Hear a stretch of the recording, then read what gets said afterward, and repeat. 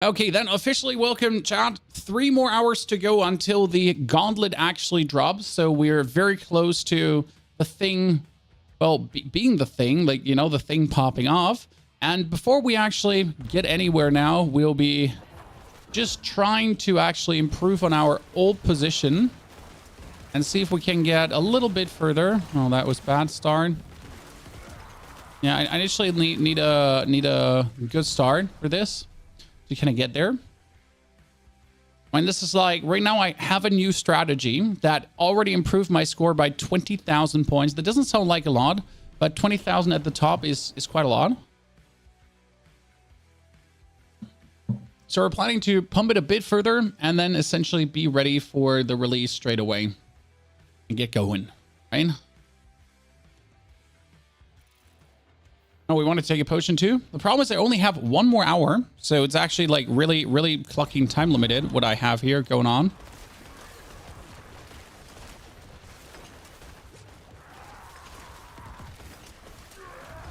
That was fastish. I like that.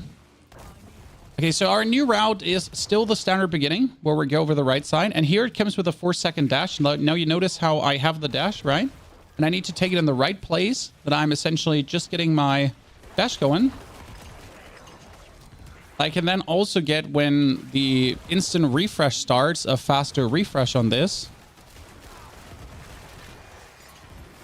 to essentially be quicker on my toes. And now you're stuck just dashing through the snow, prancing through the fray, right? And this is where we're saying just now from now on it's dash fiesta.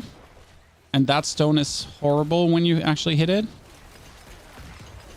And then you keep dodging. And it's Godspeed. I mean, still kill as many units as you can on your way. Open this, but don't loot it. I actually learned this the hard way. Like a bit weird, but you want to get that knocked out, but not knocked out completely. Now we get our dashing still running. That's 1 dash, then 2 dash, then 3 dash. It's just all about like keeping your dashes like as up as possible to always get the bonus movement speed when you're unstoppable, because that's a thing, right? I'm getting bonus movement speed as unstoppable. And that's what I'm trying to consistently have up as well. As it just makes things better for me. Now we're going to do another one here for movement speed on unstoppable. I am going to be peeved. No, that was good. See, like that was me timing my explosion from the freaking aura that I would essentially be good off. Oh wait, I forgot to kill him. I think I need to redo this rotation one more time right now, because I think I forget to kill that guy. I was supposed to actually kill that guy. Yeah, I was actually supposed to kill him. Fuck. Should still be fine, but I'm just gonna feel it down the long run of this run. Dash past everyone. Double points. Kill everything in existence. Kill the spider. Get the lethal shrine. Kill everything in existence again. Respawn everything in existence. Kill the spider another time. Don't pick up on the item. Keep zooming.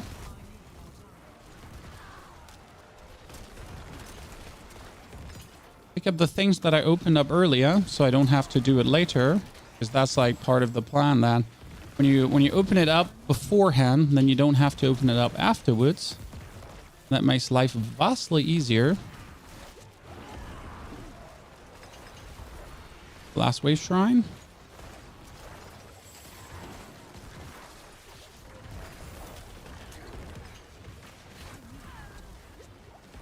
Almost died there. Unlucky. Go in with a blood mist for more damage. We'll all die really with 1 hit. Now we're a bit miffed because I am currently not having many dashes going on. 1 more dash. Hoping for the blood mist into a dash. Now crown activates and boom. Ah, fuck. I was hoping for a 1 hit. Didn't get that. Bit of a bummer.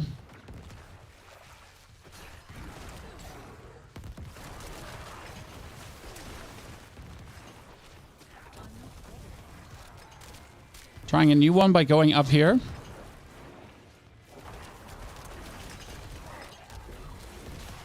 Back again. Playing Rogue, any tips? Oh, I mean, Rogue is Vudijo. That is your creator of choice for Rogue. I really not a Rogue aficionado. That is the word of choice there. I know nothing. I literally just played Rogue for one leveling stream and that's about it. Right? Never touched Rogue afterwards because it's just not my cuppa.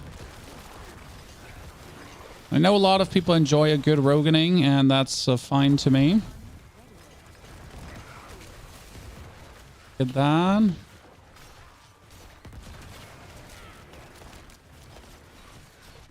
That was maybe a bit of a bad rotation.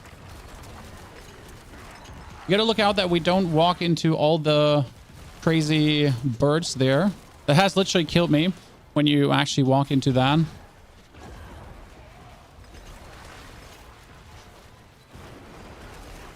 Dude, just absolutely bamboozled.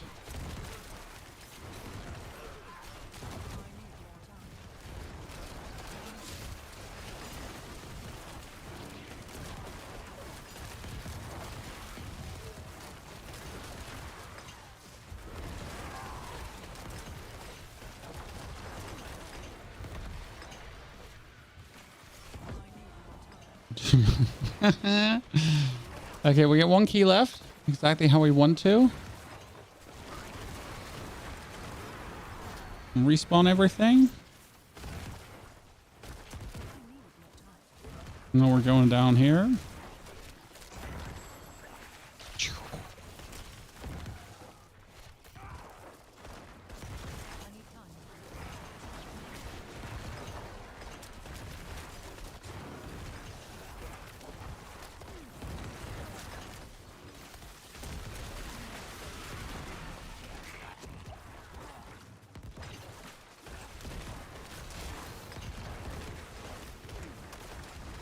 Okay, we're actually at a decent score that I did not expect for this run. Because again, this run was kind of like expected to be a doozy.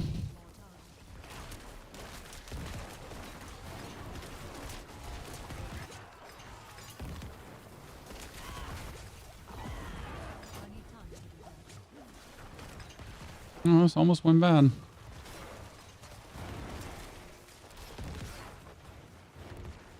That almost went bad.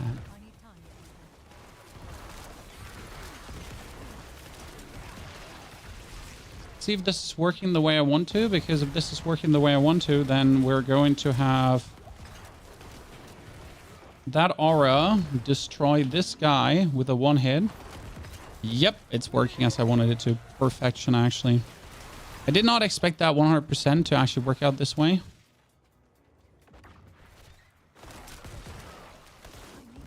Let's see if I can get... I mean, for being like an inferior run, it's like stupid how well this is going. It just shows that the new route is like, you know, sometimes you again come up with something new and exciting and you notice that it's like freaking good.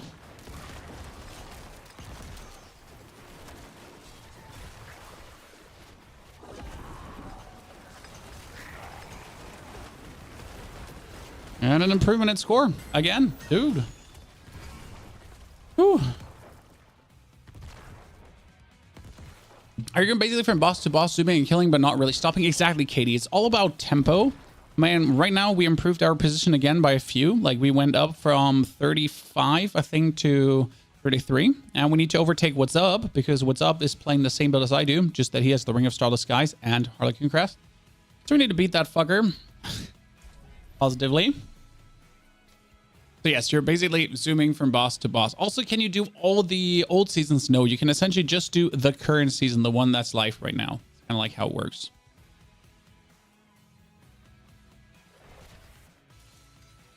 I mean, it's just like my personal mission of like seeing how far I can essentially get.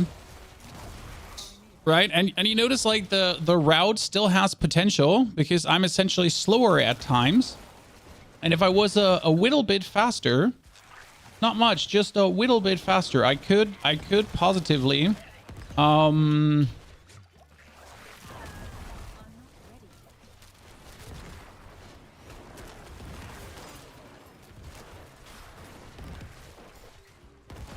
finish my rotation further and get even more experience.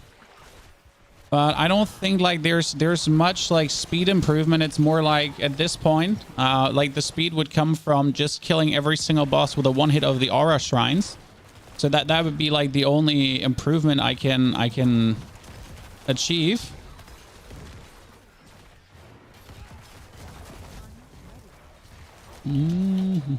Oh. So I'm killing him, getting the key, and then opening this, but we're not like looting that, right? Because we're essentially just setting up these boxes for later when I'm then coming with a double point shrine, but without the burden of actually having to open these, right? I kind of like the basic idea of that. I haven't seen like anyone do this yet, but I'm actually not aware if you get points for opening a if you get points for opening the chest in the first place. So that's one I'm not aware of, I have to say. It might actually be bad to do that, right?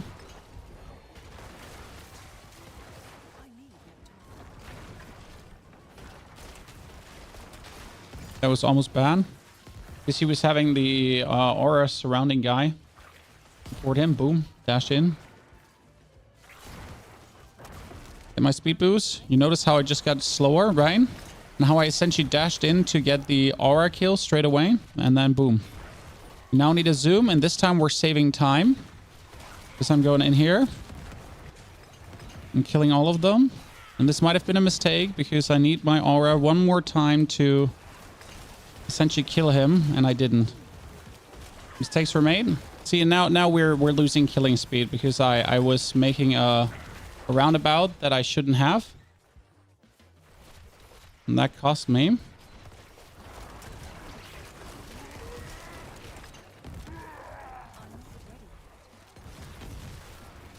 It's like only a little thing, but these little things do matter.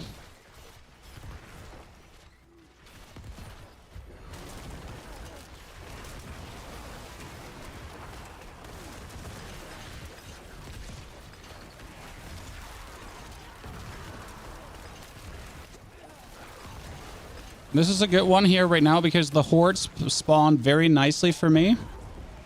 So that's it's amazing. See, now I don't have to care about like essentially opening that chest, and we all know how annoying opening chests can be. So I can just truly pick up only what I want to pick up.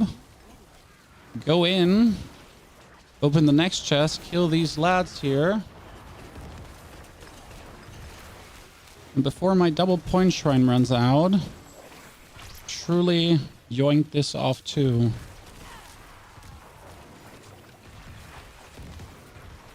And get the blast wave shrine. And that almost was bad because we missed out some elites there. Boom. There's a nice one.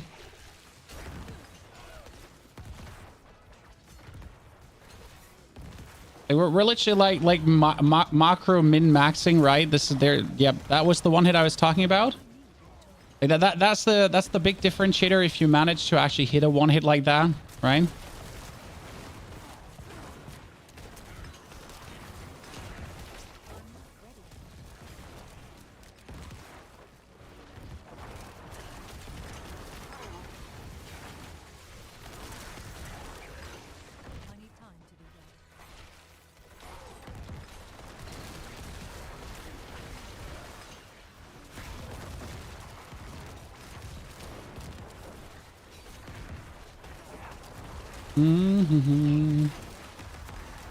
We're actually making the tiny mistake. Still going surprisingly well. I hate this one here. It's like a bit. This one is a bit annoying to facilitate.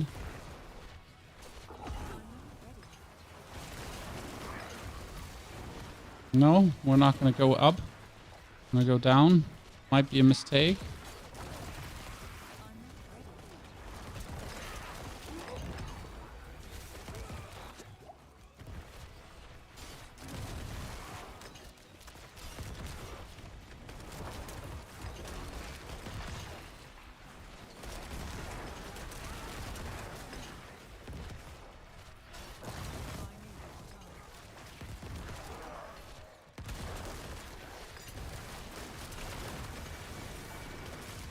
Oh, really?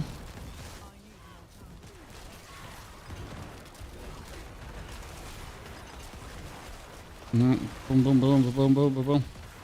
Usually the boss should come out of his hiding there when you do that.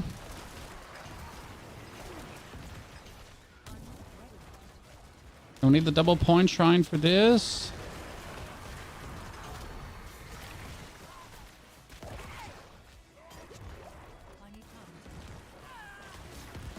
We need to hurry up because we essentially need it for this, right?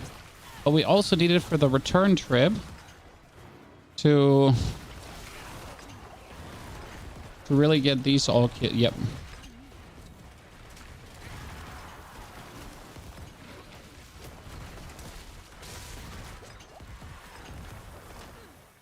Okay, one more. And then we're getting the fuck out of here.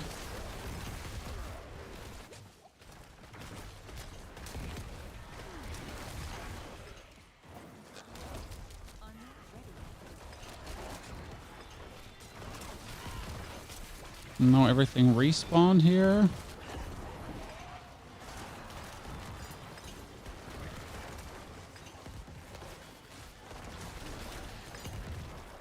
You know, we got the Blast Wave Shrine for a good minute. That means I can potentially get the crit shrine. That means that she gets Blast Wave with one hit, right? What we need. The crit shrine again. No, the blast wave is supposed to last exactly long enough to... Yep. And if that works, then everything is Gucci, right? Problem right now is more or less the timing is off, sadly. Like I lost too much time doing things. And yet losing the time doing things, right? We're almost again at a high score. So that's where I got bitten in the butt in the middle. I don't know if it multiplies when you open with Shrine or when you pick up with a Shrine. I thought you had to open with a Shrine to get multiplier on the chest points. Dingleberry, like, so I get tons of points. I think it's picking them up. When I used the last key, I was about to Xoakiss. Was about to, but... You know, time is of the essence. Now, you're never sure if people are abusing the shrine mechanic, right? In case you didn't know this, you can actually join the dungeon with a shrine, and it's actually inside the game. It's really stupid. Blizzard kind of cooked that one up, that the shrine process wouldn't like reset between every single dungeon run. But if you're essentially chaining dungeons in a row, right? Like, I could now totally legal, without any shebang, just take that shrine with me. Oh, we actually missed out on taking that key. That's a bit of a bummer now. Making slight alterations to the path and they're actually not good.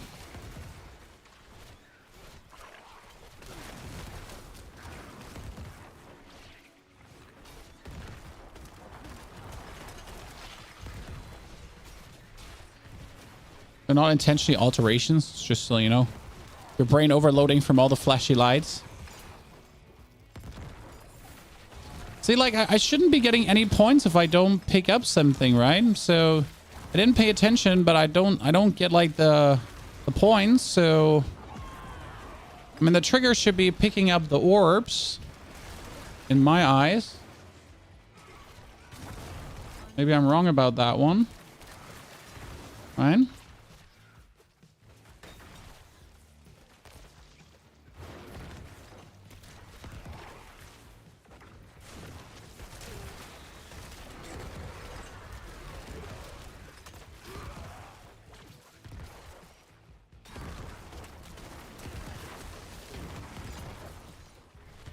This is an annoying one, having to pick up that key. Boom.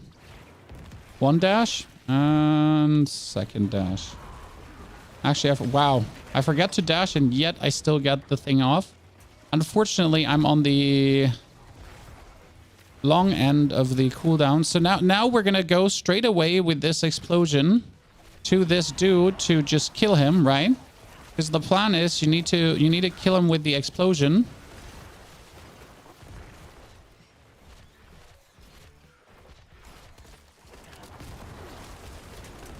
We don't actually have to bother fighting him. And you notice how much of a time that saves when you actually get that done, correct? It's like, again, tiny thing, but vastly matters.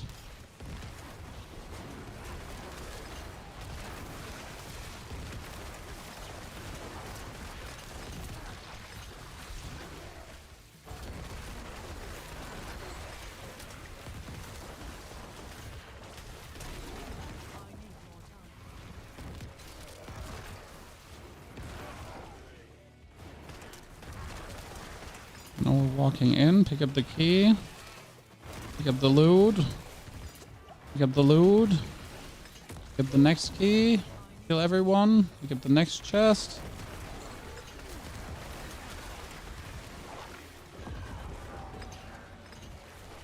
Kill him, open that.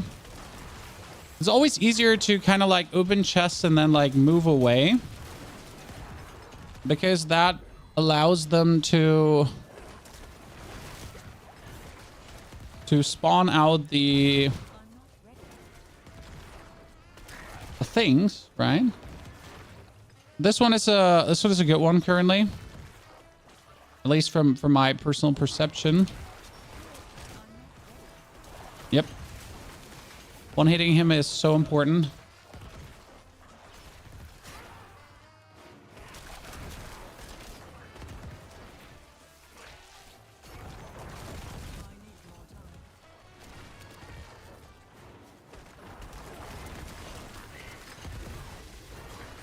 Gotta look out that my dodge cooldown is a bit better there. And now we get the super dodges going.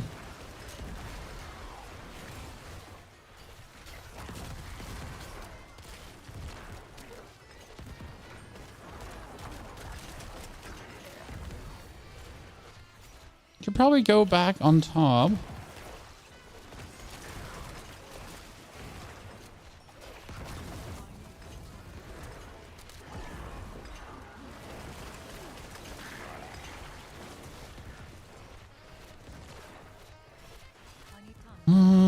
Go through here so they don't ruin my run. You don't want to know how often my run got ruined by these stupid birds, by the insects. They literally ate me.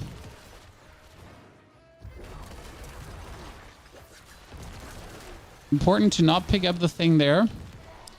Now it seems so weird to not pick that up, but it all has rhyme and reason. Also, why kill them here? Because they're not coming with you anyways. I know there's this double point shrine, but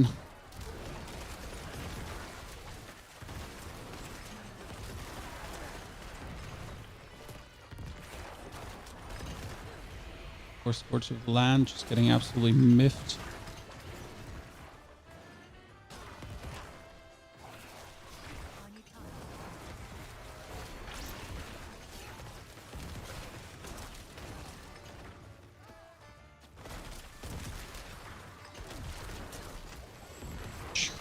One circle.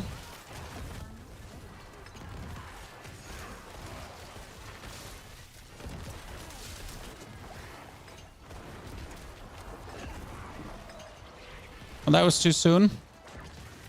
Why was that too soon? Because right now we're waiting for hordes to appear. And me summoning that so soon was actually forcing me to now leave this behind a little bit instead of like farming further and more.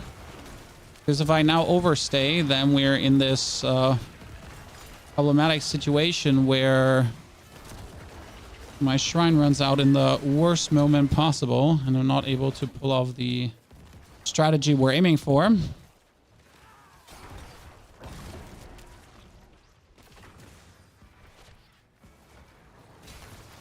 Because we need the... Thank you very much.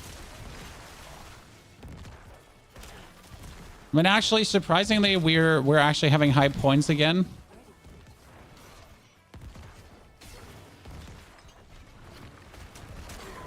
Damn, that's nice.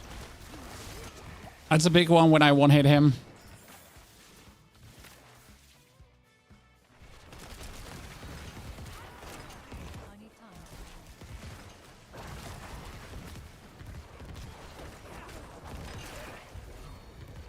That's might be a best yet.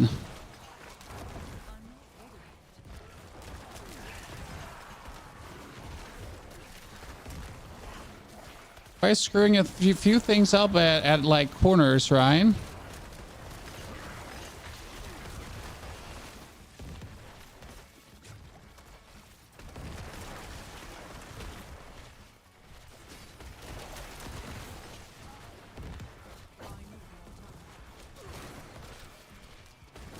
If I hurry up enough, I know there's still a bunch of elites waiting for me up here. Damn, I could have had 800k. Oh, that's crazy. That's crazy. Like we could have actually made it to 800k. But we just got up to top 28 with this. That's really nice. We overtook any other Bone Spear player. So, what's your base movement speed without additions? Can show you. Give me a second. Thank you very much for your subscription, Blackout. Do absolutely appreciate it, sir. Hope you're doing well. Starfed Doom is a sub in between. System is a bit borked. Movement speed is 154 without any bonuses. But obviously I have various sexy smaxy bonuses just waiting for me. No, that's a bad start. You know, sometimes you just have bad starts. Not enough crits, everything. Did my first Gauntlet run achieve Worthy Seal? I mean, that's what you're looking forward to, right? Just get the Worthy Seal. Everything apart from the Worthy Seal is nice to have. But yeah. So 154% movement speed, plus I get movement speed for killing an elite. No, I don't actually have that anymore. I get another 25% movement speed for getting unstoppable. So that kind of boosts me up quite nicely. I removed the movement speed after killing an elite, and I put my Vampiric Curse on my amulet. That's a big one, actually. We're playing Dragon's Dogma today, Scott. No, not today. We're focusing on the new release of the Gauntlet. Tomorrow is going to be Alone in the Dark, which I'm actually excited for, paired together with some more Diablo. So, but Alone in the Dark is releasing, and that's a brand new game release, and it's a bit of a horror game. So I'll actually wait to show you to see how you like me playing horror games, essentially. And then in the evening, we're gonna have the Campfire Chat. That's going to be quite the exciting day ahead. With Season 4 around the corner. Oh, that was a nice one. Didn't expect it to actually get slayed that well. I mean, this is literally like the bonus 10 seconds. So if I had like another item, right, we could kill this dude vastly faster. And that would literally contribute to me having a higher score, right? Oh, that is bullshit. When this dude spawns in random positions, right? Sometimes he spawns close, sometimes he spawns far. And now he decided to spawn far.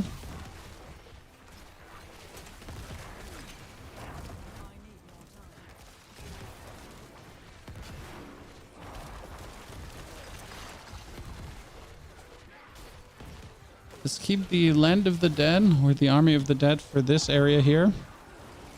Because for this area, it's actually helping. Open the chest, don't loot it.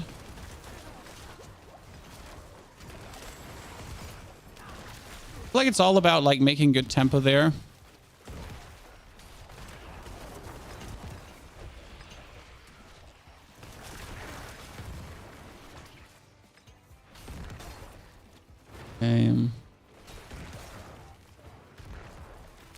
This one is okay start. Activate Army of the Dead here. Just a bit of bonus oomph to kill more enemies. Bounce this off the wall, get him killed. Need the key. Bonus dodge, kill him. Some of these perfect dodges are really nice to do. Oh, come on. Ugh. This is like so important to get that one in, right? Because if you don't get that one in, you're wasting just so much more time in trying to get things done, right? Because right now I need to take this one also perfectly for him. If I don't take this with me, stuff is just ugly. Kill them all. Goodness.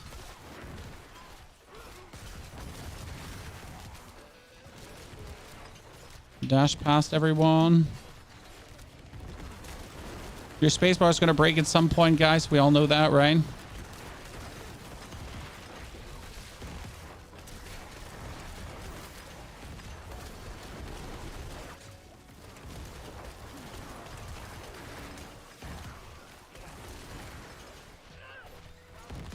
Okay, I need to take the point shrine as far as we can. Get the bonus points. Bonus points. Iron key.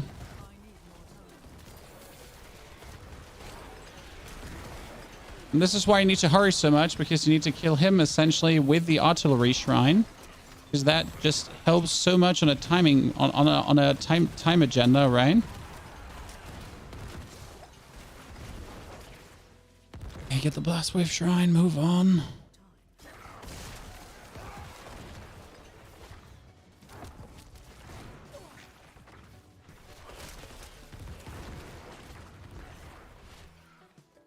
This one is like one of my slower ones.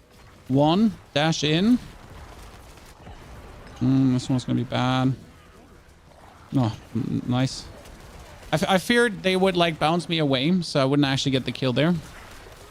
That would have been awful, god awful.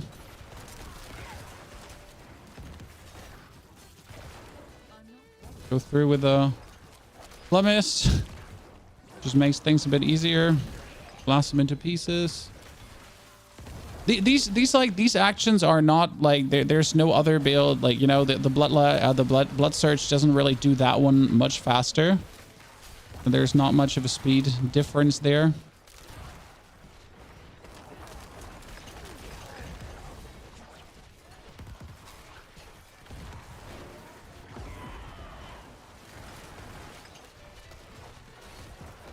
I don't really take time to finish them off, and I don't know if that's a mistake or not. Because I could take my time to actually finish them off. I gotta think about that twice, if there is a worth in, like... Oh, really? I shot half of my artillery just in the wrong direction. That's great. That's just fucking fantastic.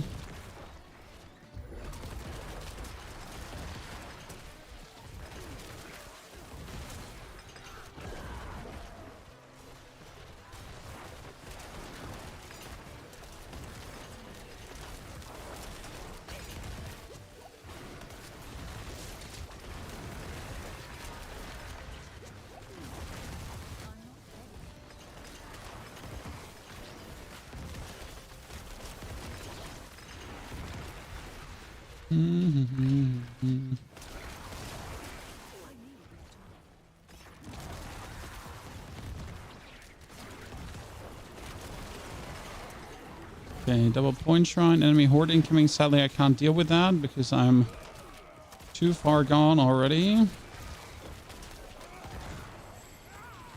Need to dodge that one as well.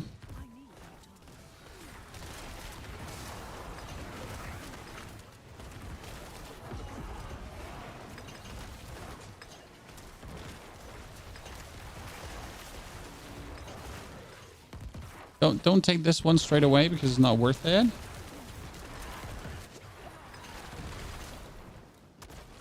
Now take it.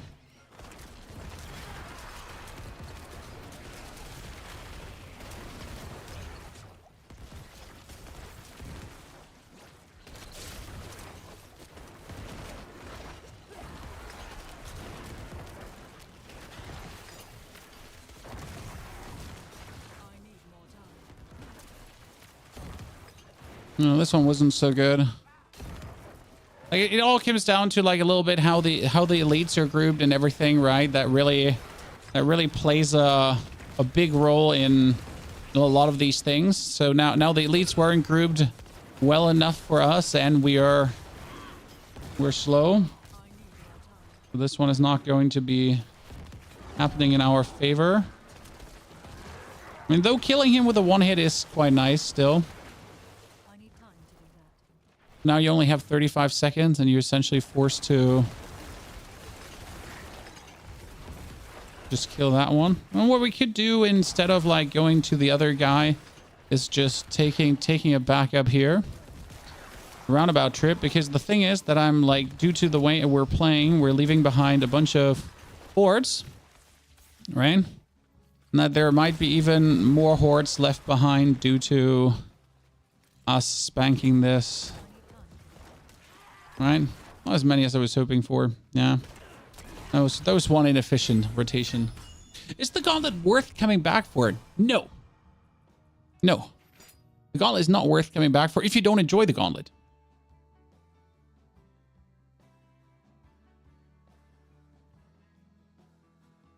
So double points affect chests even if they have been opened but not collected? Yep. Seems to work. Your movement speed is where you light it down a bit? Yes. Are you falling asleep or is this fun? This is immense fun, but I'm focusing. You know, my resting bitch face is one of me looking like I'm falling asleep. Thank you very much for noticing. I'm just focusing. People are just not used to me focusing, so they're like, Pony, you seem so sad. And I'm like, sir, I'm not sad. I'm merely like actually trying to pay attention and play good. You know, the problem is when I pay attention and play good, then my eyes just vanish. I mean, not that I'm blessed with naturally large eyes anyways, right? Wow, this is a fucking scam. Did you just see that? How long that took to kill him? I mean, this dude is probably the biggest kink in the whole plan, because it might work, it might not work due to his positioning, and if his positioning is just even slightly off, it's like already a shitty run.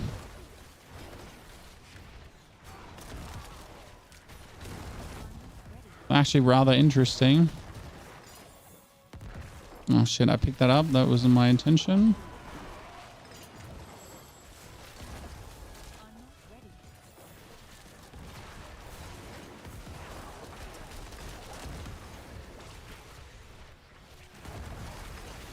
Right now we're at the point where like everything gotta go perfect to even improve my score. And now we want that 800k score, right? And that one does not come easy. I'll tell you that much for free.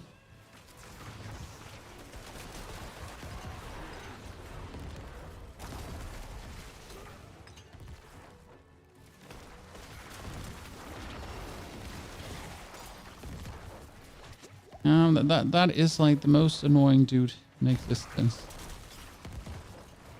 Okay.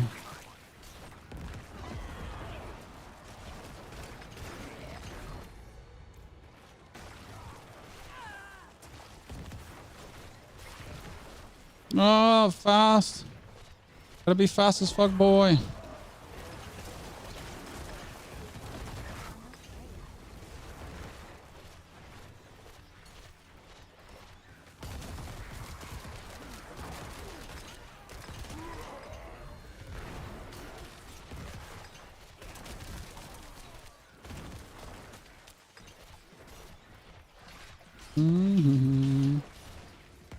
Couple points. Oh, she walks out. That's good. She actually chooses to walk out. That's huge, because when she walks out, then you can just do this a bit smoother. And it literally saves you like a few seconds time. And again, if we're trying to be the maximum efficient, then a few seconds of time is actually pretty huge, right? Now we don't have to like bother about waiting for this chest to spawn, and we still get the double points. The same goes for this chest, right? We don't have to wait for that to spawn. Kill him because we want the double points on him. Open that one. Kill these. Get the double points. Kill every elite. Do you actually think we put down a half decent try there? I'm actually surprised.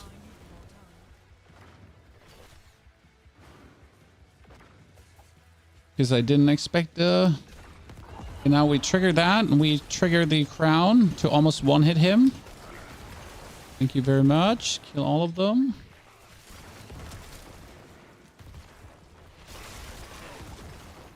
That was quick.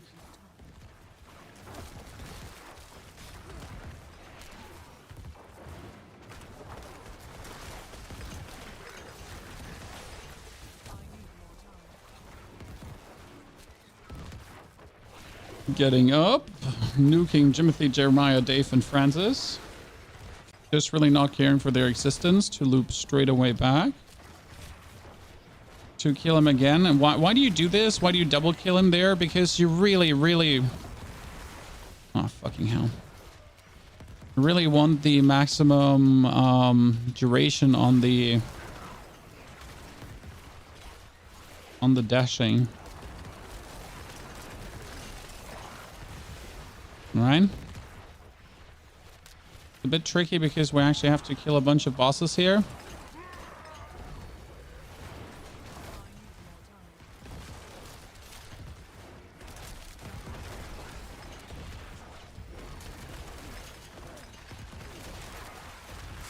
Why don't we take the second shrine so we can take him on the way back?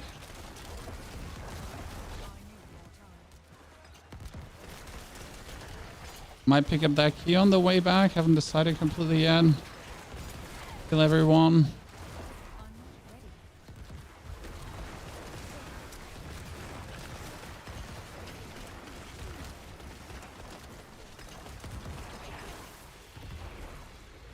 Take your beautiful shrine. Blow everyone up.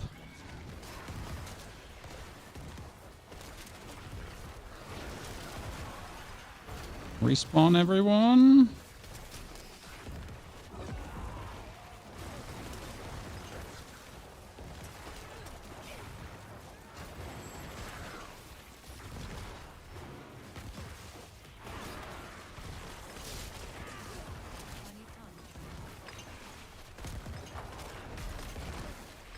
Don't take the shrine, because we get the shrine still running, right? Now we take the shrine.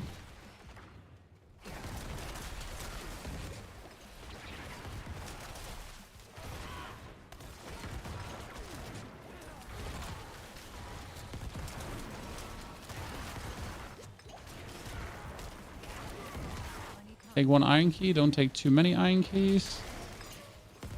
Because I'm not really gonna have like time and patience to actually use them.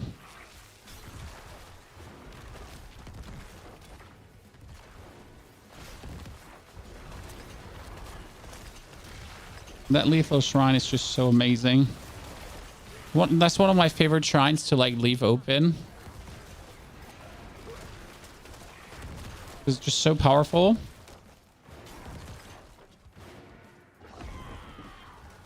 Shit, that could have gone better if I actually didn't trigger it. Would have one-hit him. We got 47 seconds.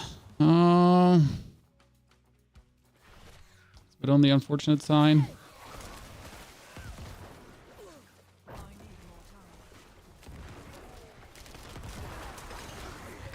Don't really see how we saved so much time in that one run, right? Like, it boils down essentially to like everything, right? To every single moment, like killing these elites fast enough and that kind of stuff. So it's all like that, like really minimal fuckery, right?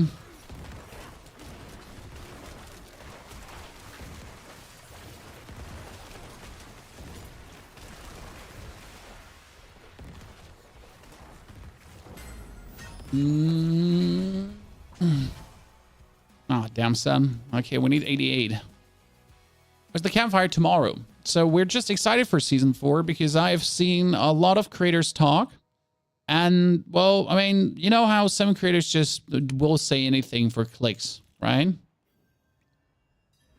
Some creators will just simply say anything for clicks. But there's literally some of the more trusted creators who have expressed their feeling for like a preview they have received, because there was actually a sneaky preview, guys. I don't know why Blizzard does this or did do this, but they handed out a sneaky preview to a selected few creators. Sadly, I wasn't involved. I'm trying to get into the exclusive circle of these creators. But one of a more trusted German creator got also invited. So it's gonna be interesting to witness what there is truly to come, but it's looking good so far.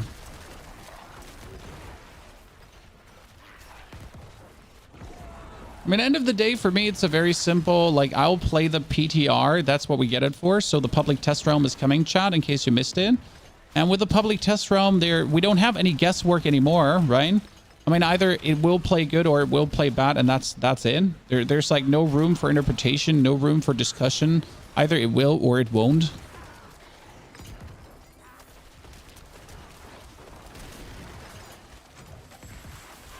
And I think that's the crux of it, right? If it plays good, nice. If it plays bad, well, unlucky. Time to get pumped for no rest for the wicked, right? Well, I'm anyways pumped for no rest for the wicked, so make it of that what you want, right?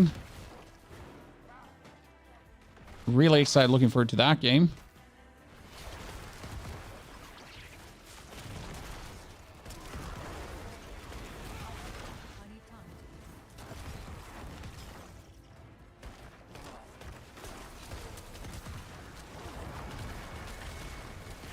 Really? That was such a time waste. It was such a ginormous time waste. Makes me genuinely unhappy. Okay, second boom should kill him. It's good.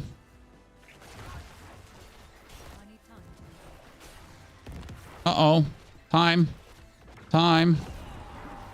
Need a one boom. Because we're not getting a second one.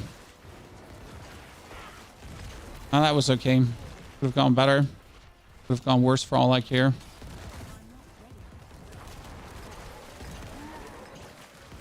Oh, shit. You didn't take it. Fuck me. Sideways.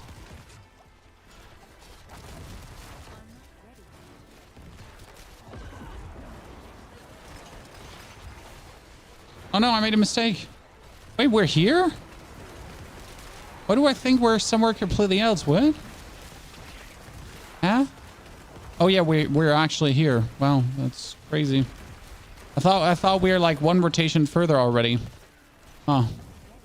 Yeah, I'll need to take a quick breather break after this because I'm literally like, you know, I don't even know in which rotation I am anymore.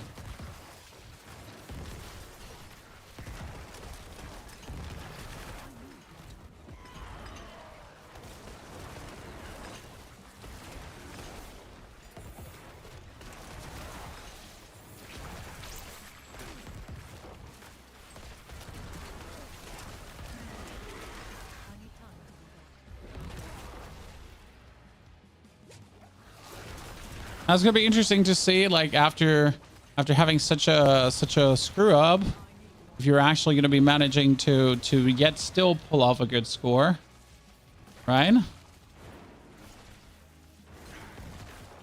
1, 2. That's big.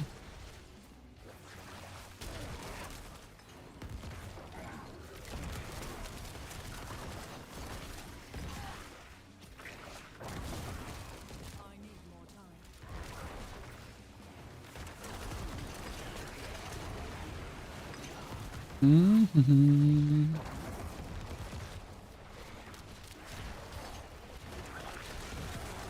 I mean, like, one thing that a lot of people, I think, don't have on their radar is that Season 4 is literally the season they worked on the longest.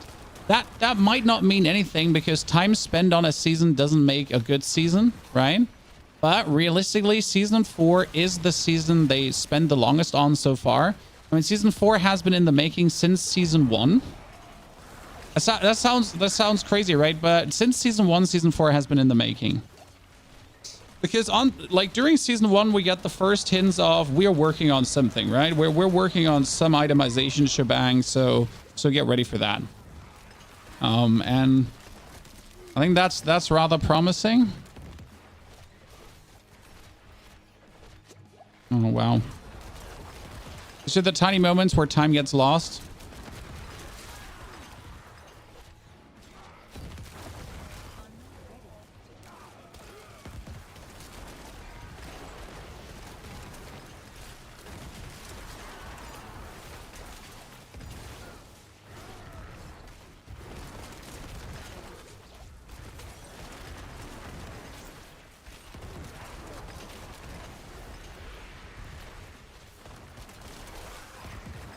As long as I got my shrine, it makes no sense to activate the Army of the Dead.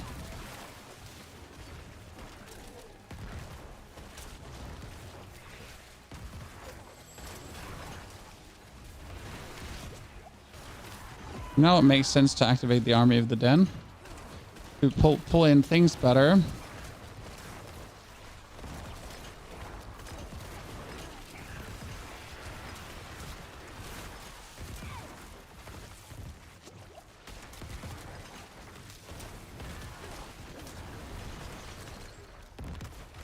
One final one.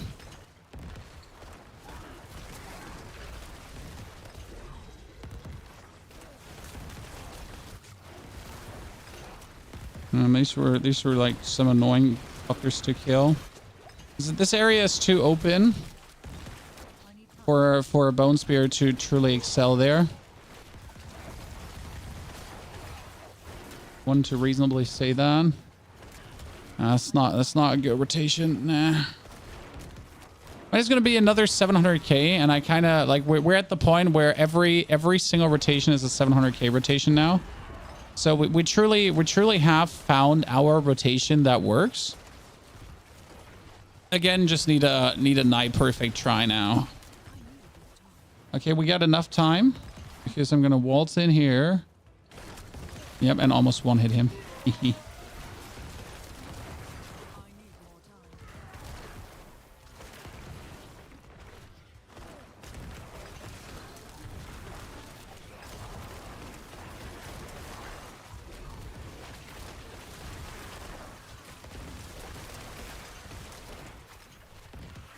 Say like again, 720k.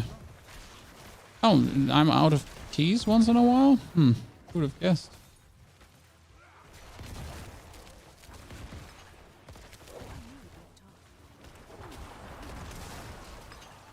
Feel like despite being a shitty run, still 720k. I like that.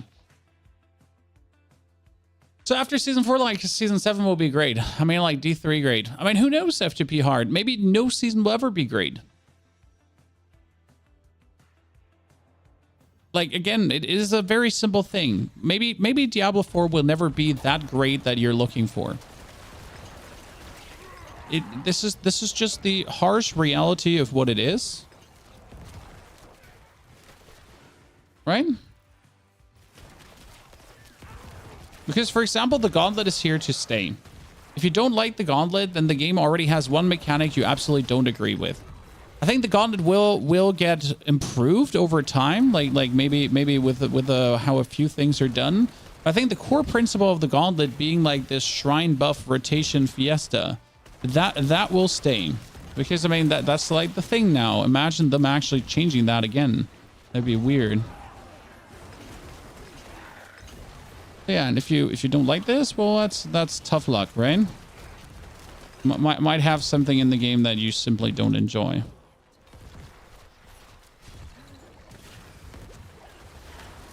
Wait, is this my first rotation? No, this is my first rotation. What am I doing? Oh no. Oh no, I made a mistake.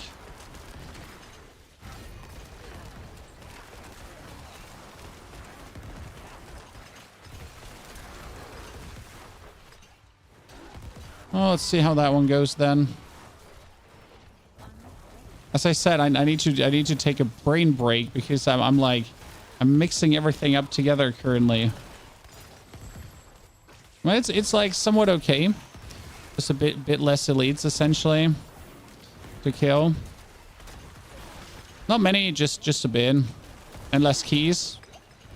It's a bit of a disaster, so to say.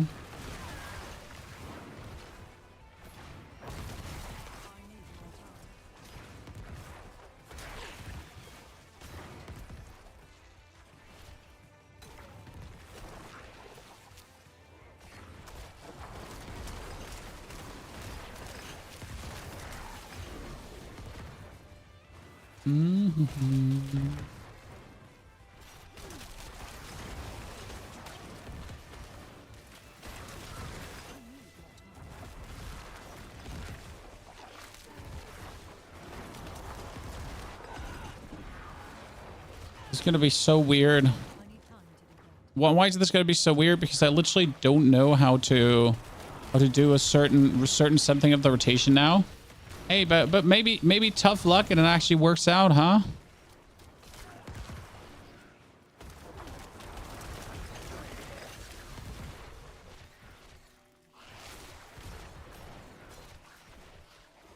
Oh, really? We all love when that happens. You know? When the map is just the map.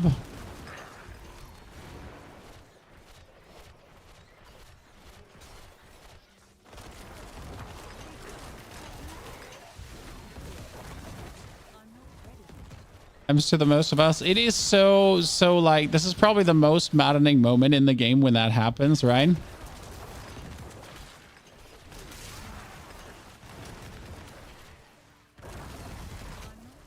For me personally.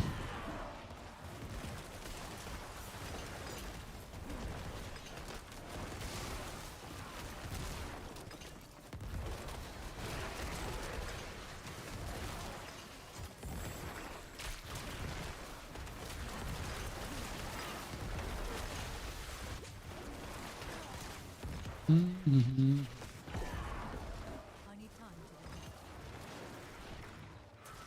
For being a failed try, you know, it's going rather good for being a failed try.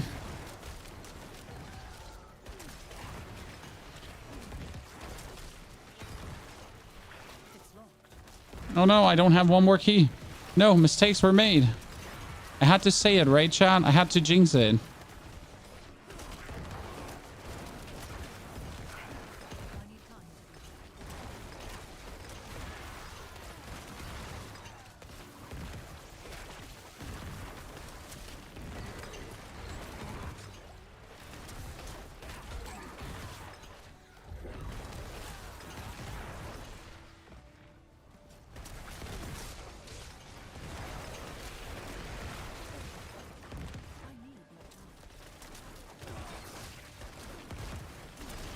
Why is my failed try developing so good, Chan? Can someone explain that to me?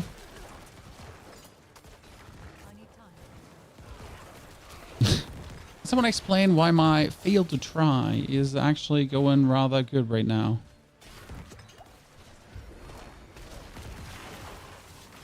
I didn't want to take the double shrine. I actually didn't take the double shrine. Okay, good.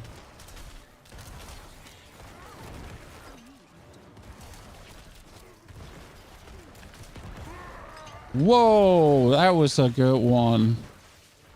Where's my failed try looking like very decent currently? Care to explain?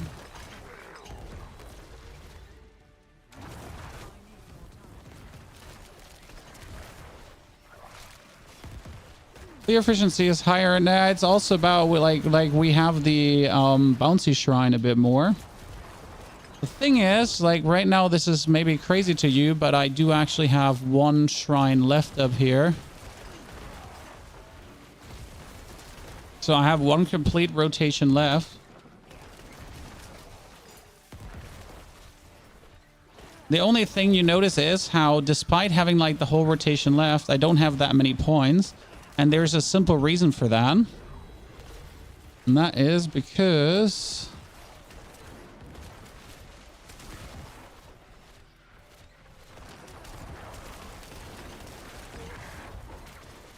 we're didn't get the many points with the double point shrine. But as interesting as that route is, it is less efficient on the double point shrine.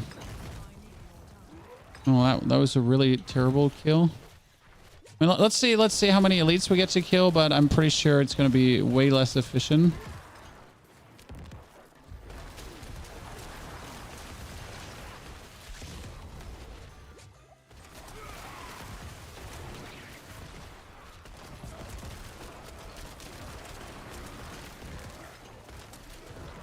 I mean, there's going to be like tons of elites up here. I think 800k elites.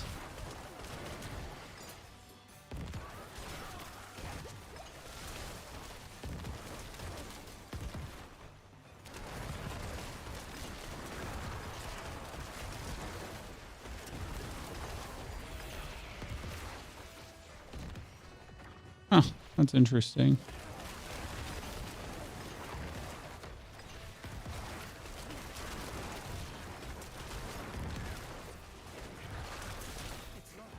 Wait, I didn't pick up a key? I picked up a key.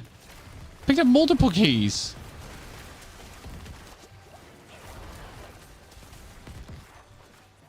Robbery.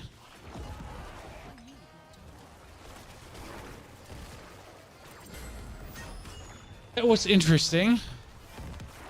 That was interesting. I mean, like we completely turned it around, and yet where we had so many weird things. Huh. Intriguing.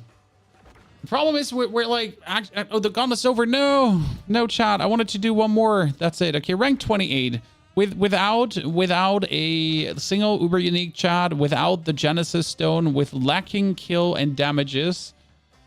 We made it. No Ring of Starless Skies for me. Nothing. 70% missing damage. I think I'm happy. Now we can essentially wait for the...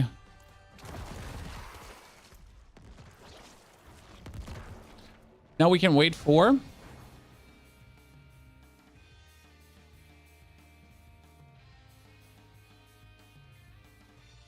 You can wait for D4 to be better than D3 in the long run. I mean, like, the way how we are looking at it is quite simple. You own the game already, right? You have the game, chat. The game is owned.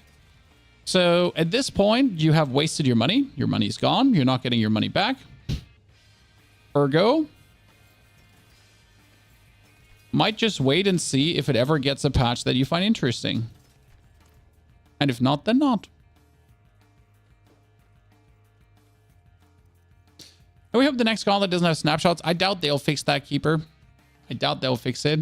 Also, let's be real. Yes, maybe the top 10 has snapshots, but if you don't get into the top 1,000, like it's not the reason of snapshots, you know?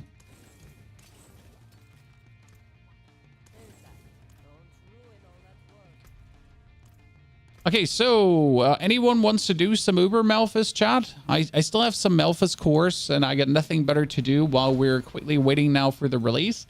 Getting excited for Season 4. I'll be definitely there. You know, I'll be definitely there to straight up stream the whole fireside chat gathering.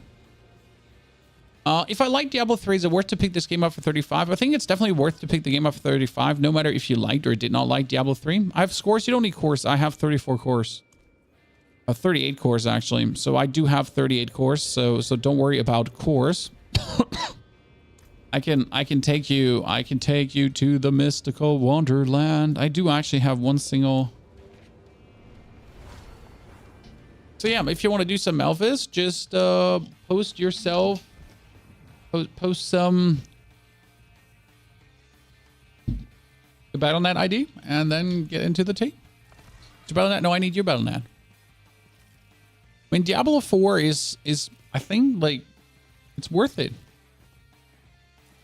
Simple. I mean, if you buy it for $32, you'll get at least 100 hours game experience out of it, and that's the minimum.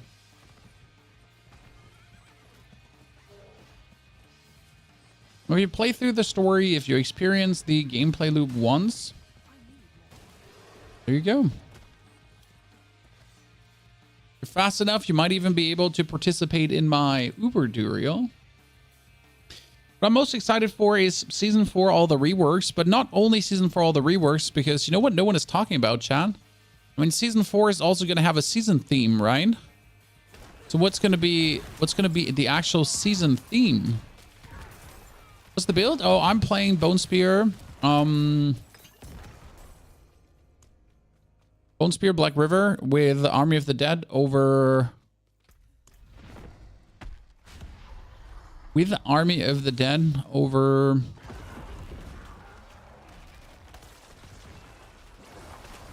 Bone Storm, because Bone Storm is useless in the Gauntlet.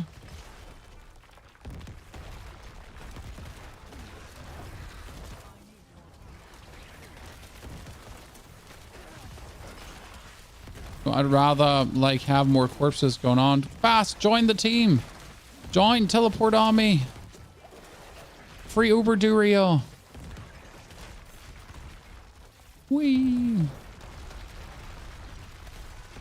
excited to see the theme. Absolutely. Easter Bunny season. Yep, I can't wait for an Easter Bunny season.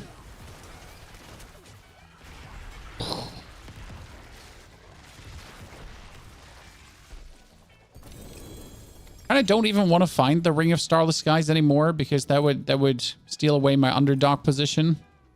Right, John? If I do find the Ring of Starless Skies, I can't be the underdog. Oh, that's a better...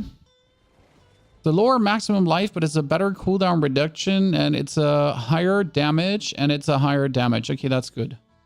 I got an upgraded Godslayer crown. It's going to be a bit annoying from a life total standpoint, but should be fine. Let's go to Melphis. Cow level finally getting added? I mean, supposedly the cow level is in already. You just haven't found it. Supposedly.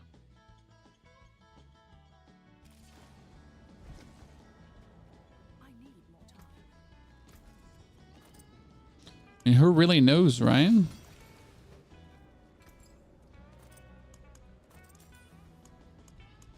Just waiting for the moment where I don't have enough resources anymore to put any of this on here. That moment will come sooner or later.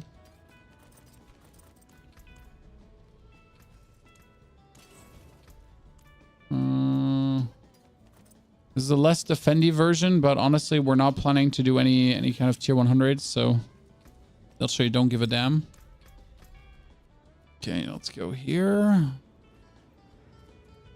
So technically the cow level is in. At least that's, you know, rumors. There's actually endgame in the endgame. I mean, the endgame is the gauntlet right now. You might not like it, but that's what it is. Right?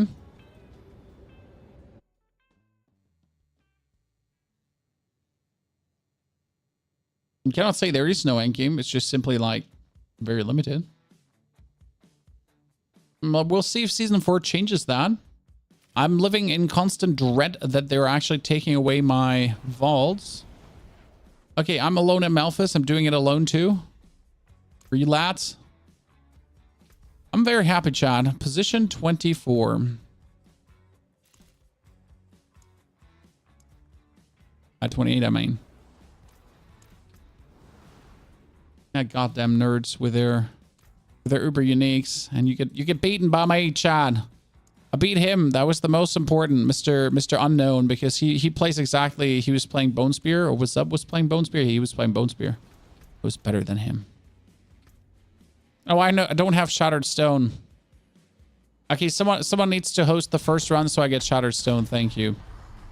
I am deeply sorry.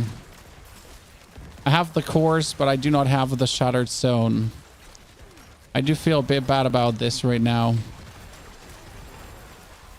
They pick up some Shattered Stone now. Oops.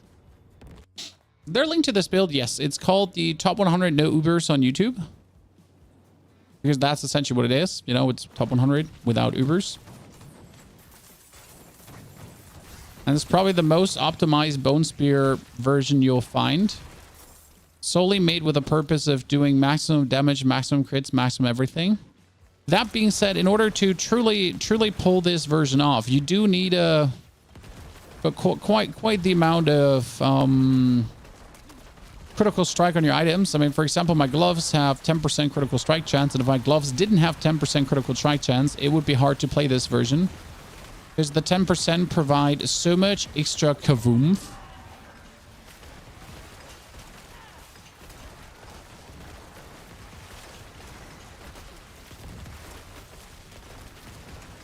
We should also try to find finally a max rolled Ring of Sacrilegious Souls, because this is something we're missing as well.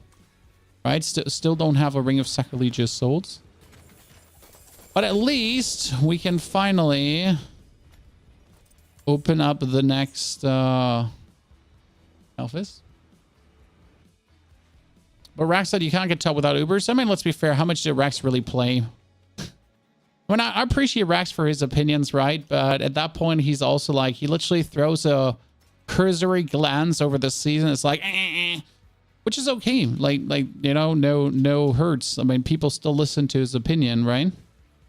It's kind of like just a very, very, very quick overview. Not really in depth. See if everyone can do it solo, because we got like a bunch of lowies, right? We get our 87, we get our 96. Everyone should be able to pull it off, I think.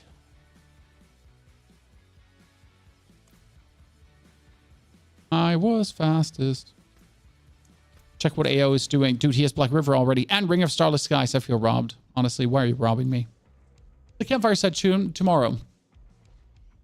Rex is watched. No, he's not. Definitely not, Jacob. He's just not having fun anymore. I mean, have you recently watched Diablo creators that forced themselves to play Diablo? I mean, I watched a Voodoo Joe stream, and I really love Voodoo Joe, but you just literally noticed that, like, he hated every single second. I mean, he was doing it because it was an update, and it's kind of like his obligation, and he's kind of making D4 content. I mean, I can't see into his mind, right? But you do notice when someone just literally still plays Diablo because it's kind of like in their content plan, but it isn't like really that they actually still like really live, breathe, and breathe Diablo. The ring is all you need. Honestly, before I get that ring, I would still be absolutely okay with just getting the Genesis. But you know what my pain is, guys? I've done 40. I've done 40 Malphuses recently, and guess what I got in chat? I got a second and a third Evernight. I don't really want to talk about it. By the way, if you're asking when is the next season happening, it is another 2 hours. Then the Gauntlet next season. Then the next Gauntlet is coming. The Gauntlet 3.0.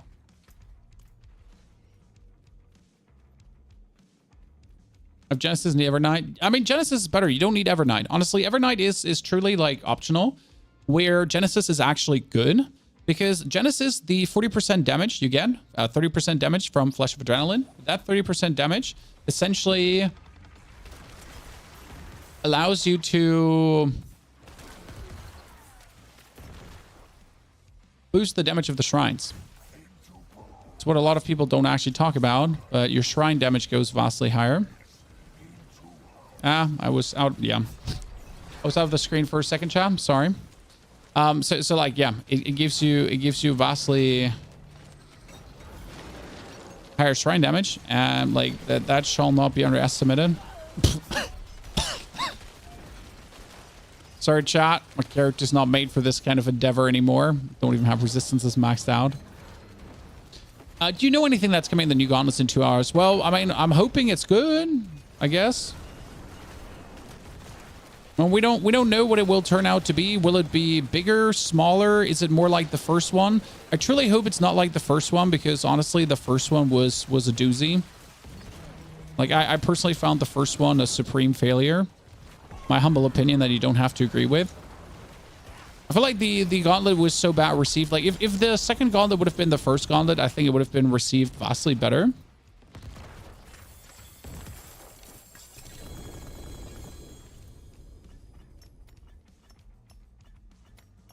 Humble 5 cents. Is what it is. Open space, I hope. Nah, tunnels. I mean, open space would force me to play Blood Surge, and I really don't want to play Blood Surge. Right? Don't make me go down that route. Still trying to find a perfect vampiric shebang. That cannot be salvaged. Oh. Reset dungeon. What's the reason you prefer EOD instead of Bone Storm on Bone Sphere build? Isn't that the best synergy of 20% flat crit chance? Sorry for my maybe stupid question. Hoth, the question is not stupid. I have a 45% critical strike chance. When I cast with full essence, I get another 8% critical strike bonus. My Corpse Generals is giving me another 20%, so I'm somewhat at 75% all in all. And I have efficiency support against bosses, which gives me another 15%, so I'm at 90% crit chance. And if I then actually take the bonus of, well, yeah. I mean, like, I can't go for 110% critical strike chance, right? So instead of the Bone Storm, you use Army of the Dead to make bonus corpses and extreme bonus damage to then actually be able to kill bosses faster, because we're still playing Black River. My Black River can factually do millions of damage, so we would essentially wait for that Black River to hit for millions of damage. It's kind of like how it wraps up and why it is better. I mean, I guess right now I've proven that it works. I mean, I'm like, with this build, I'm top 28 because I know what I'm doing, right? The interesting part is that the Army of the Dead in between, again, also on every single boss, if you spawn it beforehand, just makes bonus corpses that just allow you to do more damage. Shaco, I mean, I wouldn't play Shaco ever. I currently play Godslayer Crown. I actually sold the wrong Godslayer Crown. I'm an absolute idiot, Chad. I accidentally sold the 60% Godslayer Crown. That's okay. I mean, both are almost equally good, but still. I'm not sure I like Littlest Wall. See, Littlest Wall was fun for dungeons and everything, but for Gauntlet, it makes no sense because you don't need the barrier. I know people are still playing Littlest Wall, and there are people that are higher ranked than me with Littlest Wall. But again, Littlest Wall has the same problem. Like, you use it to kind of have Bone Storm permanently active, but what do you need the crit chance for? The crit chance doesn't do anything for you if you play it the right way and if you get the right shrines. So again, the bonus crit chance is really something to not be too hung up about. Okay, here, right now, we're running around with 65% critical strike chance. If I do a Corpse General, so we get more. That's 70 something, and then if my bot hits someone, I get 15% more. So it's like it's. What can we say, chat? Right?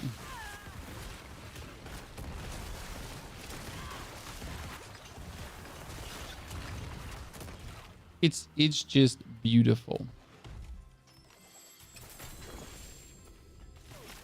Now we're hoping to get a lot of stones because I'll take these stones to essentially try to roll myself a perfect vampiric. Right? I mean, I can't get much better items anymore. Items are more or less maxed.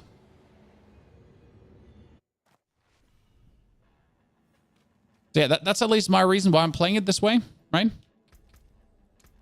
All right, same reason why I don't have resistances maxed. Look at me, John. I have no resistances maxed. Why don't I have resistances maxed? Because why would I go down here? Why would I take these points into more life and more resistance when I can choose to also take more damage? Right? Think about it. Why would I take more resi when there's more damage waiting for me? Right?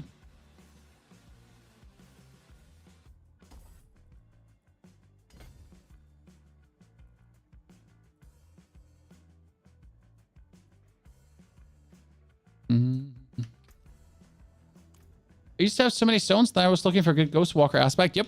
I mean, I got a good Ghostwalker that is perfect roll, but my Vampiric could be 1 second better, and that 1 second better would make a vast difference. So that's what I'm currently trying to pull off.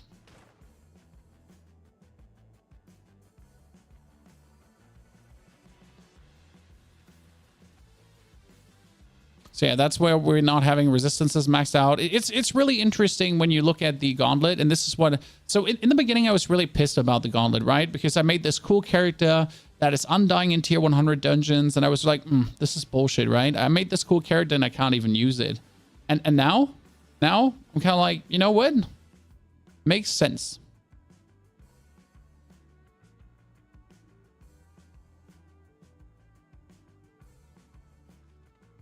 How do you move faster? Well, by having more movement speed. I mean, I have 20% on my boots. I have 21% on my amulet. Plus, in my skills, I have another 12%. That alone makes a vast difference, right?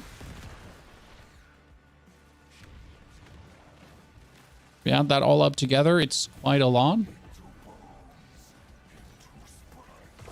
And I'm biting the bullet and running vaults again for a night to end up with 2 perfect roll metamorphosis. Well, look at you. Look at you go.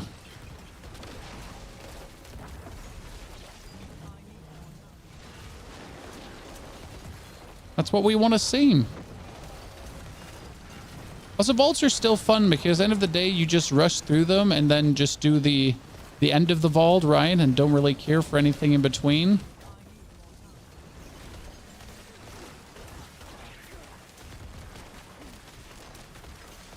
Three necromancers are fighting Uber Melphis. And guess what? It's actually a fight.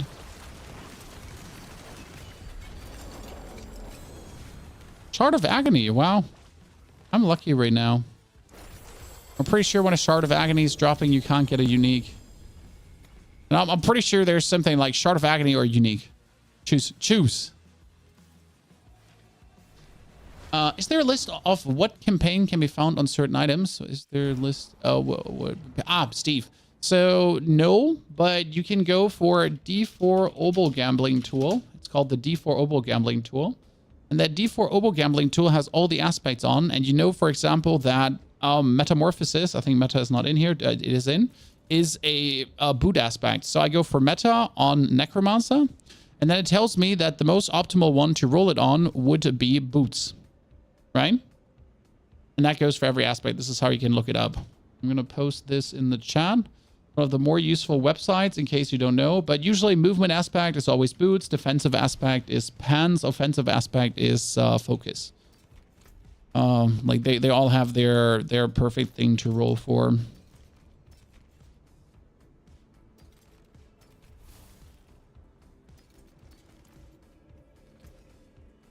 Will Season 4 fix the game? What do you want to see fixed?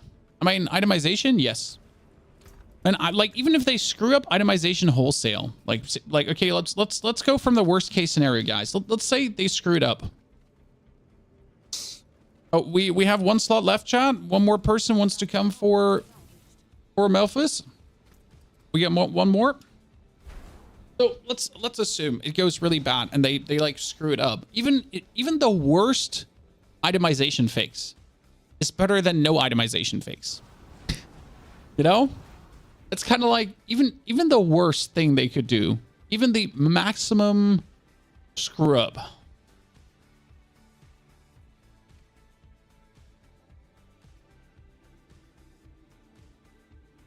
would still give us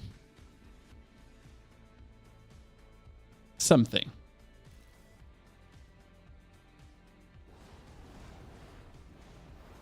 Okay, anyone want to come? Else we're going to do it with 3, chat. Do it with 3 as well. And then we got 31 course left. Itemization and put the high roll aspect in the codex so you don't have to farm. Oh yeah, like, I mean, the high roll aspects in the codex is a minimal thing. I don't think that will actually come this soon. I think it's a bit too early for that. You know? But we'll see. And right now the saying is between creators that saw the preview that it's going to be like a phoenix moment, right? The phoenix rising from the ashes. Then everyone is going to be like, wow, Diablo did it. The comeback is real. Now, if that is true, we don't know. We will see.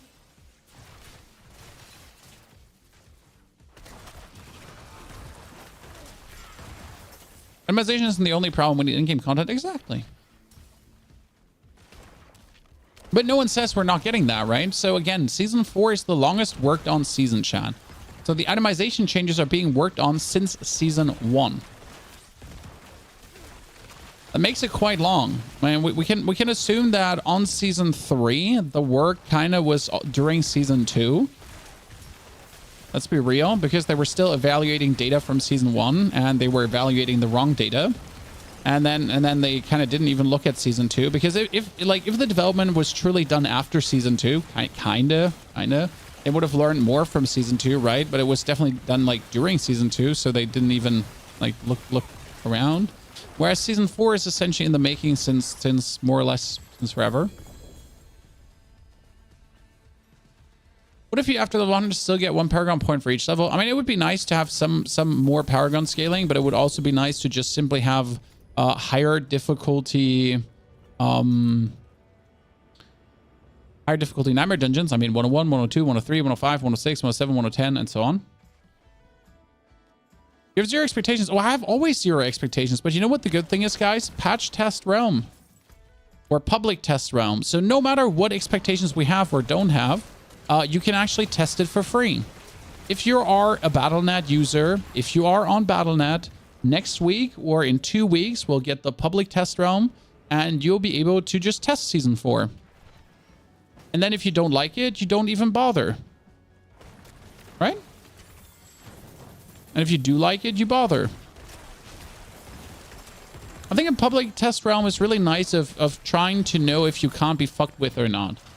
Right? I mean, obviously, Obviously, some things will change after the public test round, but for example, if you do not dig the seasonal mechanic at all, then you're like, yeah, sure, but season 4 ain't it for me. And that's okay, because then no Rest for the Wicked, Dragon's Dogma, Rise of the Ronin, Alone in the Dark. I mean, Last Epoch, if you can be fussed, right? It's not like there's no fishes in the pond. There's actually plenty of fishes in the pond right now.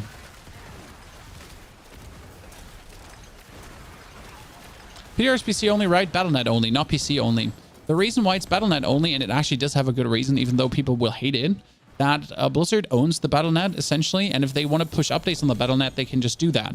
If Blizzard wants to push updates on Steam, they will essentially have to organize that with Steam, right? I think they give the new coded version to Steam, and Steam kind of puts it on. That's as far as I understood how Steam actually operates there. I might be not 100% accurate, but it's kind of like that. Essentially, over the Battle.net, they have like full 100% control on what they can do, and on Steam, it's just a bit more complicated of pushing like hotfixes or anything. Which kind of makes perfect sense to me when you think about it. Obviously, Steam users will hate this because, I mean, you bought the game on Steam, you want to have the PDR too, and now you won't have access. And I kind of feel like maybe you should have access to the PDR even if you don't own the game. Who knows? But then again, people will try to play the game for free, even though if it's only in the pre-season. So, difficult call there. Do you think Season 5 will be a good ad? I mean, if Season 5 has nothing to offer, what is Season 5 going to do for us? And if you think about it, so let's assume Season 5 is coming, but Season 5 brings what? Just, again, a capstone dungeon and then higher nightmare dungeons, and that's it? I mean, it would be the same. I mean, the same problem would happen down the line, that there's no, like, there's just higher difficulty, but no new endgame, right? So Season 5 is certainly not like the solution in terms of suddenly adding more fun to the game. Would I like a tier 5? Would I like a tier 5? Sorry, tier 5, not Season 5. Brain.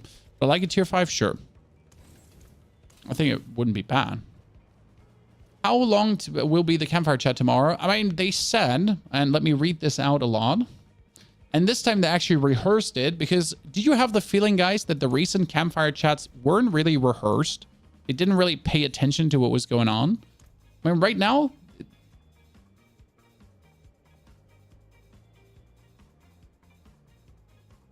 they said, looking forward to the Wednesday campfire chat. We ran through all the content today, and it's quite a lot.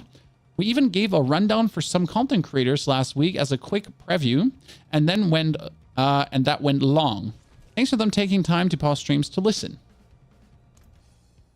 So it seems like they're actually actively trying to get it on the road. I mean, the last campfires have been disappointing, so to say, not because of the campfires. Pasolino, we can look at your build after this run before we start the next one. Sorry for starting it so quick in a row. So where was I?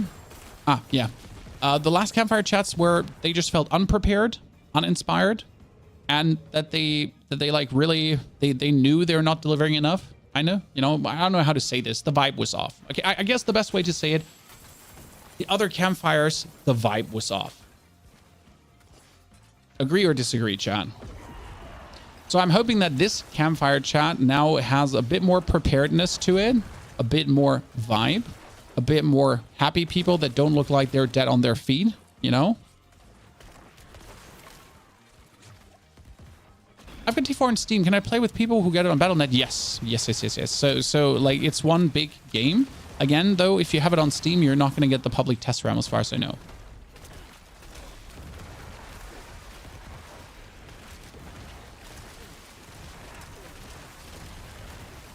I mean, generally speaking, the game is also coming to Game Pass, which is kind of nice. So for the people that are interested, like it's actually really cool if you think about it. It's coming to Game Pass. That means you buy the Game Pass subscription, you play the season. If you don't like the season, you cancel your Game Pass sub, right?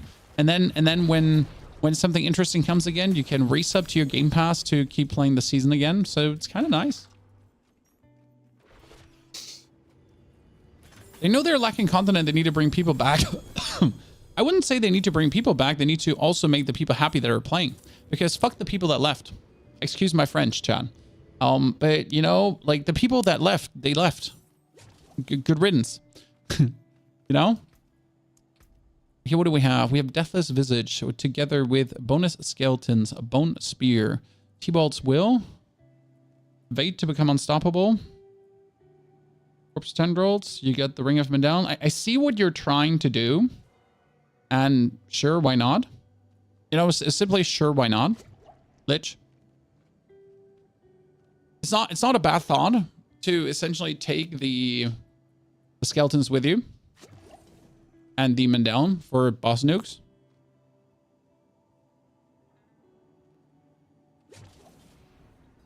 I mean, not saying you don't have a right to leave a game and come back, right? But it's literally like Blizzard needs to not only think about how to get people back to play, right? But they need to also keep the people that play playing. And that's, for example, what the Gauntlet was a little bit for. The Gauntlet wasn't for someone to come back, right? I mean, the Gauntlet didn't release with the idea, okay, like, we're going to make half of our player base suddenly decide to come back to play the Gauntlet. I mean, that was surely never the intention of the Gauntlet, right? I think we can all heavily agree on that, because it would be crazy to assume that anyone would just decide, because the Gauntlet is out, that now he needs to play Diablo again, right? Gauntlet was more for the existing player base to give them something they have been waiting for. To the people that still play the game. Evil, good to see you there. Lots of people come back for new season, yeah, but they don't admit it, you know? You know, all these people that in front of their friends, they're like, ah, Diablo's dead, Diablo sucks. I'm on Reddit and I made a hate thread on Diablo. And then when the new season gets released, they're actually like, yeah, I'm going to play this, right? But only to hate on it. I'll play this, but listen, I only do this to actually dislike it.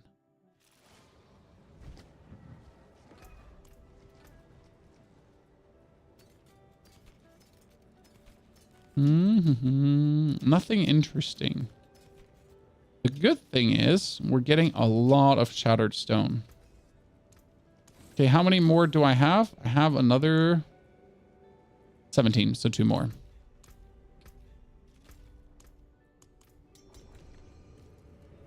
The same with unique crafting. You get 500 dual kills, not even 1 unique. So why would you even think about to crush the 5 to get one that I'm farming since weeks? Well, I mean, it's only 4 now. Listen, chat. I don't want you to be so negative towards Blizzard, because they actually did something good. They reduced the uber unique crafting from 5 to 4. So I know, like you know, give credit where credit is due. It should have been 3. Just me. What will happen with old items after itemization changes? That is a very good question. I do believe the old items will stay as they are. Email. Because what would change? Like, let's be real. So they're going to remove some affixes from the game. So either your items are going to have... Your items are going to break. I mean, there could be a world where your items break, I guess. Or the itemization changes don't hit the Eternal Realm yet.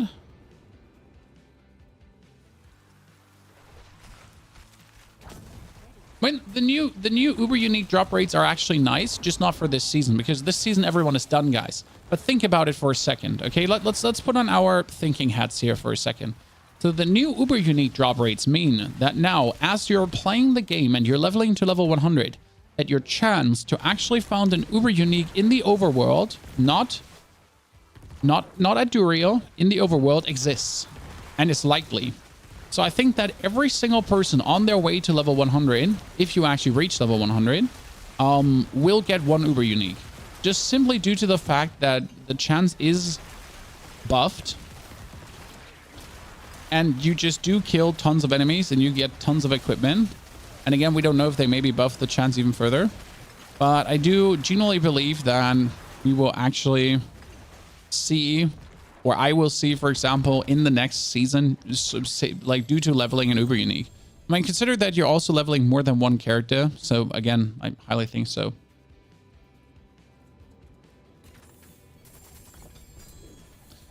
Since you have the vampiric evade is missed now an oh shit button now. No. So the way how I am using blood mist, I mean, blood mist has always been an oh shit button. Okay, listen. The way how I'm using blood mist is for bonus movement speed. Okay, listen. I am essentially dashing until I'm out and my cooldown is too high. And then I use blood mist to become unstoppable and get this 25% movement speed plus.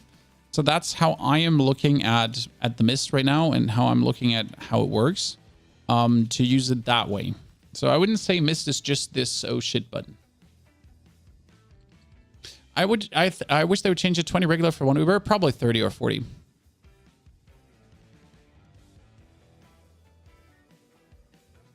Oh, you don't have to get hyped again, Hoth. That's the point. Like don't get hyped. Getting hyped is the worst thing in the world.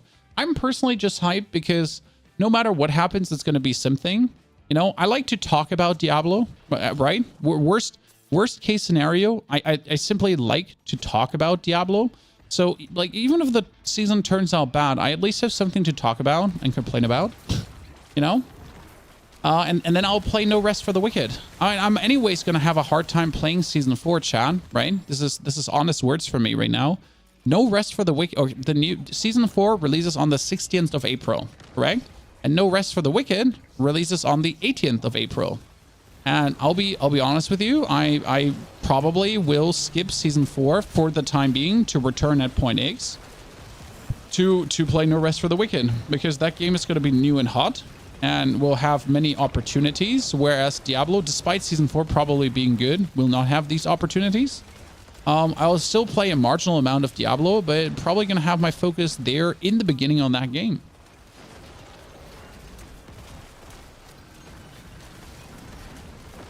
I think what would help is if we would stop treating uber uniques as uber uniques, because everyone is still like, you know, these are uber uniques, but let's be fair, they're not.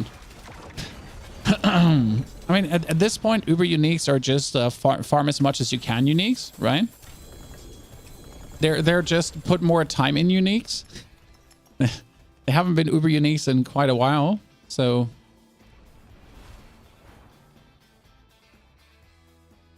Pasolino, congratulations. We're getting what you were looking for.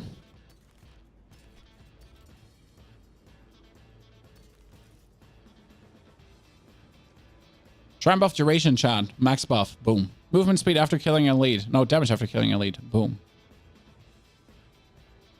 I almost feel like they buffed the amount of shrine buff duration. Seems a bit weird. Like almost every item is having shrine buff duration. I mean, this amulet I have here right now, right? Movement speed, shrine buff duration, essence cost reduction, evasion. I got it from the store. If I get one more Uber, is it worth melting it at 4th to get Starless? Absolutely. I mean, Starless is right now a must-have because, let's be real, Shaco is nice and such, correct? But the problem with Shaco is, for example, that Shaco does only give you 4 ranks in your skills, while the Ring of Starless Skies is giving everything you do 40% more damage. So I, in my humble opinion, believe that the Ring of Starless Skies is vastly superior over all the others.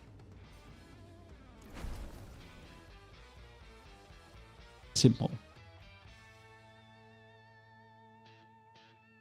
Damage reduction, yeah, but no one needs that. I mean, like, so I'm talking from a Gauntlet perspective. Sorry. I'm merely talking from a Gauntlet perspective. So when I make a statement currently, when it comes down to damage and everything, it's always Gauntlet, and damage reduction for Gauntlet is useless, right?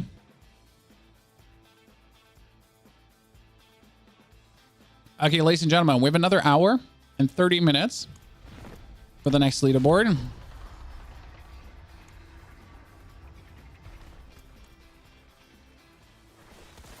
Oh, I think we didn't wait for Skullbanks. We just robbed him.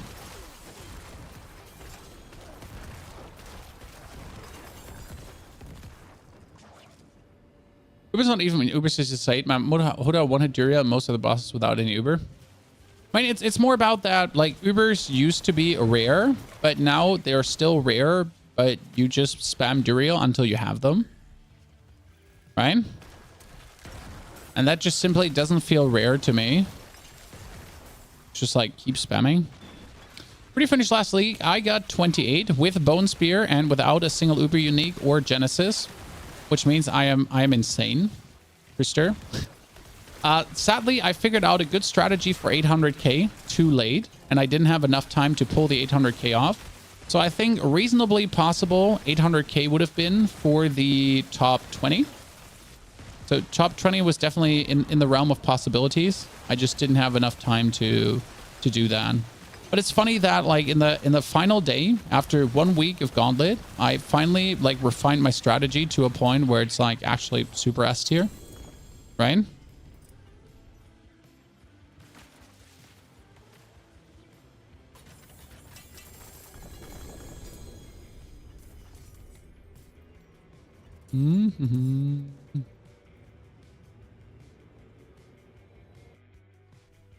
Doesn't mean that people have stopped playing it. Oh no, there's tons of people that are still banging through the Gauntlet, my friend.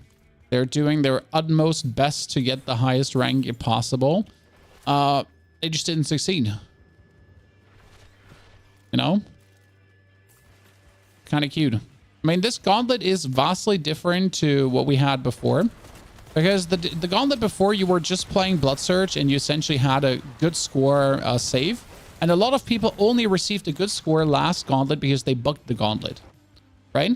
So there was a way to bug the Gauntlet, and that way pulls every single boss at the start of the Gauntlet. So you were seeing very high scores only because people were actually using bugs and exploits. And now that they actually had to play the Gauntlet for real, right? And they had to, well, actually deliver. Well, it turns out they're shit, right? Is your crit chance with the Necro? We're currently sitting at 65%. When my corpse tendrils hit, we're actually at more. It's kind of like 65% with my bot, and then with my corpse tendrils, we're kind of like at 80%.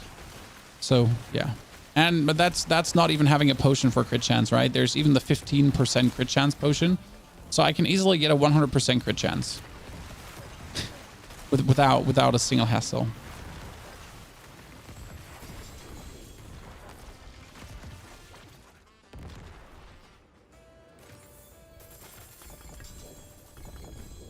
You know, the good old 100% crit chance.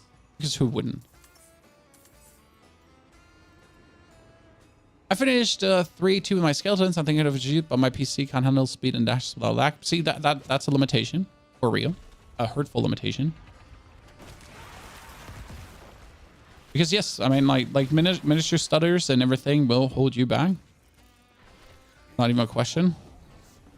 I mean, gotta consider that the people that go for #1, right, Chad, they're also using the perfect incense for their run, paired together with the perfect potion, right? So they got all the tuning stones, you know, they got all the unique tuning stones, they got the incense running, all that kind of stuff together, and we're just running here with only one unique tuning stone, with barely a potion. I think my top 20 there is without a potion, actually. Right? Which is funny. How much difference is the bonus from getting a glyph to 21? A free damage. The answer is free damage. So the thing is that, for example, for my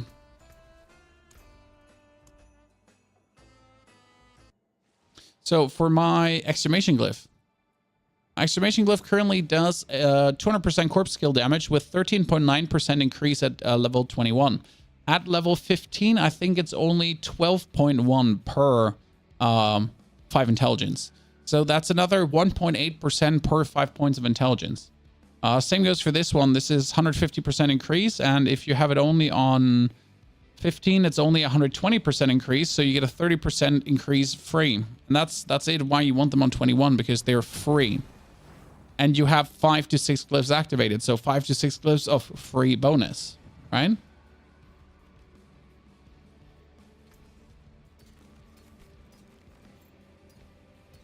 And that's kind of like what you're looking at there. That makes sense to you. Not getting what I'm looking for. Do. Hot face.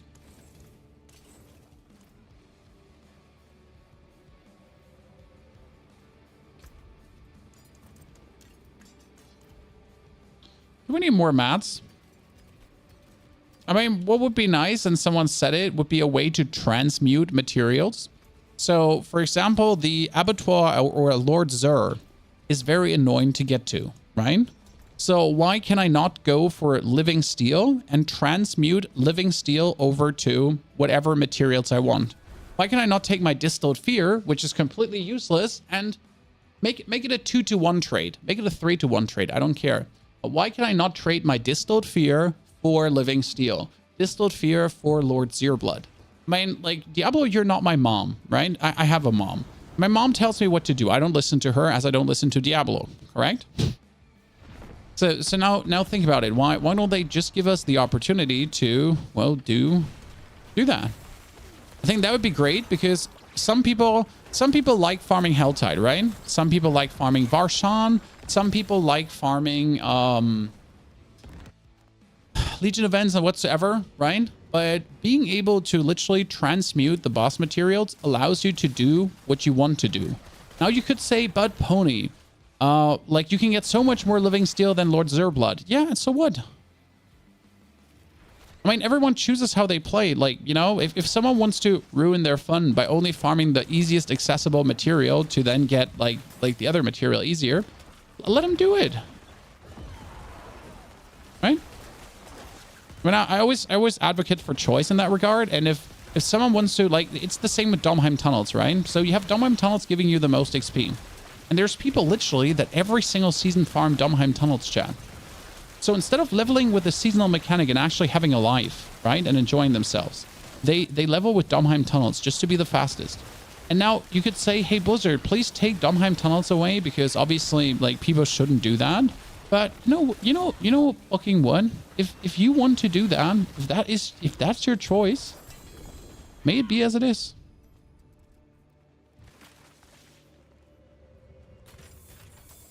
Right? When you want to sit in Domheim Tunnels for like 18 hours leveling, like, good riddance. Map crafting like PoE would be sick. I don't actually enjoy the map crafting of PoE, so I can't talk for that, right?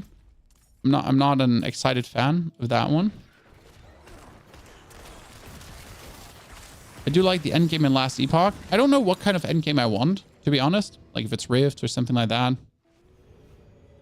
Yeah, Rax is the promoter of dopamine tunnels. Yes. Yes, he is. I mean, I don't want to shit on other creators, but you have then people like Rax and Tarax who are like, yeah, you should go Domheim Tunnels. It's the fastest way. And then one video later is Diablo 4 is horrible. You're like, okay. I mean, sure. Sounds like a you problem. It's like stabbing yourself with a knife in the leg and being like, oh no, who did this? That's so unfortunate.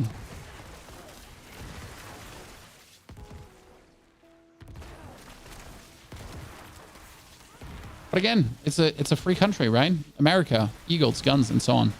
Do whatever you feel like doing.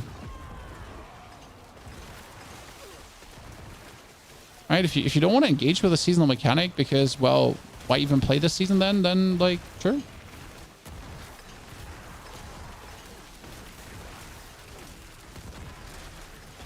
get more views for hating Diablo than liking it? Yes, you do. You do.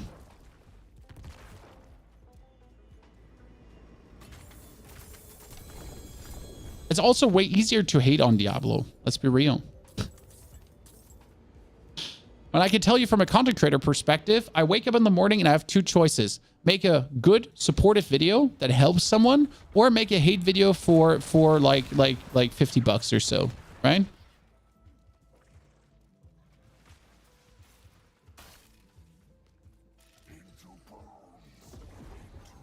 So that's my daily choice.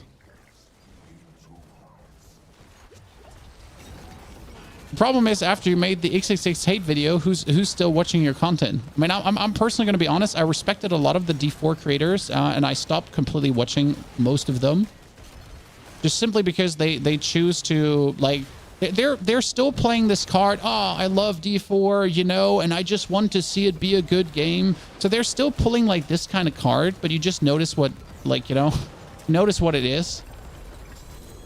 Just farming clicks. You know? I mean, there's genuinely people that actually love the game, right? There's genuine people that truly love the game, and they actually do want it to be better, get better. But then there are the streamers that are like, yeah, I'm only doing this because I want to see the game succeed. Now you don't. You're only doing this because you want easy clicks. No offense.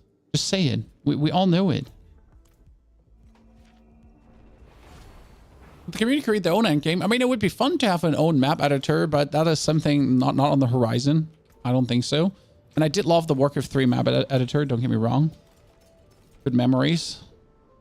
Okay, I think I'm out of materials, lads. Thank you for helping me here with our still failed attempts to... No, actually, I have enough Igneous Cores for one more.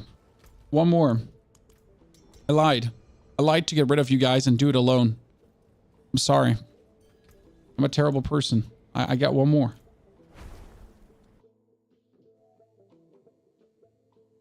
I mean, the sad part is when you actually go on YouTube, right? And you enter Diablo 4. The most watched videos, last chance to save Diablo 4. That's a positive video. That's Asmon Gold farming. Big leagues is good. Some last epoch weirdness when I Google Diablo 4, Ryan. The Warcraft a lot, that's me. Diablo 4 last chance, right? So it's like when you some Rax to Rax stuff. Actually a good Diablo video. Voodie doing good in the Gauntlet. Right? Why the campfire chat is going to disappoint. Some random dude called Semicaps. Hi Semicaps. Video of mine. Thank you very much. So, Nick 2 actually making good mage videos. Asmon is the biggest hypocrite. I mean, Asmon knows what he's doing, and he's doing it well. I mean, I don't like Asmon personally, but when he knows what he's doing. I mean, can't take anything serious the man says, but like he's playing the people like a fiddle, right? He's just sitting there and playing everyone like a fiddle.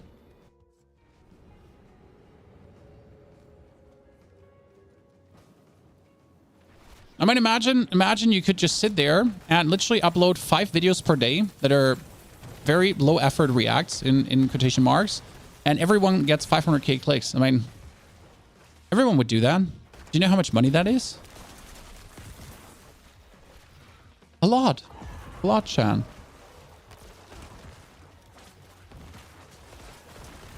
I mean, and it's so easy because you just have to talk about drama constantly.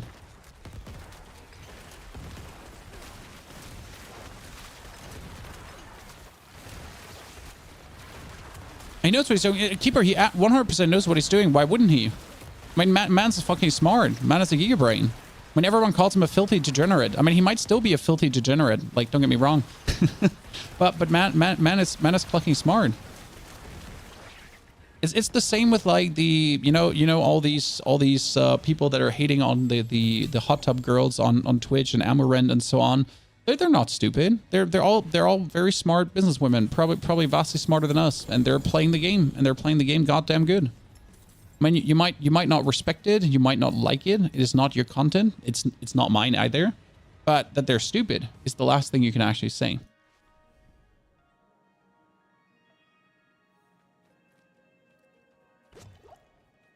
Because they found an easy way to gamble the system, and now they're doing it.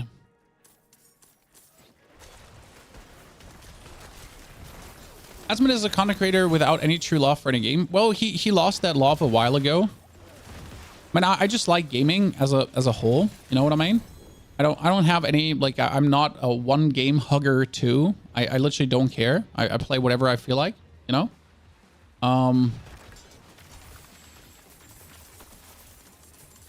But yes, I mean, Asmon used to like World of Warcraft and that stopped. And I think he never found a game like to fall in love again with.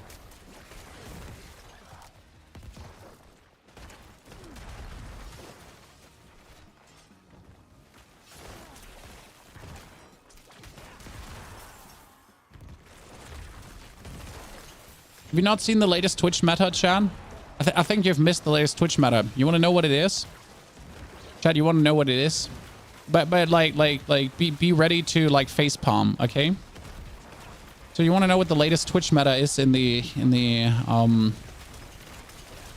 girl streamer area? It is green screen shorts. Yes. So you're going to be having a camera up your booty, and you're going to wear green screen shorts that then show the game you're playing. Yes. And you know what? It's not against the TOS in any way. Oh, did I talk about the green screen bra as well? Or 100 IQ chat. Yeah. I mean, I could pull a stream up now, but then my stream would instantly get banned for like adult content probably. So let's not do that. I saw that ridiculous. Well, is it ridiculous or is it just a goddamn fucking smart? Because again, there's a bunch of degenerates that are willing to just spend money on that. But yes, ridiculous, but at the same time, what, you know? I mean, like if I had giant knockers, you can know what I would be doing. I'd be swimming in that hay.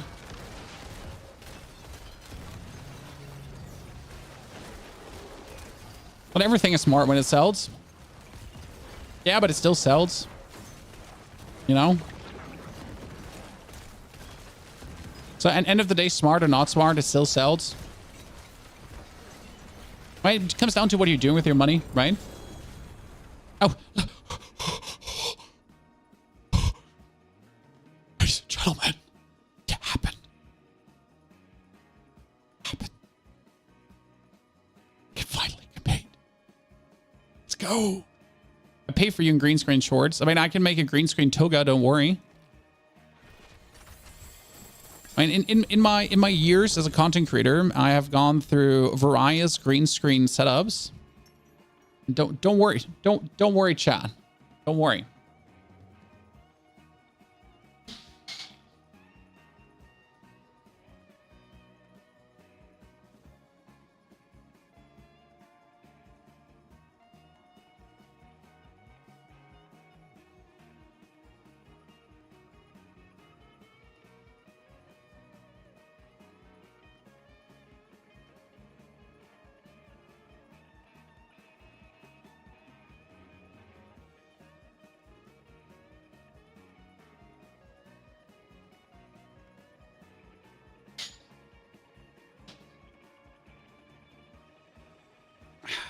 Where's my 500 gifted?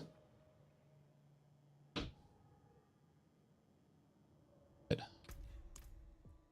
Okay, so thank you, Skull. Thank you, AO. That's amazing. We made it. Genesis. Let's see what we'll do now.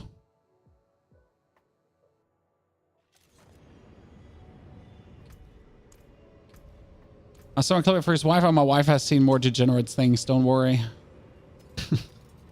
When I'm streaming now for, I'm in my 11th year of full-time streaming. My wife and I, we are a couple now for 15.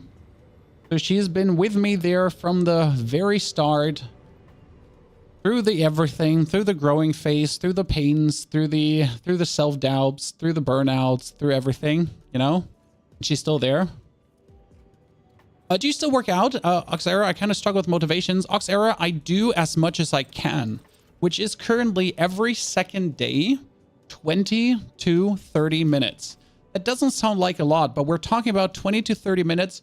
Go into the gym, in my home gym at home, 2-3 minutes of stretching, and then like, you know, squats, followed up by chest press, followed up by dips, squats, chest press, dips, squats, chest press, dips, At the end, just push-ups. That's it. That's one 25-minute session while an anime is running. I'm currently watching... What are we currently watching? I'm watching...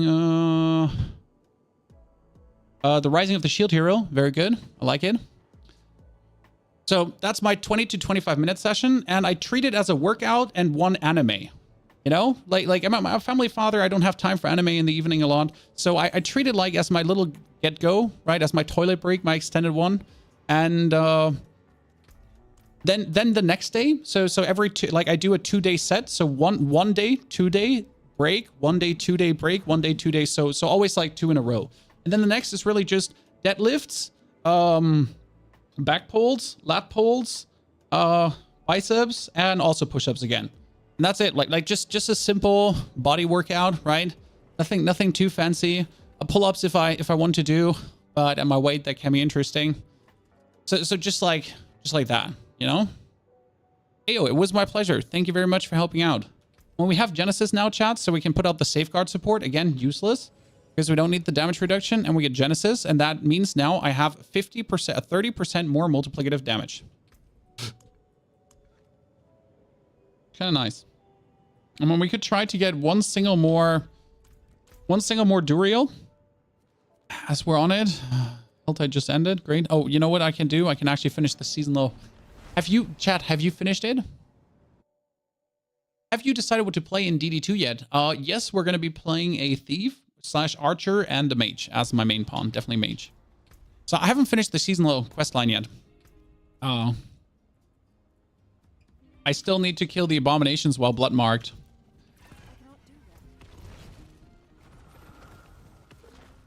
The rewards are horrible. Oh, I know, but I just haven't finished it. I mean, this is at least one thing I want to do per season. There's no reason why you need to do it, why you want to do it. I just want to.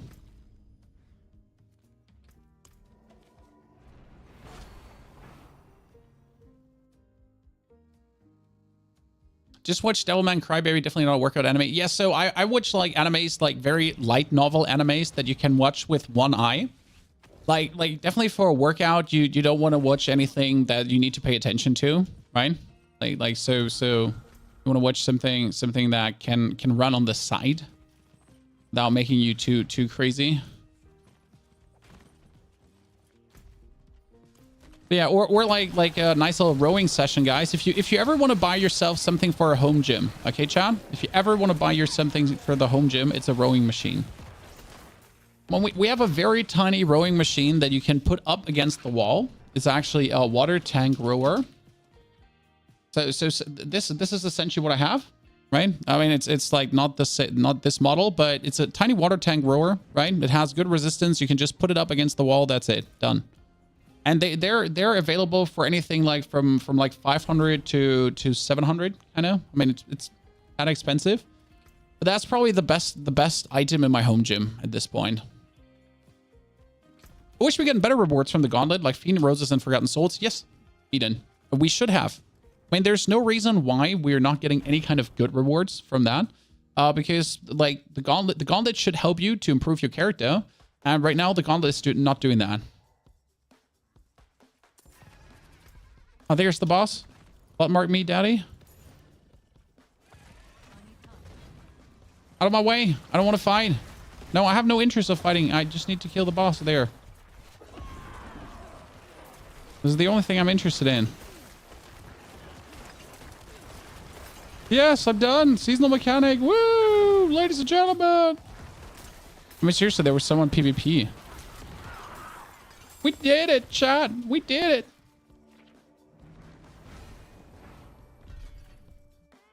Danish krona or euros? Euros. But yeah, I definitely recommend a rowing machine if you don't have that. It's probably the single best piece of workout equipment. I mean, put on your wireless headset and then you can just watch whatever you want. I mean, I have a wireless headset, like actually my SteelSeries headset, right? TV down in the home gym, and then I just put on whatever I want to watch and row away for 20 minutes. And yeah, it's actually perfect. Okay, we got ourselves a... Oh yeah, we got the seasonal quest line done. Where's my rewards? Chat, where's my rewards? Am I not getting anything? Thought I'm getting something. Oh yeah, claim. Woo, let's go. Let's see what we're getting. Okay, we get the Destroyer's Cache. 24 Pearls of Warding, 5,000. You know what? The 5,000 Shattered Stone is actually good. Like I want to complain, John. I want to complain, but you know what? The 5,000 Shattered Stone is actually good. Okay, think about it, Chad. What if the Gauntlet would give rewards that always have Shrine Buff duration? Because technically the only thing you want for the Gauntlet is Shrine Buff duration, correct? So what if the Gauntlet, since, well, that's what you want, would actually give you what you want? Gauntlet gives you boots and amulets with shrine buff duration. But for your efforts, you're getting something to actually get a better build. I mean, they're still going to have other random stats, but at least they're always going to have shrine buff duration. That would be cool. Also, don't forget to go to the vendor if you're interested, ladies and gentlemen. Buy yourself something good.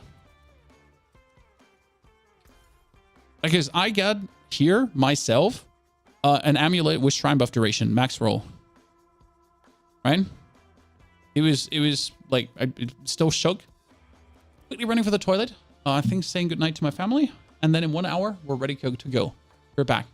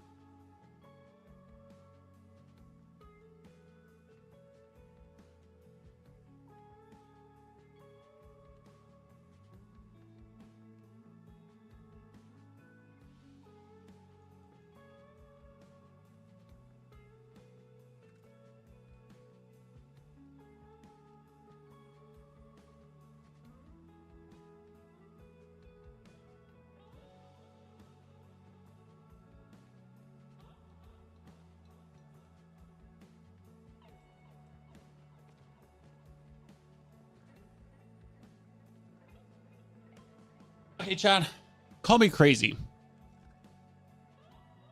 DD2 is Dragon's Dogma 2. That's the new game we're playing on Friday.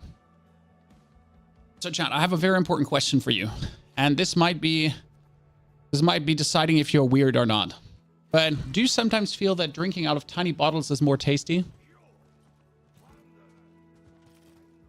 than drinking out of big bottles? And you're weird anyways. Yes. By the way, Equide, we have it in our car. Glass bottles taste very good, but I dislike when you're having a glass bottle and we're trying to soak out of it, like, right, that your lips get stuck inside the glass bottle.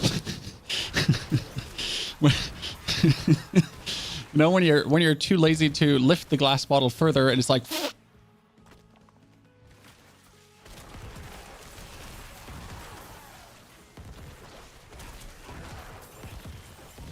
So I do actually like these tiny 0.5 liter bottles. I think everything tastes better out of tiny 0.5 liter bottles. For no apparent reason, but. No, I'm playing the Helltide like I'm actually playing the Gauntlet. I'm just rushing through without picking up the things. Makes no sense. I mean, right now I'm just trying to get like one single more Durio because I have everything, right? Just one single more Durio and maybe we're lucky. Beer's glass, soda's plastic. Yeah. But because the gas bubble is fresh, that's true. That's why I drink Pepsi, because Pepsi stays longer fresh. But my wife doesn't like Pepsi, so I have to always buy my own Pepsi stockpile. I mean, that's probably the one good thing about having a house, Chad. And you know what it is? You can buy loads of supplies. Whenever I go into the supermarket and something is discounted, right? I mean, you sure as hell, like if I go and we like to drink Cola 00, right? And Pepsi, if that is discounted, I'm buying tons. Like I'm buying like 50 liters or so, and putting that in my garage and my storage room and everything. Like if I the coffee I drink, if that is discounted, bro, I'm buying the whole display in the store. I'm just ripping it out of the shelf, and I'm like, yeah, that's mine. Because why wouldn't you? You have the space anyways.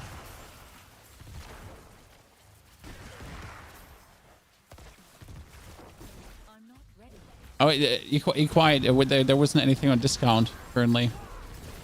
It's mostly in the garage and in the storage room upstairs.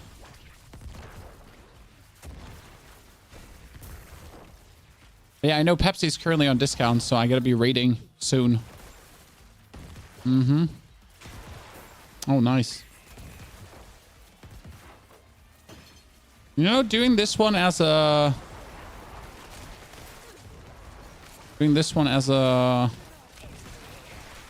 corpse explosion necro might actually be not okay. Yep. Sorry for that burp.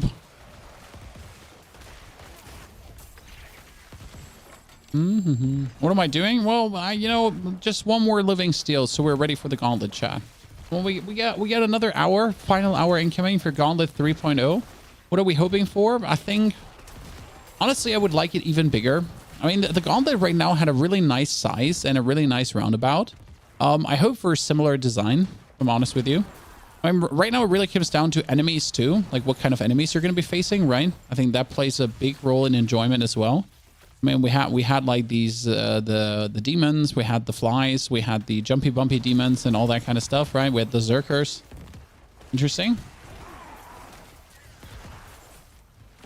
Everything is cheap in Germany. Well, I wouldn't say so. I mean, like I don't know how it is in other countries though. So like I don't have no room for comparison. I mean, like groceries most certainly don't feel cheap. I mean, everything has gotten so expensive. So expensive. Like seriously. But it is what it is, right? Will they remove the Gauntlet next season? Well, so as far as I understand, no. But Hakan, we don't know. I mean, I think the Gauntlet is supposed to be a permanent addition to the game. Now it might not make sense to have the Gauntlet be available in the first week of the season. So maybe start it 1 week after season start, right? So like if the season starts on Wednesday, then on Tuesday after season start the Gauntlet. Just to give everyone like a week to level up. Personal opinion, right? 4 weeks rating room? No, season 4 is going to start in 1 week roughly. Why is season 4 going to start in 1 week, chat? Because public test realm. I mean, you can sure as hell expect me to not touch season 3 again as soon as the public test realm is there. I don't know, like, I think, like, on the public test realm, you can't obviously do everything, right? It will be a limited patch. Something will be limited, so we won't be able to experience season 4 at its fullest. But with the season 4 test realm being there, I mean, I'm definitely interested. By the way, would you watch that too, guys, or would you not want to get spoilered? I don't know what there to get spoilered about, though. I mean, it's kind of like a bit like a weird thingy, because with the public test realm being there, essentially what we can do is we can already make perfect builds. We can already check out the new seasonal mechanic probably. We can check out how to level best in the season. So I guess we can make more on-point videos for you. That's my base assumption right now. right?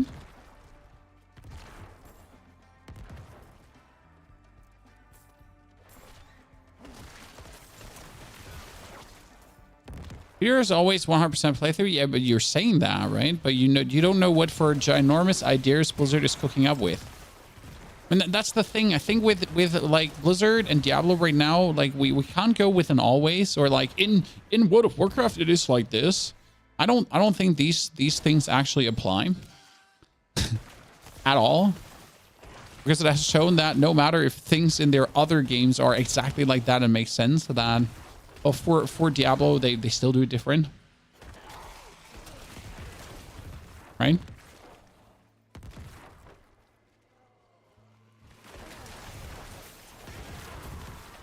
What are you hoping for with Season 4? I mean, itemization changes, an interesting seasonal mechanic.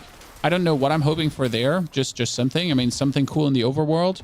I want a new crafting system, aka I want to be able to transmute any boss material in a different boss material. I want to be able to break down my unique items for other unique items, but to a very heavy cost, obviously, like make it very expensive. I want vaults to stay. If vaults are going away, I'm going to be really miffed if I don't get anything new that is vaults. My Necro class changes, as always, because Necro is a joke. I mean, despite Necro being as good as it is, Necro is a joke, right? I'm like, that being said, minions are going to be better than ever for leveling. So anyone leveling without minions is an idiot, because they just make minions stronger, right? So like for Season 4, leveling with minions is a must. It's actually going to be like the fastest way to do it, because they just buff them wholesale, right? That's going to be intriguing. Do we have any news for the DLC X-Pack? No, at Gamescom. I mean, any DLC X-Pack news is Gamescom or BlizzCon, not before, and that's obvious, right? They're going to keep that for their big event to then be like, don't you have phones? And then be like, the new expansion is actually on mobile. And then they're like, got him. Right? Got him.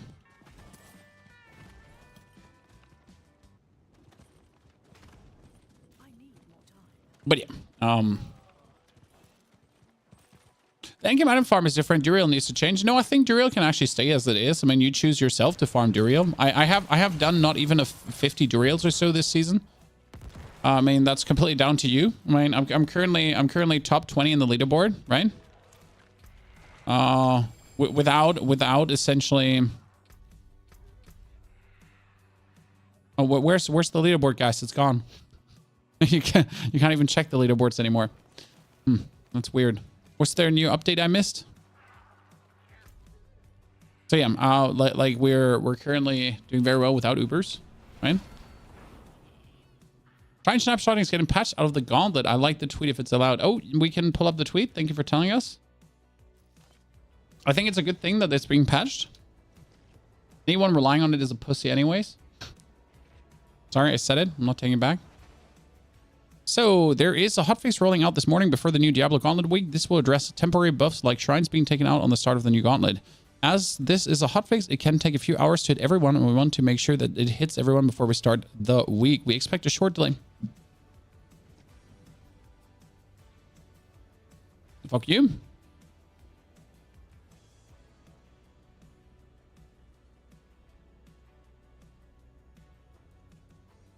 I want to play. I don't want to stay awake longer.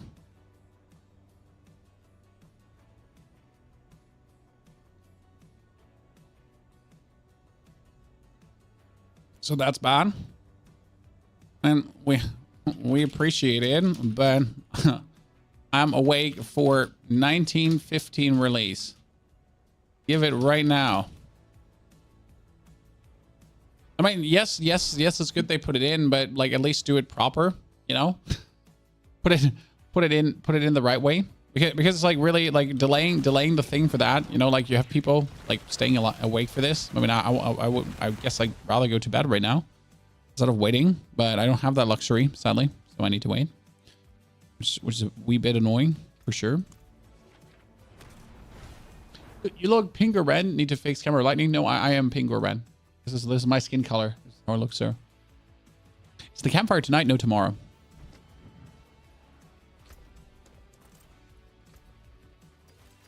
So tonight is Gauntlet 3.0.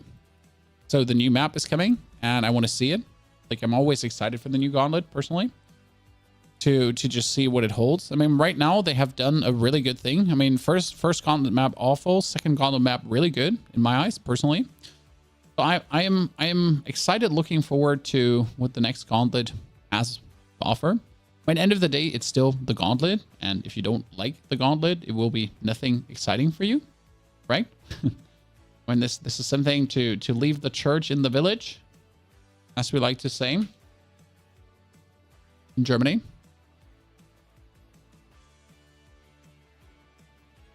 Leave the church in the village.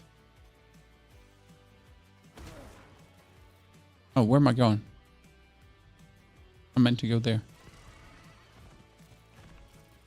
I wish I was sick. No, I was never sick. I just had a hurty throat. It was weird. It was very weird. Just simply a hurty throat. So yeah, right now we were looking at a 7 p.m. start. And it might actually develop into a 9 p.m. start.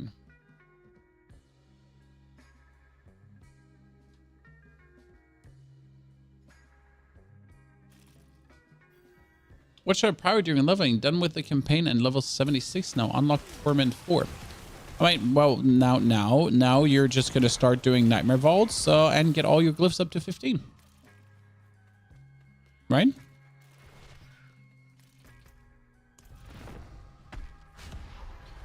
That should be first order of business.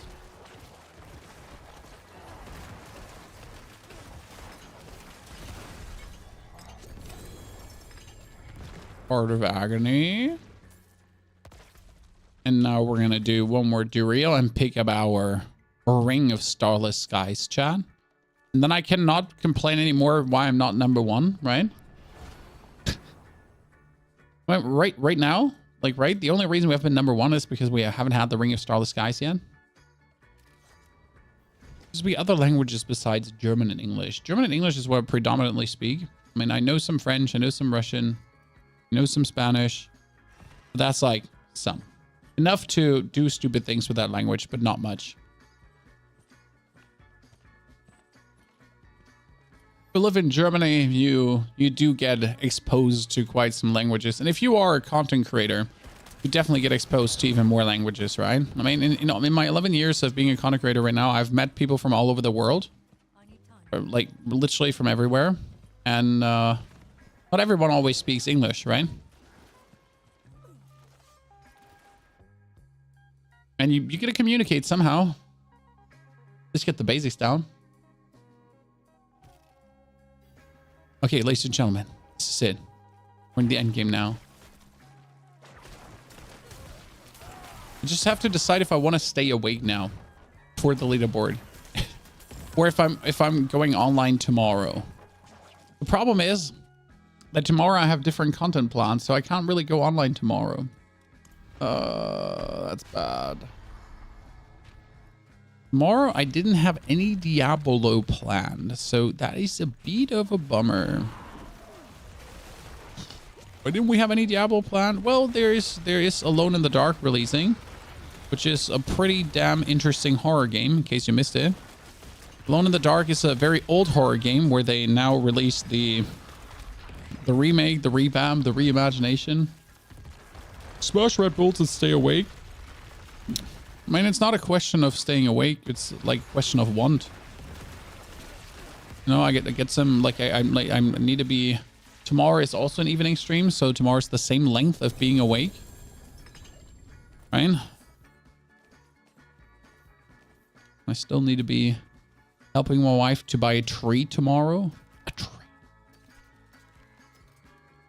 Yeah. The one thing no one tells you about when you buy a house, Chan. Trees. So expensive. So expensive.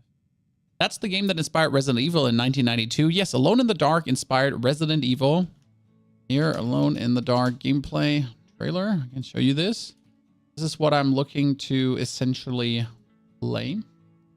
it looks absolutely amazing, right? It doesn't have the most realistic graphic style intentionally, right? They have their own graphic style, but essentially it is the, the original Alone in the Dark, and you're like in a haunted house and you got to make, you got to make your way through this, right? This is kind of like how game graphically looks. Pretty amazing, correct? And the thing is, it's like Resident Evil, right? It is scary, but you do have a gun to fight back.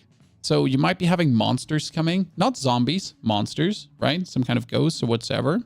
And like right now, there's going to be something on the right side here. Just be aware, don't get scared. And you like here, see whatever that is. And you can actually fight back. So you're trying to solve the murder mystery, right? You're trying to find out what's going on. But you're not like this hopeless person, right? You're going through the haunted house and like there's action gonna be. So it really does feel and look like Resident Evil because, well, Resident Evil got inspired by this game. So obviously it reminds me kind of like of Resident Evil 7 a bit. Biohazard.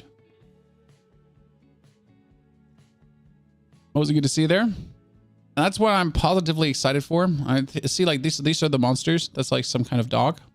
See, chat, that's some kind of dog. That's the swamp man. That's another swamp dog. See, they're dogs. They're excited to see you. They're pooping on you. So that's what I'm planning to play tomorrow. Oh yeah, and that's Francis. Or they call him Godric the Grafted. Chat. Chat, listen. That's Godric. Godric the Grafted. Wrong game, Godric. Okay, that's what I'm looking forward to with Alone in the Dark. What did I get? I didn't get anything. Okay, we wanted to teleport out.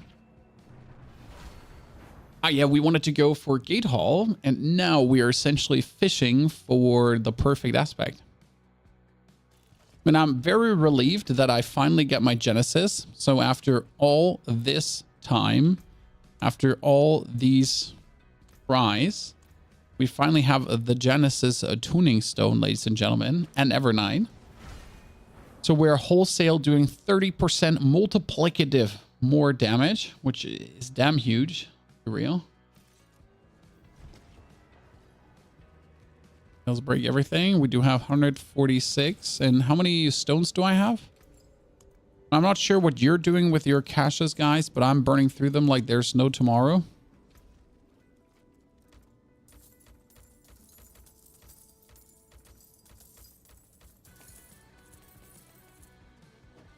Just trying to get that perfect roll on the metamorphosis. And if I get better boots too, why not? I mean, end of the day, it's going to be hard because these boots, maximum shrine buff duration, maximum movement speed, dex for critical strike chance, and essence cost reduction. So they are kind of like, there's not much better I can actually get. The shrine buff duration, movement speed after killing elite, dex. See if I could now get movement speed on that. Also, fantastic. That's a 12% shrine buff. I'm some max roll anyways. I do personally feel like they bumped the shrine buff duration up, or you've gotten less blind for it.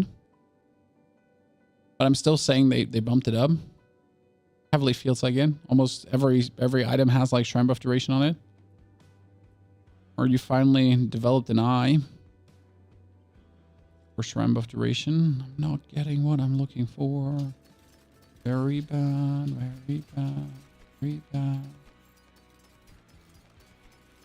I don't have the mats to reroll anyways.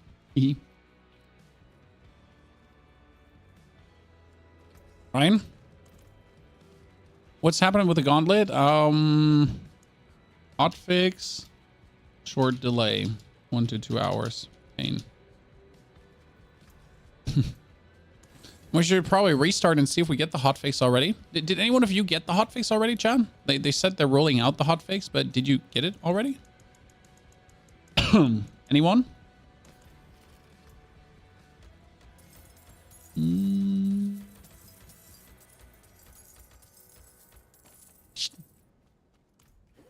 Because I do sure don't see that. You're playing Last Epoch 100 hours. Last Epoch is really good fun. I enjoyed it for the time being. It's a very good game.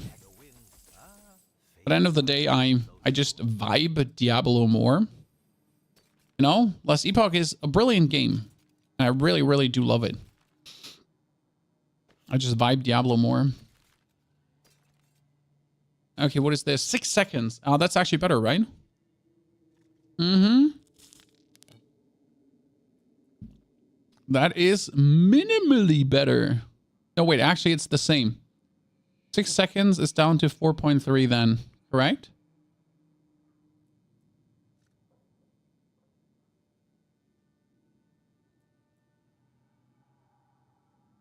Yeah? No? Yes? I think. My brain is not working anymore. It's late. I've been awake too long. I just always notice how these simple things is kind of like, yeah, I guess, like, whatever. It's probably true. That's another shrine buff duration. I should probably just sell these boots, right? Get rich or die trying. Anything new besides the map? No. Why? Why would there be anything new besides the map? I mean, there's nothing announced. I mean, the next change is going to be tomorrow for the Season 4 announcement. But there's essentially nothing new coming anymore. Until the new season.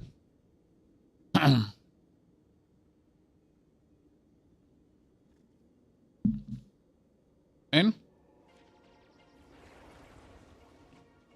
okay, that's the amulet.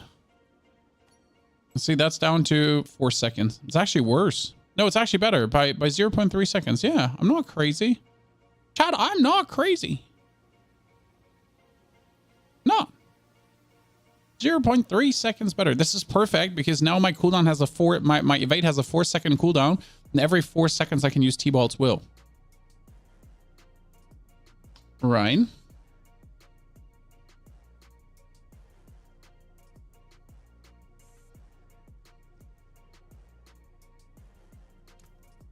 Ladies and gentlemen, it is not much, but it's honest work.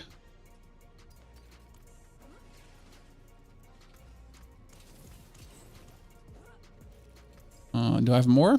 Sure. Come on. You know what? If we're spending everything, we might as well throw the last 15 out as well.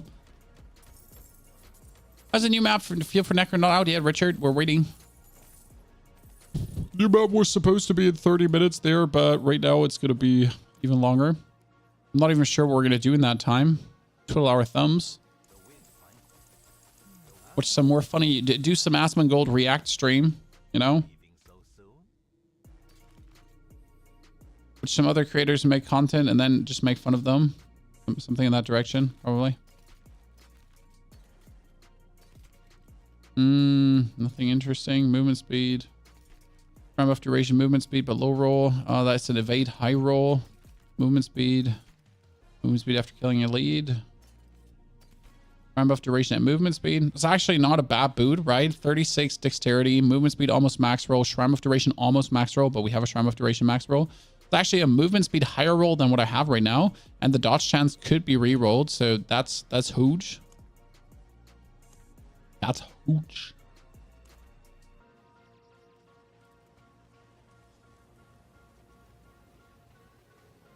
New hotfix should be up and running in 1 to 2 hours. Yeah, maybe. When the problem is that despite the hotfix being up, right, you still have to wait until everyone has the hotfix. So they said it kind of fittingly. Since it is a hotfix, they're kind of rolling it out slowly to not overwhelm the BattleNet. I mean, right now I don't have an update, for example, so I can launch the game again.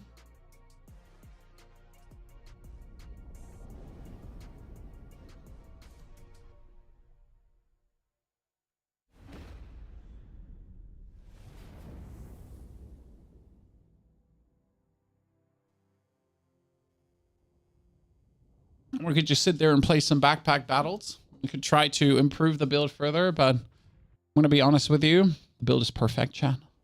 Using Black River. I am not only using Black River, my friend. Leaderboard Legends arrive. Thank you very much for the message. I'm not only using Black River, I'm also using Army of the Dead. It's a double trouble super combination.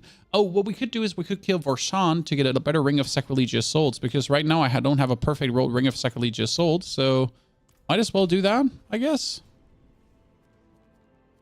You know? Might as well just bang the materials through to get something or not.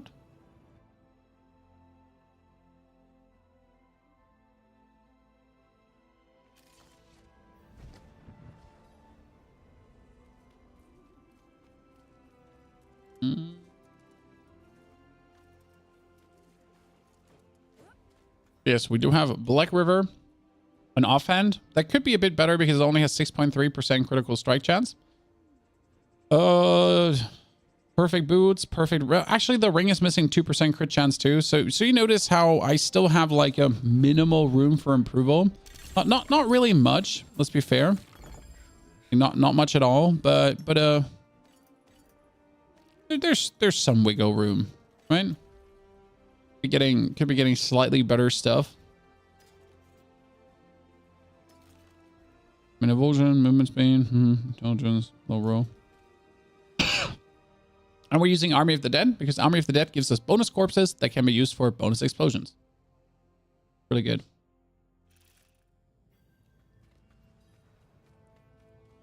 Since this one gives you corpses, the only problem with Army of the Dead is the Army of the Dead never stated how many corpses it makes, right? So Army of the Dead is like this 7-second cooldown that just does things, but there's nowhere any information on how much does it actually do.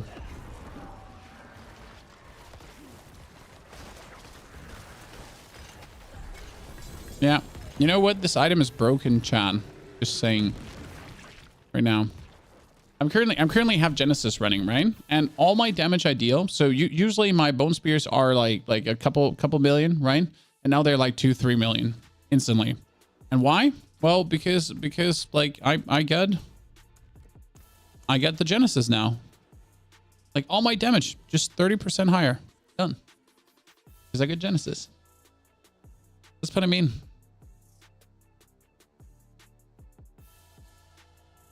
You find Last Epoch bad, but so bad? I mean, that's personal taste. That's the beauty about gaming, right?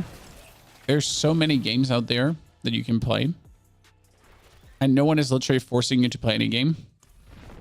Even though some people seem to think that Blizzard is forcing them to actually play Diablo 4, right?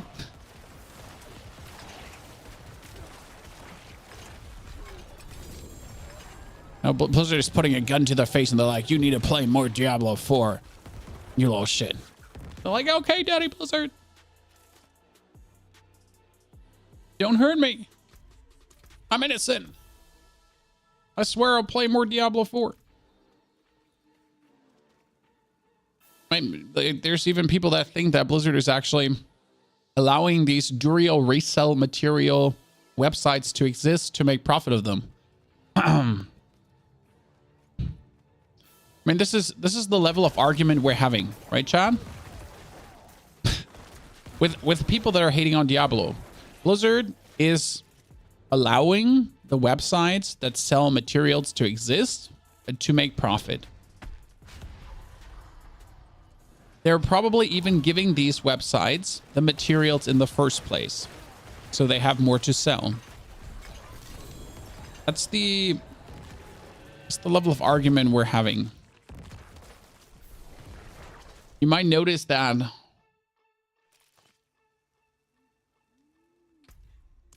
if we had raids, so I would like raids, but I have one problem with raids right now, Richard. What if you don't have any friends? Right? I mean, for raids, there would need to have to be a matchup system or it's doomed for failure. If there was raids, it would have to be 5-man raids. If it's 10-man raids, yeah, there would have to be a matchup system. And if there's a matchup system, the raids can't be really hard. See, that's like my problem in an action RPG. So you get a raid, right? We don't even have tanks, healers, or anything. So if you do a raid and then you have a random queuing system, like you can't make the raid too hard or no one will be able to get it done. Right? Because randoms suck. Sorry. But like, think about it realistically. What I like was, you know, in Lost Ark. In Lost Ark, they had these guardian. I think they were called guardian beasts, right? Guardian Beasts, where you had to queue up with like 2, 3, 4, 5 people, right? And you would then go for... You would then go for... Yeah, you would then try to kill a Guardian Beast in like 10 minutes or so. And that was kind of cool. It was nice because you didn't really need a tank. You just needed to dodge the mechanics and do as much damage as possible. It was kind of cool because that was a challenge. I mean, these Guardian Beasts at a certain level were actually hard to beat. So it wasn't just a random pushover. You actually had to farm for that, right? So I found that one cool. I enjoyed that in Lost Ark, especially on the higher difficulties. But as always, if you make that too hard, people won't be able to do it, and then they're going to complain. I mean, that's why I say higher difficulties. I mean, like, let's make a Guardian Beast and give it like tier 1, 2, 3, 5, 7. So that, I guess, yeah. 6 months raid, I think would be cool. If not raid, something like AOZ or something to push and push. Yeah, I think we need something to push and push. So like endless nightmare dungeons, endless nightmare dungeons, endless vaults, endless EOZ, as you say, something endless. Taku, good to see you there, brother. Very good to see you there, Taku. Hope you're doing great. I mean, what would be interesting is an AOZ, but without the glyph, because you know what the biggest problem with AOZ was? The glyph, right? So the glyph kind of ruined the game, because afterwards, after you did Abba 12-0 and you had the glyph, every other content was trivial because we're doing too much damage. So if they're going to do something like AOZ, they should make it more softcore or something, that you can with like very maxed out killer ultra gear, like struggle your way through, right? You got to be a bit more careful on what Sonat says. But I would prefer like a true challenge, you know, where you have to, like the old tier 100 dungeons. Old tier 100 dungeons were insane. Taku, thank you for the subscription. Chat, if you do have your subscription like Taku, don't forget to spend it. Thank you for the 41 months. Taku, I hope you're doing good. Taku, also Dragon's Dogma 2. Rise of the Ronin. No Rest for the Wicked. A Barb's going to do the raid solo. A problem too. Yes. So if they do a raid and they don't align Barbs to the other classes, then the raid is meaningless, right? I mean, just get a Barb into the team and have the Barb nuke whatever they want. Horde mode. I would like a Horde mode. Absolutely would like a Horde mode. Like an infinite arena kind of playstyle that goes harder and harder. And maybe make it even with like roguelike level ups, you know? I mean, imagine having a Horde mode where you stand at one side of the dungeon and minions keep coming and coming and coming and coming, right? And then after like every 10 waves or so, I get a passive buff that I can choose, like that all my attacks do blah, and like I have fireballs flying around, blah, you know, whatever. So I don't know if you played Diablo Immortal. Diablo Immortal had a very interesting Horde mode. Was just typing to see if you're playing DD2. I've been already on the grind. Here's our DD2 videos, guys. We made Gandalf. Chat, we didn't only make Gandalf. We made Angela Merkel. Chat, listen, this is like my proudest creation in Dragon's Dogma. For some reason, we made a rogue because, you know, government. It looks like our first lady. Oh, it's pretty good. I mean, whatever we did that, don't ask me any questions. Like, things happen. It was a long day. So no judgment, please. It was a long day. You know, things happen during long days. Okay, what do we have? 1.4, 1.5. We have 1.2, but not a max roll. We have... That one is almost better than what I have. Interesting. We have... Oh, not a max roll. Holy Christ, the almighty. I am just out here trying to get a max roll, and you treat me like that? Disgusting. I wish there was a build that could use this. That would make me happy. No focuses that work. Okay, not a good ring, Chan. It's a bit of a bummer. Still trying to get that better. Ghost of Tsushima is brilliant. Have you ever played Elder Scrolls Online? No. I mean, I have played Elder Scrolls 3 back in the days. Yeah, but never Elder Scrolls Online, no. That Merkel is scarily spot on. We actually had a live stream where we were making her. I mean, we also tried to make Arnold, chat. That failed. Chat, we tried to make Arnold. And you know what the funny part is? It ended up looking like Ludwig. So, we're trying to make Arnold. But for some reason, we made this motherfucker. Here. Right? I'm sorry. Like, it was an accident. I mean, more of a Giga Chat version. Oh, we somehow succeeded. Maybe I wanted to make Ludwig. I mean, it was actually hard to make Arnold. Like dude has a very weird phase. Is there a point where you don't use Black River? So the thing right now is that you're dashing through a dungeon, correct? And Black River randomly procs and hits a whole room with a ginormous corpse explosion. That's just fire. So I can just be dashing through the dungeon and behind me everything dies to a corpse explosion. That's where Black River is so useful. If I would put Black River out right now, what would I take? I could take the Grandfather for more damage, and that would be interesting, but I would also lose my my corpse tendril super thingy, and I would attack slower. And my corpse explosion would not do some there. Let me see the max damage and training damage. I mean, the max damage definitely improved, which I'm happy about. I mean, we were kind of sitting at like our bone spears at being relatively low. I mean, relatively low, but now that we get the 30% multiplier, it's nice. It's just hard to see the max damage for you fools.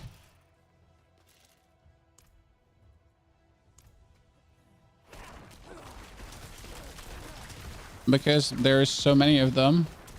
Like you can barely see the corpse explosion.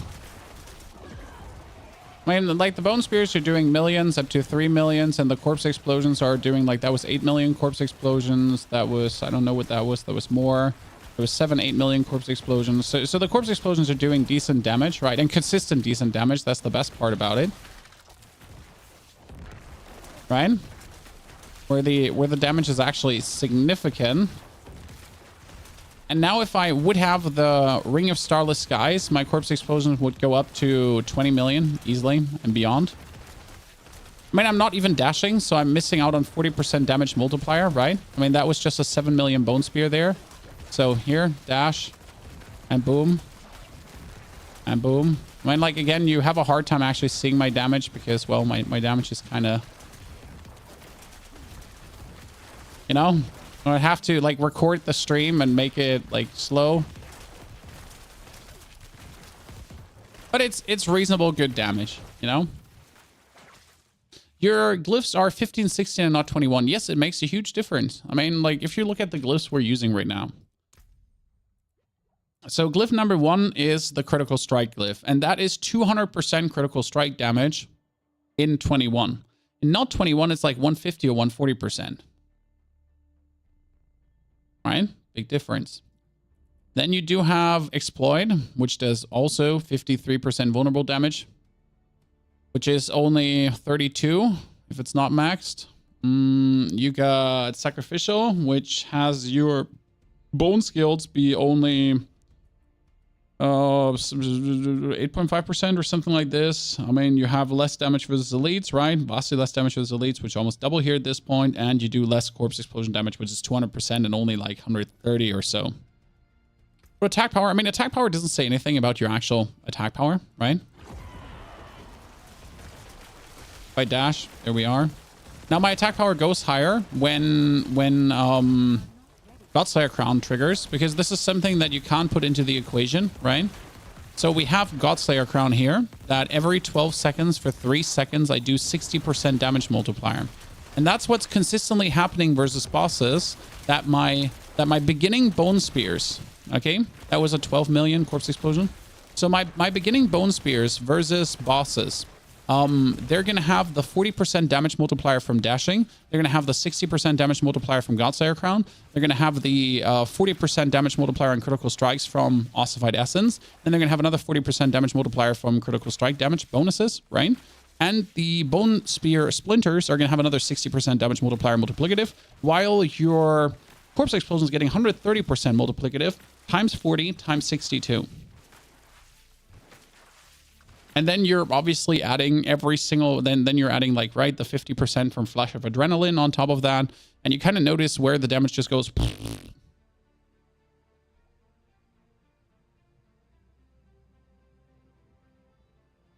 I mean, right now, what does this help me? Or what will this be useful for? That the first boss in the dungeon can be killed quicker. So the ability of Godslayer is if you're fighting a solo boss, do you still get the percentage without anything? Oh, so here it reads following: when you stun, freeze, or immobilize an elite enemy, or damage a boss, what you have to do is 12 seconds before you fight a boss. And this sounds stupid, 12 seconds before you fight a boss, but yes. So 12 seconds before you approach a boss, you need to not damage an elite. So if you're actually stunning an elite, that would be bad. And that's the good thing about Corpse Explosion too, because I mostly just one-hit elites with my Bone Spear and my Corpse Explosion. So I'm actually not stunning them, which then has me hit the elite with my first Bone Spear. Boom, 60% bonus damage. And that 60% is straight up applied on the shrine too. I managed to hit 230k attack power and 7 million damage over time with my Shadow Blight. Yes, that is possible. Like the damage over time and the Shadow Blight can be done really high attack power wise. The problem is your attack power is only high when you actually stack the Shadow Blight, right? So for this build right now, I dash, I attack, and I have all my bonuses, right? So when I get into a fight, when I get into scuffle, you know, when I get into a little shebang bang, I essentially, for my first attack on, I have all my bonuses. Now, you will be stronger with Shadow after you essentially have Shadow Blight active, because you just get 180% bonus damage, right? How easy it is to trigger the effect before the boss? It's plenty easy if you have the right passing, Sandy. So, for example, in the old dungeon, there was a pack of elites before the boss. Then you go around, right? Then you go around, and that around takes you exactly 12 seconds. We gotta plan according to what's gonna happen. And see here now again for maximum damage, like you literally dash, that's an elite. And if I stun that now, maximum damage. And then boom, you're already having it. If it was a boss, like if it's like this boss, right? Just wait for everything to go away. 12 seconds to go down, then you dash, and then you have all your bonuses going on essentially, right? Sir, I'm just minding my business here. The poor barbarian, he murdered me, Chan. Just, oh, I was still blood marked? No, I wasn't even blood marked, right? Was it still blood marked? I'm not blood marked. Against barbarian, you want to be shadow damage over time, by the way. That's the 100% thing to be. Okay, we can change our hearts over to hands. Correct? And then we can do more for Sean to maybe get what we're looking for. Any news on the leaderboard, by the way? I mean, like, we know it's coming when it's coming, but still, you know, saying any news? Okay, we can crafting summoning materials. Malignant body cache. We can have trembling hands. 1, 2, 3, 4, 6. 6 more of our shots. And I'm currently just trying to get a perfect rolled ring. If I already have to suffer through waiting time, I might as well use the waiting time, right? When we get Genesis right now, as the season is over and no one cares anymore.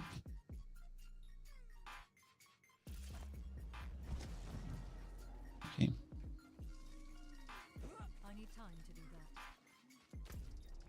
So refresh that. Dive into the dungeon. Definitely make a different piece of music there. It was weird. So, Chan, what are you doing on this beautiful Tuesday evening, by the way? Are you still at work? Are you hanging out? Are you eating? What are you eating? And have you watched Solo Leveling yet? If not, how dare you? What a fantastic anime. Working, Chris? Want to share as what? When we said it before, it's always intriguing to figure out what chat is doing. Already had our CNC machinist this morning. Playing Heroes of the Storm. I have so many questions. I thought they put the servers down for Heroes of the Storm, or am I? I thought they put the servers down. IT for the time chilling at your desk until an emergency happens.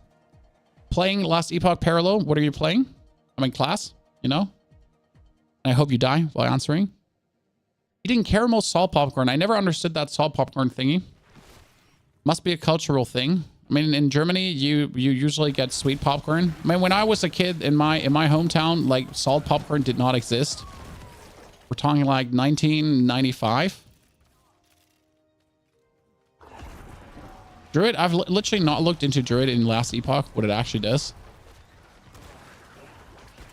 We did the ceiling in the shower while listening to you. Yeah, please don't remind me. I need to do that as well. Like the builders, if you like, my children have a shower in their bathroom, but they're not using that shower. They use the bathtub. Still, though, we'll have to redo the ceiling there at some point. I really don't want to do that. Roro, good to see you there. Okay, we get another ring chat. Why? Why can you not be a max roll? Have you gotten a max roll this season, chat? I got one, but the problem was it was a max roll with not a max roll in essence. So it literally needs to be a max roll plus a max roll, max roll, max roll, max roll, right? This is, by the way, one thing I'm hoping for in season 4, guys. Tuning items. I don't see a complicated crafting system coming, right? But why can I not take further Ring of Sacrilegious Souls to buff my Ring of Sacrilegious Souls to just simply get a perfect one? I mean, I'm literally relying on complete RNG to ever get a perfect one, right? And I've been playing this season for... How long have we been playing this season? So I've been playing this season for D4 Armory, Locking with Battle.net, Adward, Pony Bear, Mom, Experiment, Vampire Queen, Robo Mommy, Robo Daddy, Robo Granny, three units. So we've been playing for 3 days and 8 hours. Then we have been playing for 1 day and 11 hours, and we've been playing for 16 hours. So quite a significant time, right? Actually, the lowest season time though I've played of all the seasons right now. Still though, like in all this time, I have not gotten like a perfect Ring of Sacrilegious Souls. So why can I not take the old Rings of Sacrilegious Souls right now and feed them into the new one?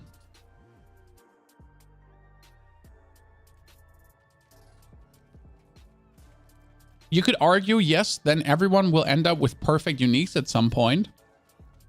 But where's the problem? You know what I mean? So, like, if I have to, in order to max this one out, let's say I would need another 8 Ring of Sacrilegious Souls, right? That's going to take a time to get regardless.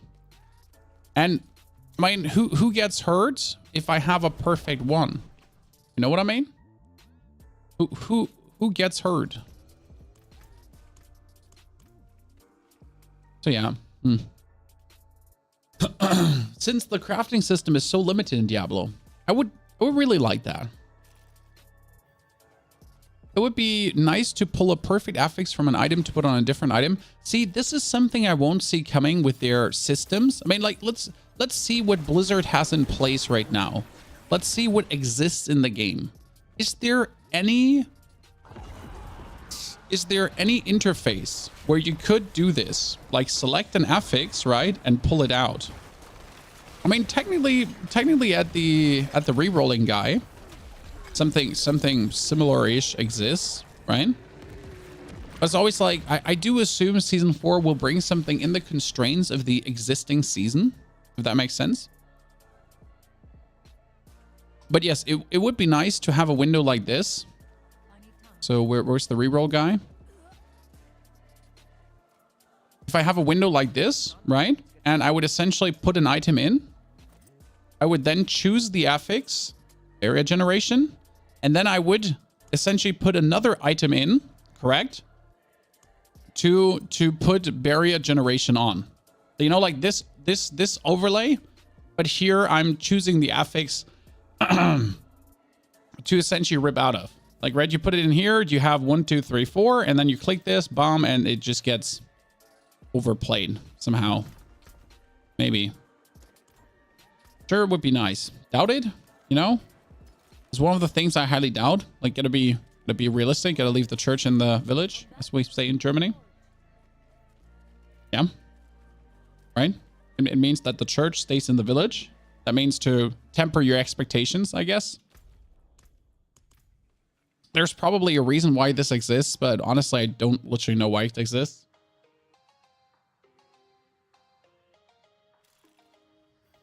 The church in the village one, that was always weird to me. Someone smarter than me probably has an explanation. Also, Dark Pedro Killer, good to see you there. And yes, chat, it is sad that Diablo is essentially sitting at the release of the new Gauntlet, and on Twitch we're having like, what, 1,000 viewers? That's sad. Not surprising though.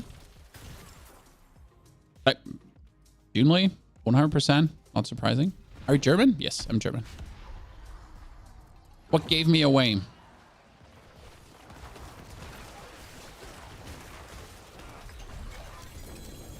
What gave me away? Okay, we did not get my ring, chat. We tried. No one can say we haven't tried. We tried. We got Genesis. We were not getting the ring. Oh, children are yelling upstairs. So technically the leaderboard should get released in 10 minutes. Did anyone get the update, chat? Did anyone get the update already? Ha. I'm using my honey spray to not lose my voice. It's actually something really cool. It's like some weird, like a honey spray for your throat. You're only allowed to take 6 pumps per day, or you're gonna have diarrhea, extreme.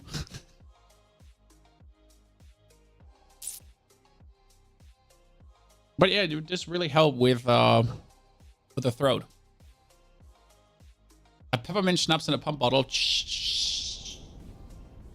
Nicholas.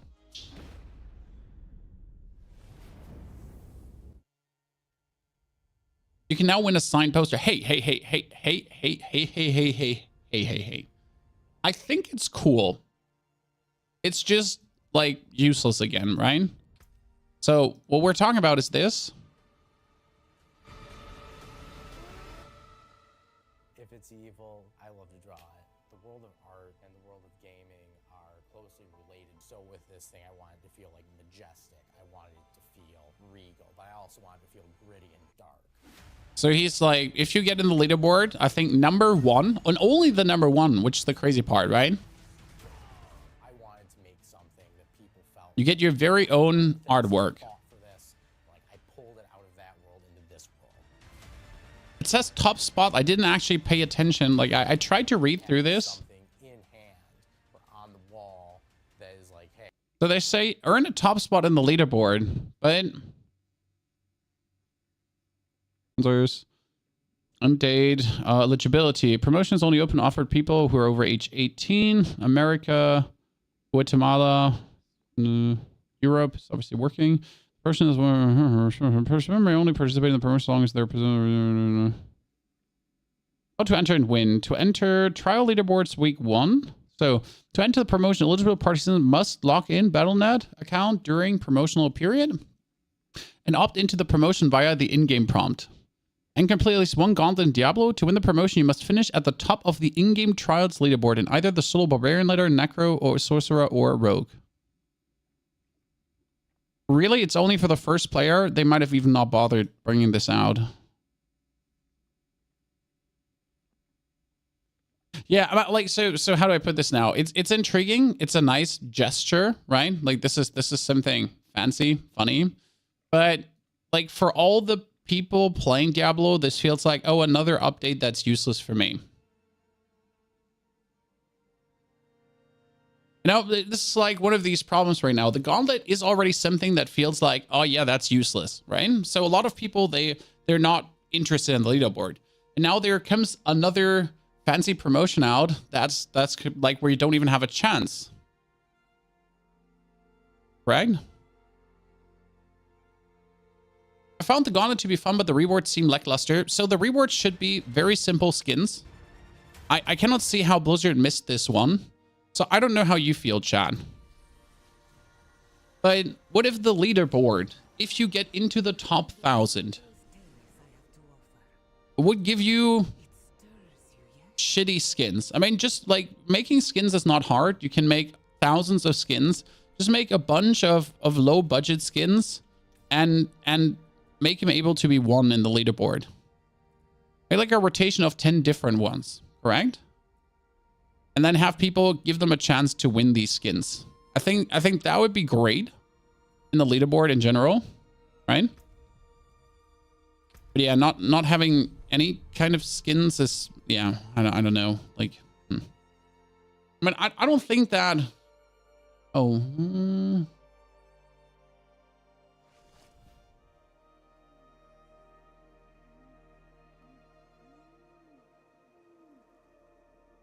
Wait, I need to write.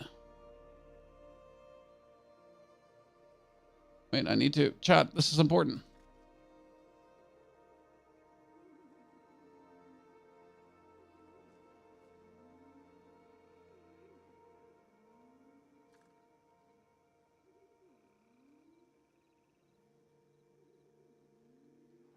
All right, wait a second.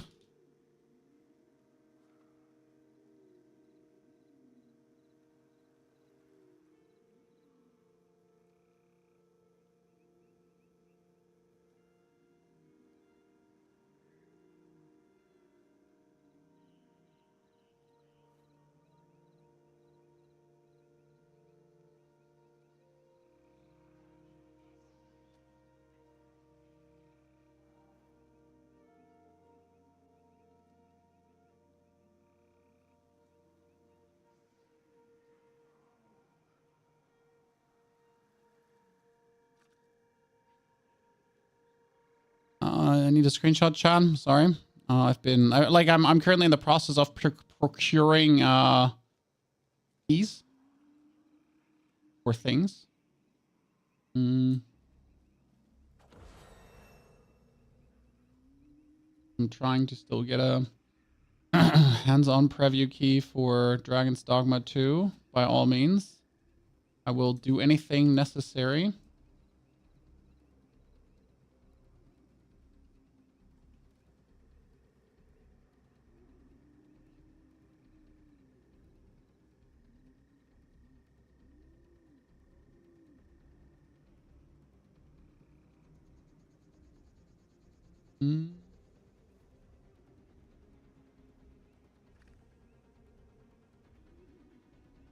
Shitty bang bang. Give me that one.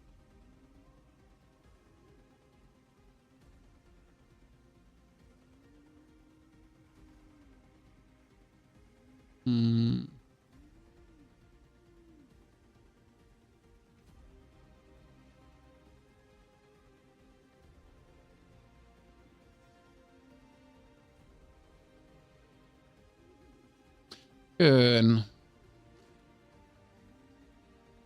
Start chat. That was important. How can you make a chart to light up like that? Let me show you. You go into options, gameplay, and then you can choose your player highlight, and that can be any color. And your character lights up. Better than any skin, to be honest. Right? Better than any skin.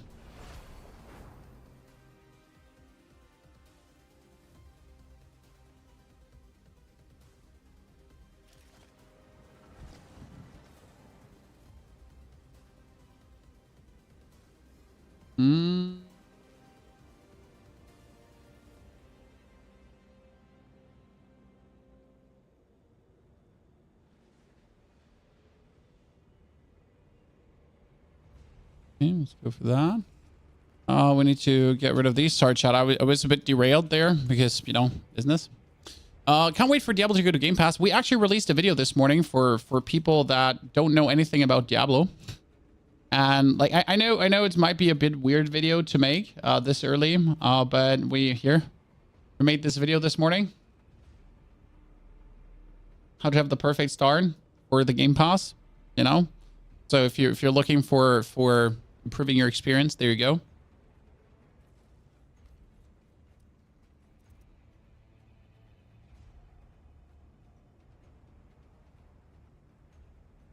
Got everything for you already. Now let's see. Oh, we wanted to change our transmog.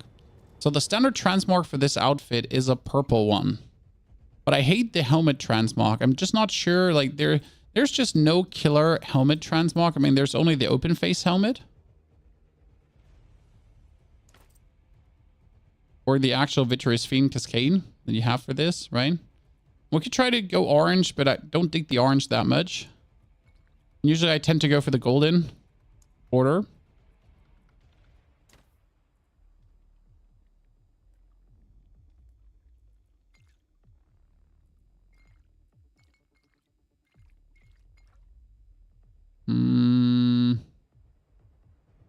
Keep the crystal gloves. Keep the crystal pants. Keep the red pants. Problem is, it's all like slightly tinged purple because of the annoying purple.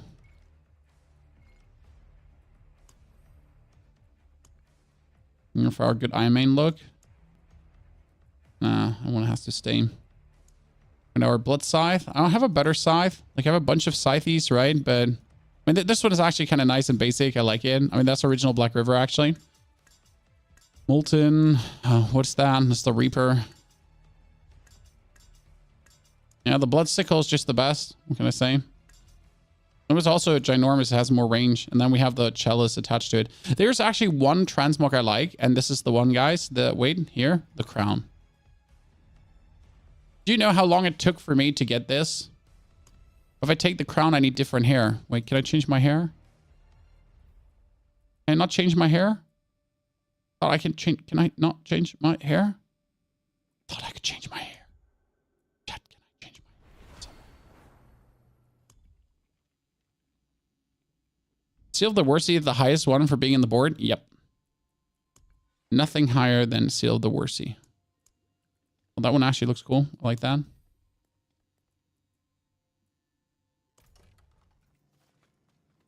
Can't change the hair. I'm mad. I mean, I like the crown. The crown is pretty good looking. So did anyone get the update already, Chad? Anyone updated? And that's what we're waiting for right now. I mean, I can get some more Varshans, I think. Like a little bit more. Not many. Oh, we could craft. Wait. Okay, so we have essence cost reduction potions. We could craft increase all stats and critical strike and overpower damage by 5%.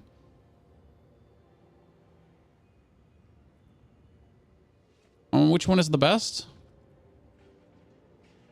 I guess Cores of War. Crafting like 3 of those. Then we're going to be crafting attack speed, overpower damage. I mean, technically this one here, the critical strike chance and critical strike damage. That one is like the heady precision is usually what I want. I need more Gallowine for that. So Gallowine out of Redamin.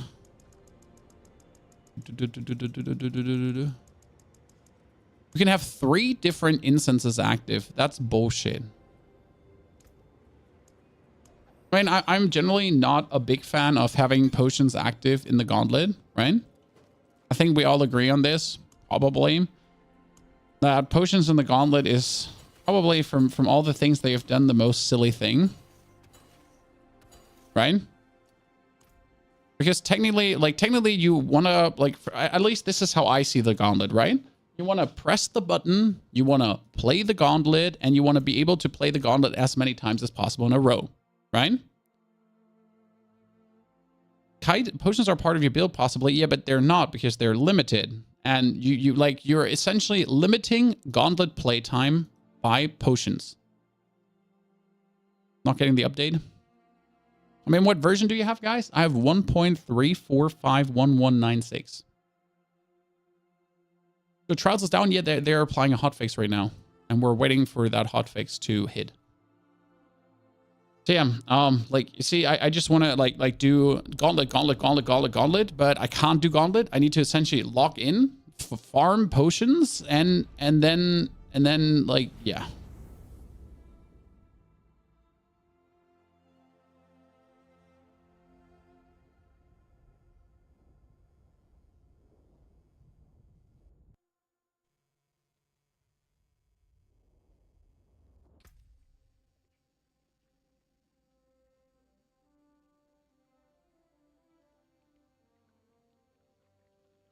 Now, if you came to the point running the gauntlet, you should be able to craft potions without thinking about it. I mean, like, no. I literally ran out of money trying to make boots, right? The thing is, I get level 100 off. I get level 100 without having my potion upgraded max. Because that's how I play, right? I literally... Oh, I got the hotfix without getting the hotfix, chat?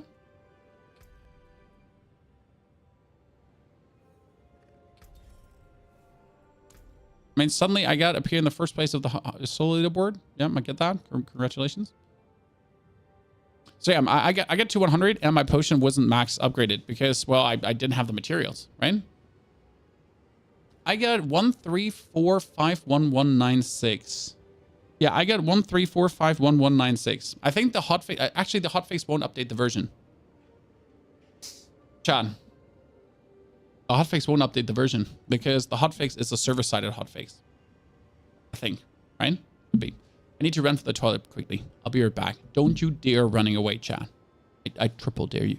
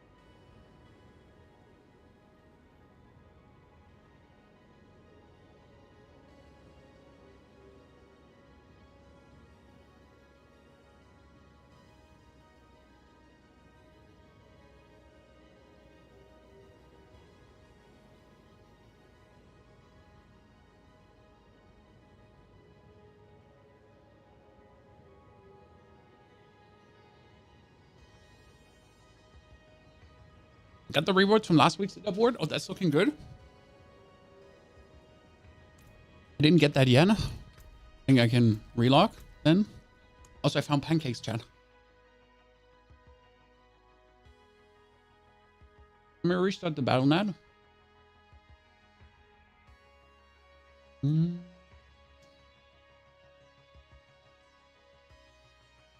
Closing the battle net. Restarting the battle net.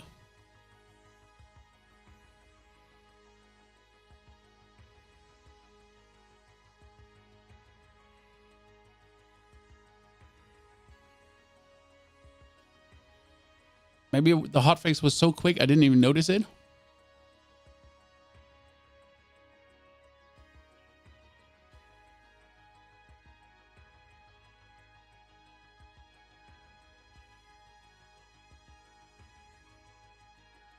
Okay, and again, and see what happens.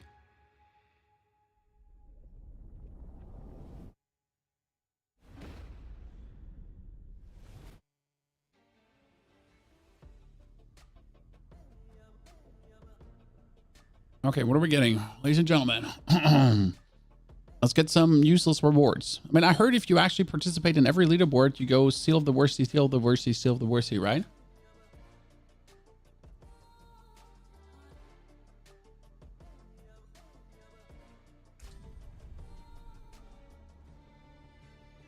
No update yet.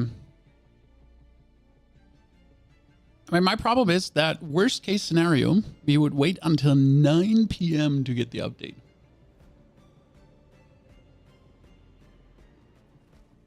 And then I'm going to be unhappy.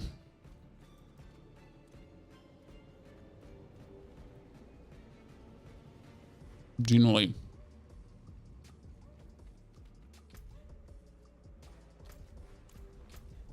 Okay.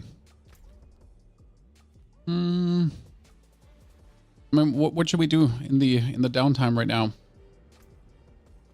I mean, Paragon board is perfect. Skill board is perfect.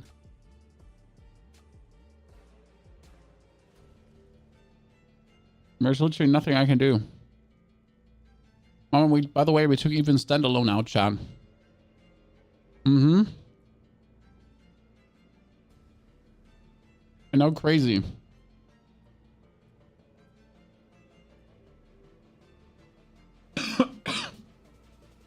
What we could technically do, we could take Army of the Dead out to play Reaper's Pursuit together with a second blind. But that would require me to actually throw out Army of the Dead. No, that's not worth it. Did you ever get that tuning stone? Yes, we actually did get that tuning stone. No? Genesis is activated. What other classes have you played this season? This season we have made one single other build. And that is our Sorcerer.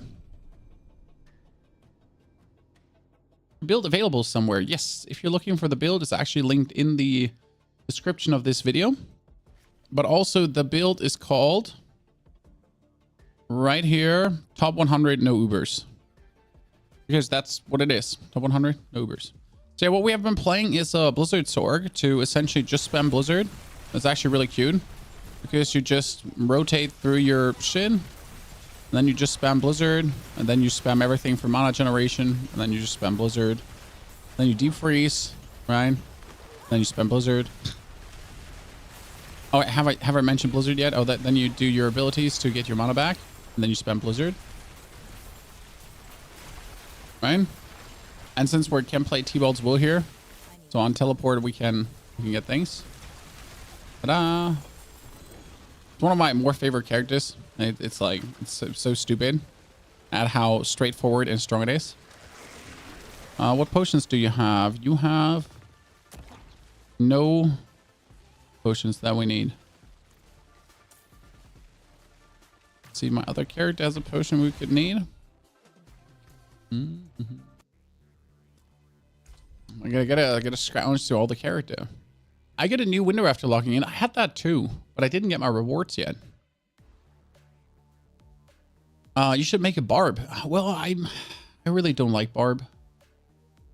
Like really don't like Barb.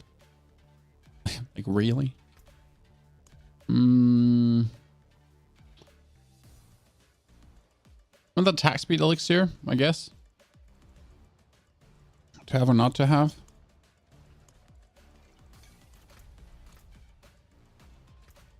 If you go to the status to get the rewards, that is all. Where withered?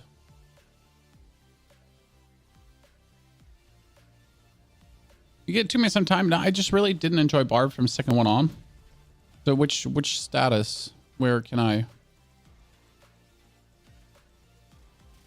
Ah, the statue in gear. Cool. The statue you said. Speak sense, sir. Played a Lightning Storm Druid and it looks so boring, but it's so nice to play once you have all the right aspects, EDC Carpin. But was it fun to get to that point? Like right now, the reason I play Necro is that for me, it's just amazing fun no matter what. Brilliant, killer fun. Getting to the point of like leveling different builds, even without a single aspect. Necro is just fire. Whee! So we did 778,000.400 chat, and this is rank 28 without a single uber unique as a bone spear necro. Sadly, they kind of screwed that up, so you can't. I think you can see last week. Oh, you can actually see last week. So here we go. That's me, 28.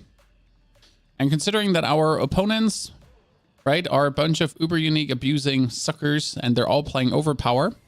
The sad part is I finally figured out the perfect route, and last second I could have been able to do 800k plus. I couldn't have done 841k. I think that's just not happening, but 800k plus is actually in the realm of possibility, because we just pulled like this 788k out as 778 out of our pockets, you know. You can see the trials. Oh, you walked to the stone. Courtesy to chat for the advice. Thank you, chat. It's just like that necro is always fun. I mean, the reason I enjoy necro is it's always fun. Capstone dungeons, early leveling, mid-game leveling, end-game leveling. No matter what stage we're at, I'm enjoying myself. And I can honestly not say that about any of the other classes. That I'm wholeheartedly enjoying every single minute of the leveling process, right? So yeah. May that be what it is. How's it going, Raven Wolf? Very good. I can't wait for like the actual Gauntlet to start.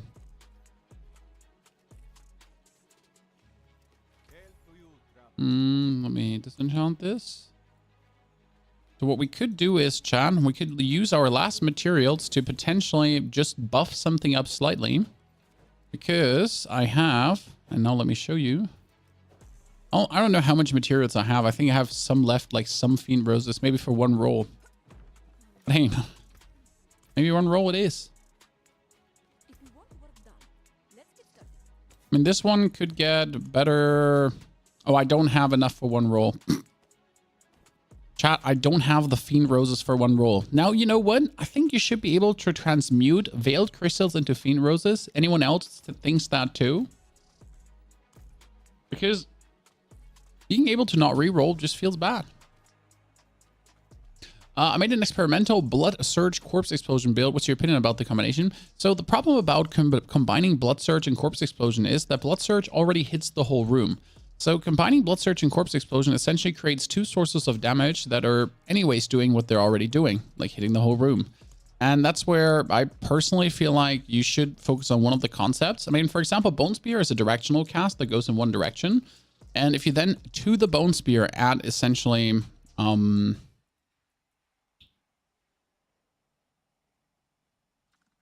Corpse Explosion, you hit the whole room. Which is nice. No, I wanted to go for the vendor. Just checking for rings.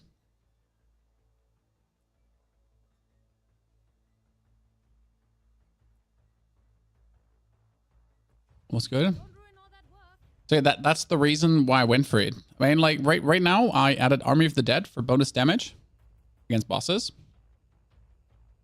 which helps tremendously, to be honest. And now with Genesis, I shored up a lot of the weaknesses of the build.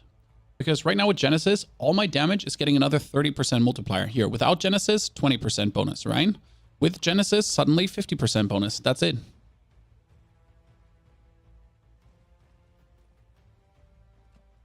I mean, it is that stupid, right?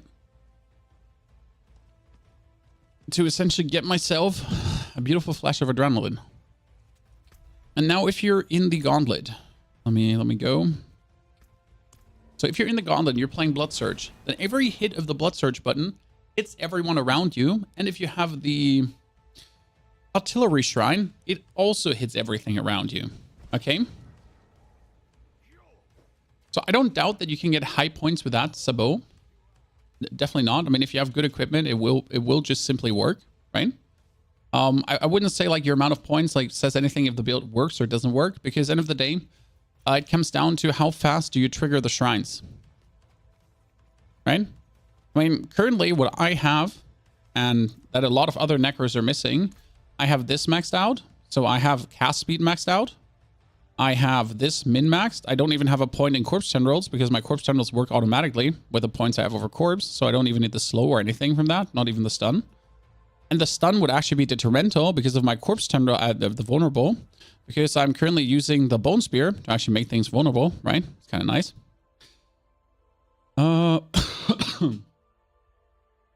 even took the standalone out. And then on top of that, I'm playing even bonus attack speed in my Paragon board, right? So bonus attack speed in my Paragon board, that here, this is the Flesh Eater board, and here's bonus attack speed. It is only 5%, but 12% plus 5% plus another 15% on your gloves. It gives me a nice 32% attack speed bonus, which is pretty good. Their death stream today or not? No, that's tomorrow. So right now with Bone Spear, you essentially have directional damage, right? And if I go past, so let's say I hit all of these guys, go past, and then my corpse explosion behind me hits the whole room. So what I can do is I can come running, pack of mobs, 1 spear, 2 spears, dash, automatic corpse explosion, and go on, right? And that's like, or even just 1 bone spear, dash through, automatic corpse explosion, everything dead. Right? And that's where usually everything dies already, because if you have corpse explosions so maxed out, it does all the damage, right? And my bone spears are doing like significant damages anyway. So I mean, like bone spears do like everything up to 4 million damage at this point, with a 50% multiplier, which is kind of nasty. And then the corpse explosions do everything up to I think 15 million is the highest I've seen so far. I mean, more it's like 6 to 8 million. That's like the standard, kind of. Especially when I have 5 corpses. So that's like the standard, 6 to 8 million. Pretty strong. So the dev stream is tomorrow for season 4. We are plenty excited. There is a lot of teasered. I mean, they gave even streamers a little early access, guys. I think Necro needs a proper ultimate. Well, Necro technically has a proper ultimate. The problem is that none of the Necro ultimates is good alone. So, how do I put this now? Bone Storm is shit. Army of the Dead is technically shit. And Blood Wave is also shit. Blood Wave is only good if you have multiple Blood Waves. Bone Storm is only good if you have a unique item, Lidless Wall. Right? And Army of the Dead is technically good out of the house, but Army of the Dead is actually not good. So we end up with having 3 ultimates that are literally only half decent if you actually have something with it, right? They're just not good out of the house. I'm literally not skilling Bone Storm on my Necro until I get level 80 to 90. On level 90, it might be finally time to get the Bone Storm as I get the unique, right? For tier 100 dungeons. But realistically,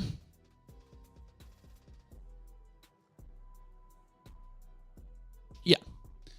Blood Wave is good at PvP. I mean, if you have Shadow Blood Wave, and here it comes again, like you need Shadow Blood Wave and the triple Blood Wave cast. So you need 2 aspects to make Blood Wave good in PvP, right? Yeah.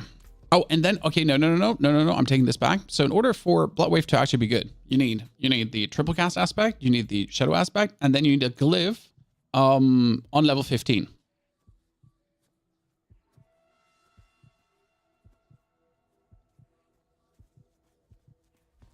Then Blood Wave is good. I think if Blood Wave had like a lower cooldown per se, or if Blood Wave was a triple cast by nature, right? So currently we have the Bone Storm. Like, listen, we have the Bone Storm going on for 10 seconds, right? And the Bone Storm does 54,000 damage for 10 seconds. Whereas the Blood Wave does 1 single Blood Wave for 34,000 damage. Obviously, I'm not teched into blood, but I'm teched into physical damage. So, you know, even the Army of the Dead does 10,000 damage, 7 seconds long. And like Army of the Dead does kind of like very much damage overall, because every skeleton that comes can explode. So if you're actually looking at, you know, Army of the Dead, these Army of the Dead skeletons, see, they like alone this, like that was 125,000, Army of the Dead 53,000, 45,000. So like, you know, that was the damage from Army of the Dead skeletons, plus the corpses they actually make. So even Army of the Dead out of the house without anything is more useful than Bone Storm, than Blood Wave. So Blood Wave should be a triple cast. Right?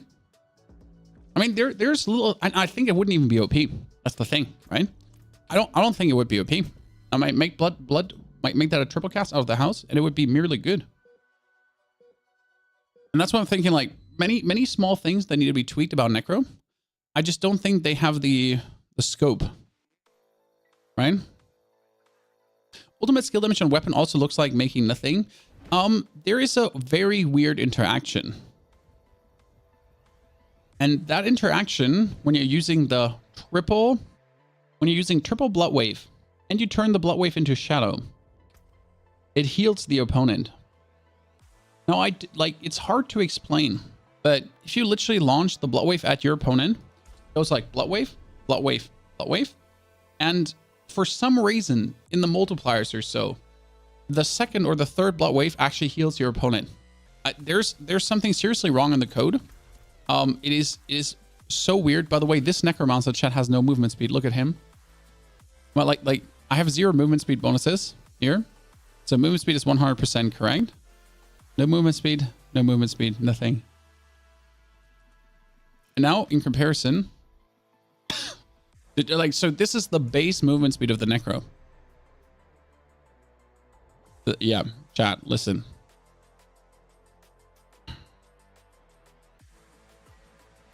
And this is my 50% movement speed. Like, I think she is like, yeah, 40% in this case only. A little bit better, right? Not much, but better. When it's season 4, I mean, tomorrow we're gonna get the public test realm fireside chat, and I think next week, latest, we will be able to play PDR. I think there is a world where they might release PDR tomorrow. But if Blizzard wants to go out swinging, right? If they want to surprise us, if they want to go crazy, they should literally do the fireside chat tomorrow and then be like, boom, after this fireside chat is done, PDR is available. Right?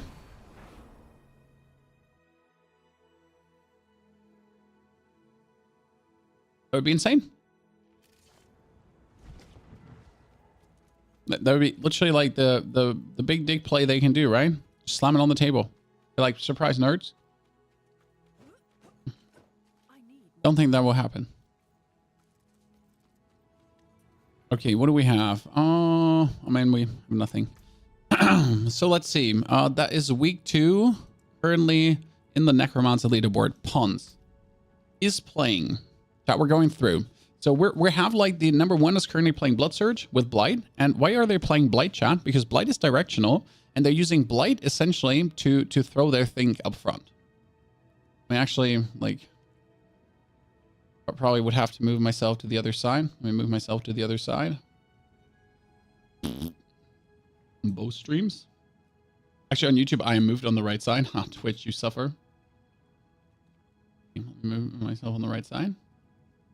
So we got Necromancer with Harlequin Crest, which I find useless personally, but that's just me.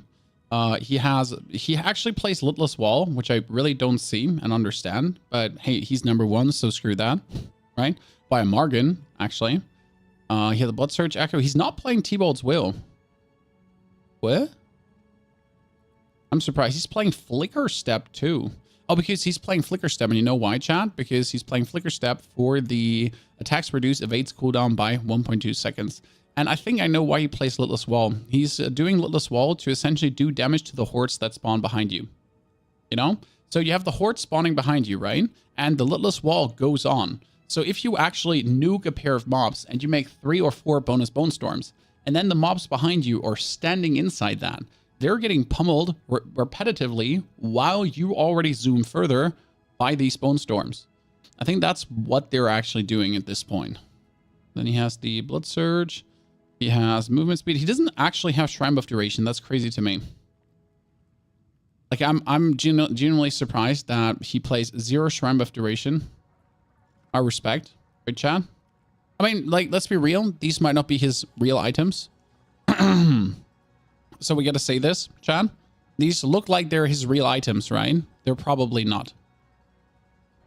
You know, they're probably not, because realistically, he's playing T-Ball's Will and different boots. It's just the saddest thing in the world. He most likely swapped his items after getting his high score to bamboozle people. No, it's not the farming gear. It's just literally like, here, look at Vega.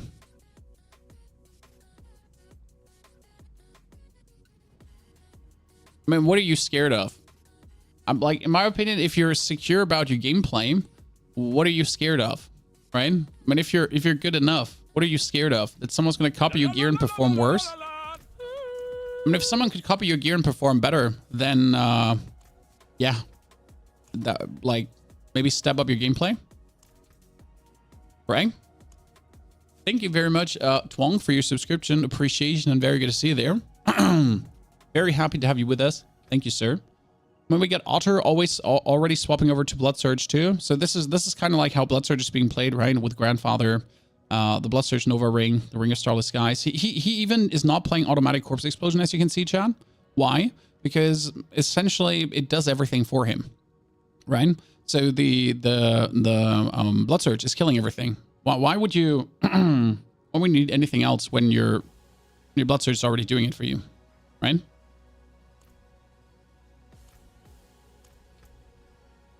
What do you have? Your blood surge too? I mean, it's literally like everyone is blood surge, right? If I see a bone storm in the top, I would like a bone spear in the top. Unable to review private profile. I can only see the top 10. No, sadness.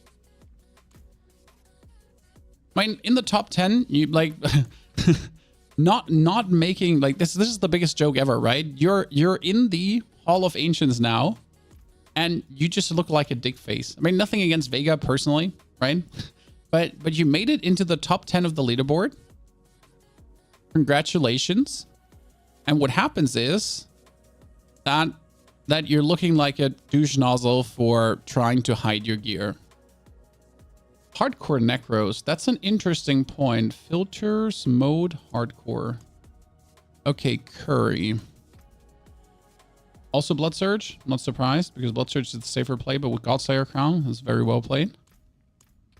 Grandfather, Ring of Starless.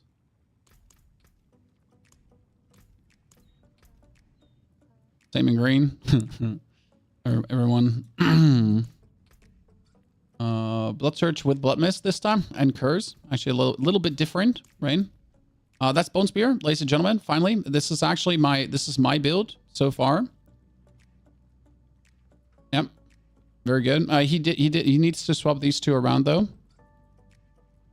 When you see how he has less points than me with this in hardcore, but he has the Ring of Starless Skies and the Ancestral Helmet. It's a fast way to level up the Battle Pass. Do the seasonal quest this year. That gives you, if I'm not mistaken, that gives you a lot of favor, right? I mean, this is like the epic favor is used towards unlocking battle pass rewards. So if you do all the tiers, you go forward really fast. And the tiers are really simple because you only need to do 6 out of 8. You need to do 6 out of 8. You need to do 9 out of 11. You need to do 9 out of 11. And then you need to do 9 out of 11 and 8 out of 10. And lastly, 9 out of 11. I mean, for example, I didn't defeat Lilith a single time this season because I couldn't be bothered. Simple. I did not open 10 tortured gifts during a single Helltide.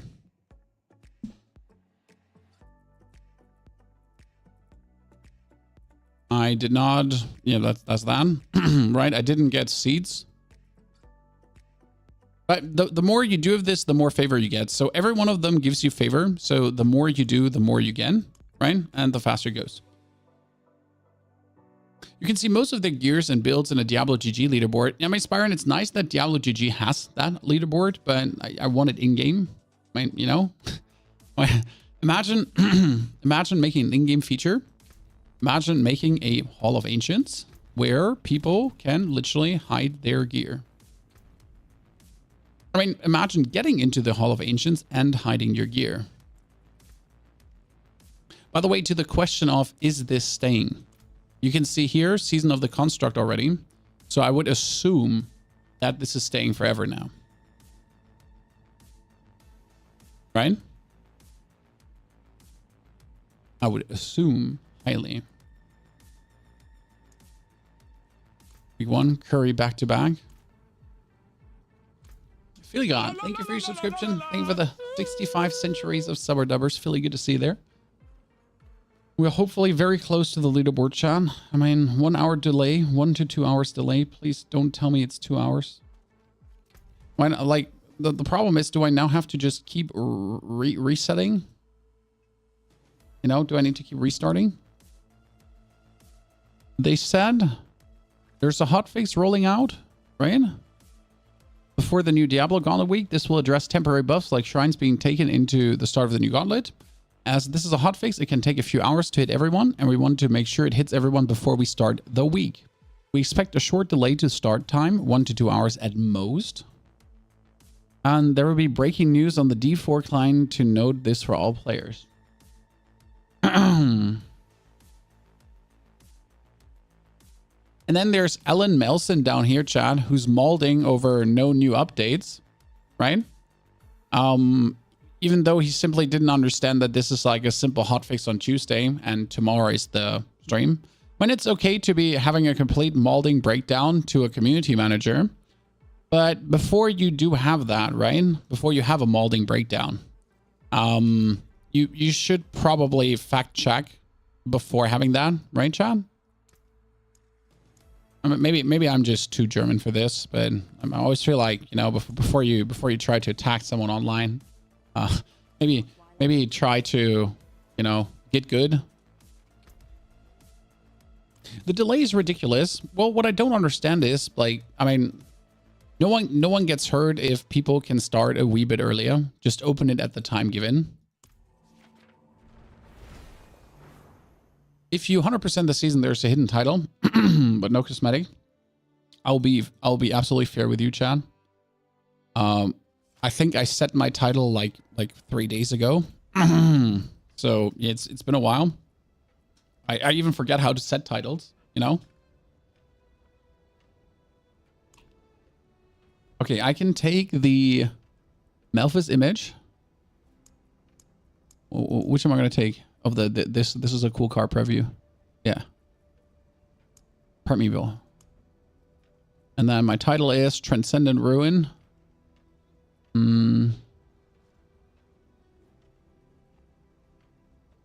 Wicked, Vampiric, Upstart, Twisted, Transistor. Fantastic song. Twisted Transistor, Twisted Reg, Warrior, Wayfarer.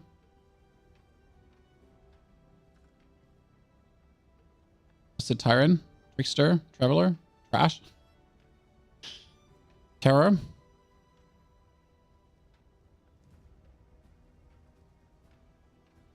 Twisted Stalker. No, that's me. You know? That's me. Born and raised. Twisted Stalker. Okay, profile visibility. Chat. I mean, imagine we make #1 in the leaderboard and then we make our profile private.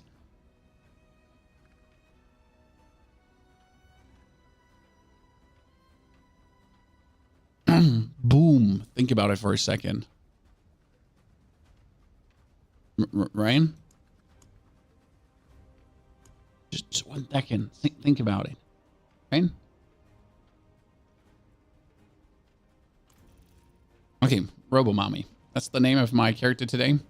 Time played is... Oh, the time played is visible since when? John. Huh?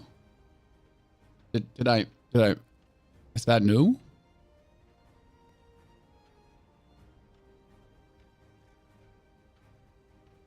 Because I kind of missed that.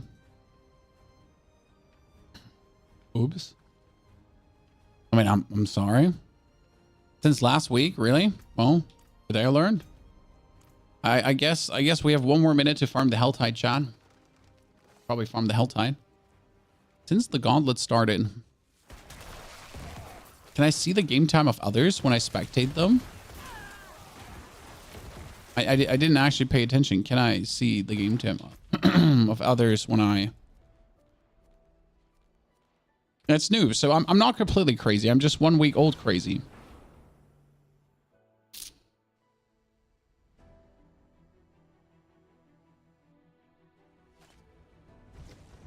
Hmm.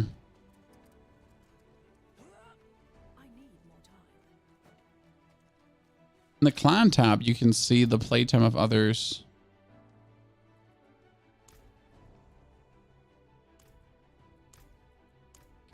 Yeah, 1 day. There we go. But can I see it when I'm also spectating things in the leaderboard stuff? Okay, view last week.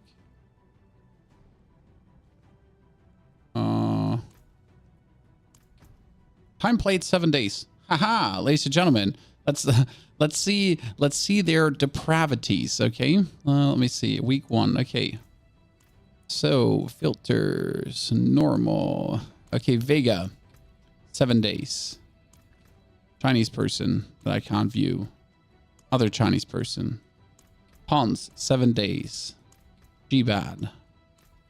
For snow. 13 days. Oh, that's a lot. Otter, 10 days. Alpha, 12 days. Pons now to 7 days. We're just checking the depravity of people, Chan. Ragnarok. Okay, I didn't want to watch anyone anyways, but Otter already. Other Chinese guy. 8 days. 6 days. So I would just have to invest another 24 hours of like what I notice here, chat. I notice a pattern. Okay. I would need to invest another 24 hours to get all the Uber uniques, right? Just another 24 hours of raw Duriel farm. Correct? What's a good solid hard not to play in-game necro build? This. I mean, the best or the safest, chillest build you can play. I mean, not this. Like, it's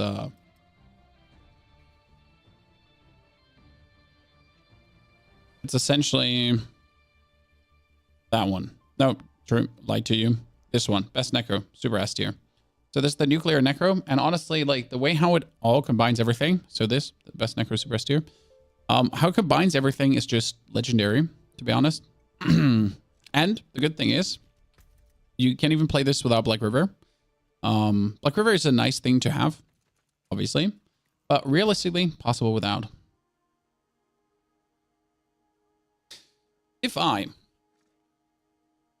put away the Runic Orb, I would lose 7% critical strike chance. So, like, there's a thought where we could put away, like I'm just spitballing here, chat, right now. Okay, what do you think?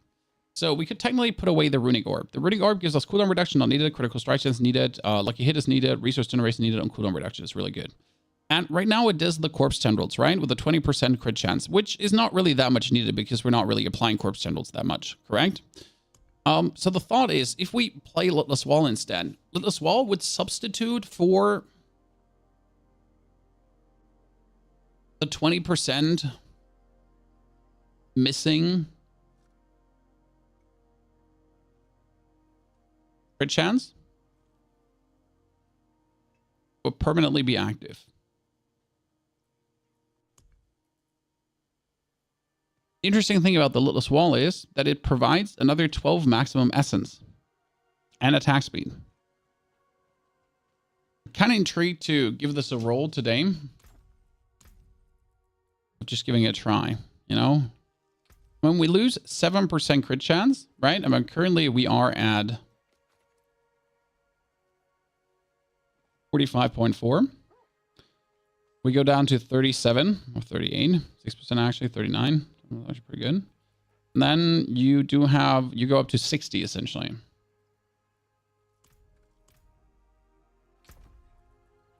Okay. Now what do we have for elixirs? Overpower, maximum life, lucky hit chance, attack speed. I mean, the attack speeds are not good, but I guess to have or not to have, right? Dodge chance is useless. Lucky hit chance is what it is, right?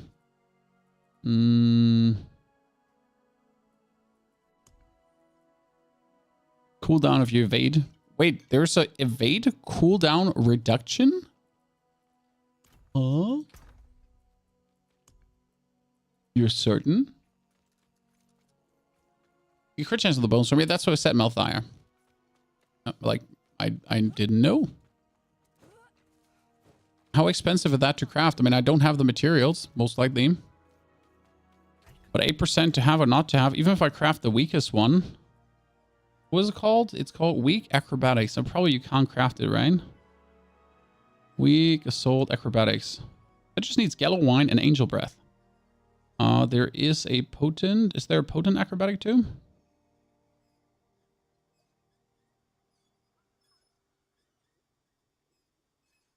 Third Eye. Potent Iron Barb. Acrobatic. I could craft some for 11% cooldown reduction. I mean, the potent one is out of the question. Strong acrobatics, like, is possible, actually. Yeah. More Gallow Wine.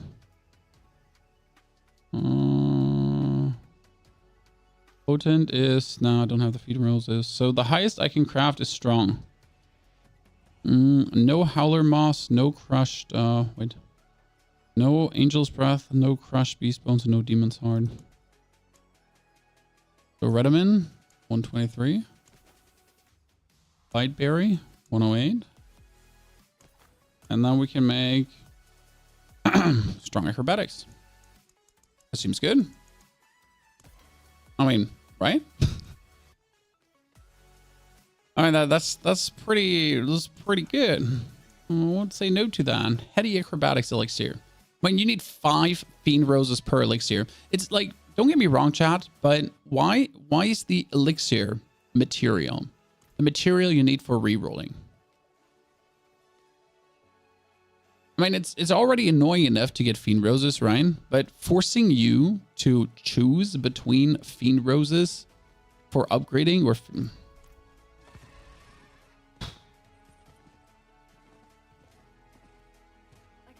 Right?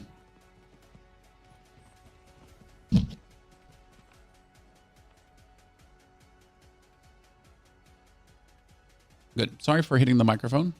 Huh? Is the new Gauntlet live? It's a live chat. I'm tired. I'm getting really tired. I mean, we're 1 hour behind now. They said tops 2 hours. I mean, I'll better get that in the next 10 minutes. Or we're gonna throw a hissy fit. Right? So any fancy creators in the list? Anyone you know? Chat? Why is Rob not number 1? What happened there? Is he even taking the game serious? John? Can he compete with the Asians? Seriously. Okay, let's look at the let's look at the builds. That's the grandfather. If that's actually his gear, right? If that is actually his gear. You never know. Damage reduction while injured. Really? Huh. I shall be surprised. I like to buy elixirs. Can you buy elixirs from players? Okay, what is a sorcerer playing right now? Harlequin? Yeah, okay, so this is a no-brainer, right? A sorcerer needs Harlequin. That's a bit stupid. Raiment of the Infinite is also needed. Deep Freeze. Unstoppable. Unstoppable. Vampiric Curse vulnerable. Isu's Ferocity. X-Felt and Blizzard. What? Blizzard Sorg is number 2? Huh. I'll be damned. Is the Sorcerer board a bit varied? And this Unstable Current, Ice Armor, Hydra, Flame Shield, Teleport, Blizzard. I mean, it might just not be like actually play Hydra, so that's Blizzard too. Do you get a preview for tomorrow's Campfire Chat? Sadly not. There is something, it's called the Diablo Partner title, guys. So there's something, it's called Diablo Partner Program. I think it was announced last year. Right? And I would genuinely like to be a Diablo partner. The problem is, like, there's nothing to kind of get there. Right? I think they're also a bit American-centric. So this is, I don't want to call it a problem with Blizzard, but it's an American company. Surprise. So Blizzard has always been rather American-centric. In my Hearthstone days, so we're talking Hearthstone days, guys, right? Where you've been having like 10, 20, 30, 40, 50,000 viewers.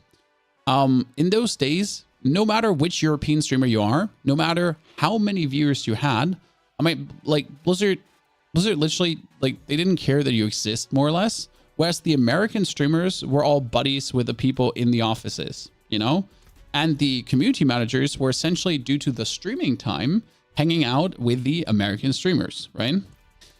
So that's unfortunate, but it's the way of the world, right? What can we say? It is sadly what it is. Okay, how many viewers is Diablo at right now, chat, on Twitch? How much am I hurting my own health right now? I'm very tired. Keep in mind, I'm awake since 3 a.m. I don't know, when did you wake up tonight, John? I woke up at 3 a.m. So we're pumped since then. We're looking forward to it. There's a react from Diablo about a VOD from Jesse Rocks. He seems to be German, who has a meeting on Friday. Yes, Xandius. So there was Vitablo's stream about Jesse Rocks, so I can show you the video. I won't show you much. So this is our German streamer scene, and these two, I do actually know both of them. I think I know Jesse personally. I know Vitablo personally for years already. So it's this video right now, and it says you can deinstall Last Epoch. That's more or less what Jesse said, and Jesse was in the meeting. I mean, he can't give details, obviously, but Jesse was in that meeting, and he said there's a lot of good things that we should like. There's also some bad things we won't like. So the season is already not perfect. It's kind of like a mixed bag at this point. But all in all, like, and Jesse's not known for clickbaiting, which is interesting. All in all, it seems to be a Phoenix out of the ashes moment, you know, for Diablo, really, for a turnaround effect. We will see, right? Yeah, there's also a video from Jesse 90 minutes ago, but he can't obviously go into details. He just, you know, talked about it a bit. And it's good. Like, he's one of the people I do actually trust in that regard.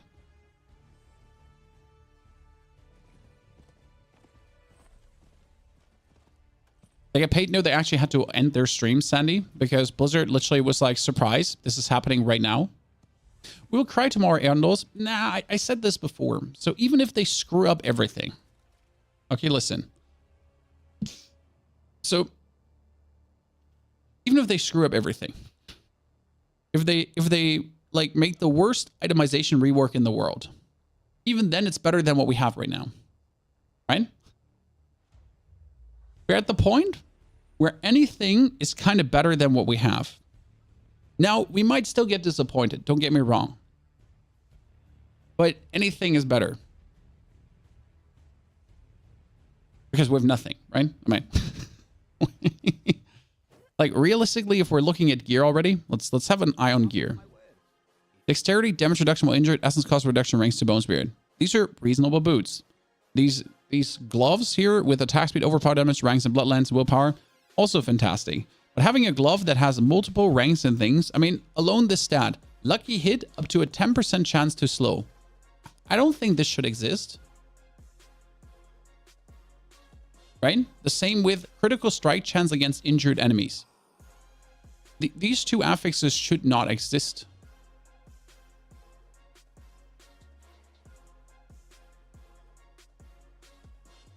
And if they start removing stuff like that, it's already good. We need to stop thinking like that. They're not an indie startup devs. Well, the only difference between an indie startup and a AAA title is money and maybe time in the market. But let's be real. The indie startup can have better coders than Blizzard, because realistically, Blizzard used to have good people, but Blizzard is also underpaying these people. I don't know. There was recently like, there was a Twitter thread of an ex-Blizzard employee.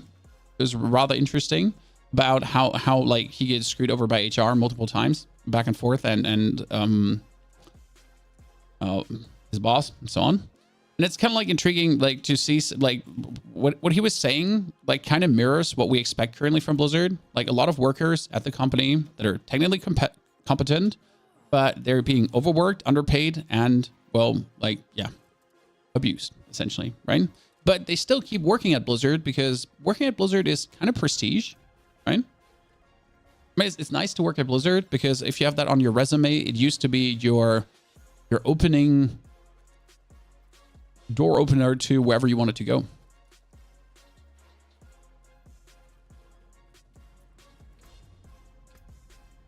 And if you think about it, that there's just like a bunch of overworked people, essentially. By the way, is it all platforms or is it showing me console players too? Or can I do like only PC? Chat, is my rank higher?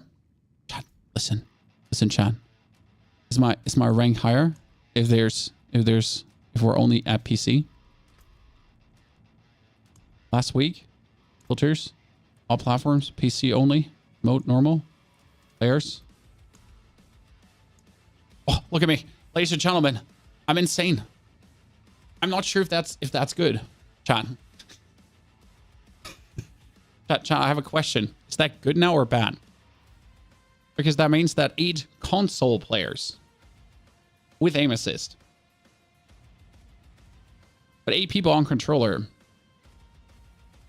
have been better ranked than me. Not only on controller, 8 players playing on controller and on console.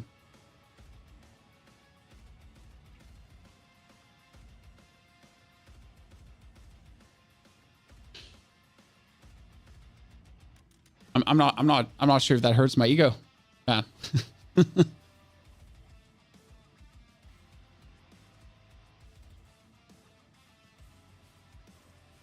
Okay. On the temporarily unavailable, restart the game just to see if the BattleNet updated. I don't know if anyone is playing already, Chan. When we're trying to play, right? Or the last candle blowing, the last man standing. Okay, everything's up to date. There was no official tweet yet from Diablo. I'm refreshing. Like there's no tomorrow, chat. I'm sorry, by the way, if the new Gauntlet will only be like an hour long or so tonight, because I'm tired, depending on when it actually releases. I will try to get you some Gauntlet content, but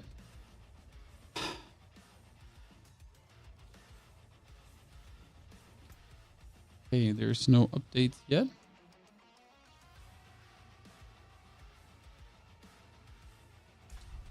Maybe we should buy that 7,000 platinum horse. Chat. By the way, what happened in the forum? Okay. Oh, no one commented. I thought people could comment on this, right? Or replies. Where do I see the replies? Frequent posters. Can I see? Oh. Well, can I not see? Like, can I not see what people write to that? Right? People going crazy. You're also on console. But how does the metamorphosis dashing feel on console? I think that's the biggest weakness. Oh god, the screen is so bright right now. What the hell? So the metamorphosis dashing is, I think, the thing that I don't know if that's actually smoother on controller. Okay, I can transform 7 hearts into more hands and heads.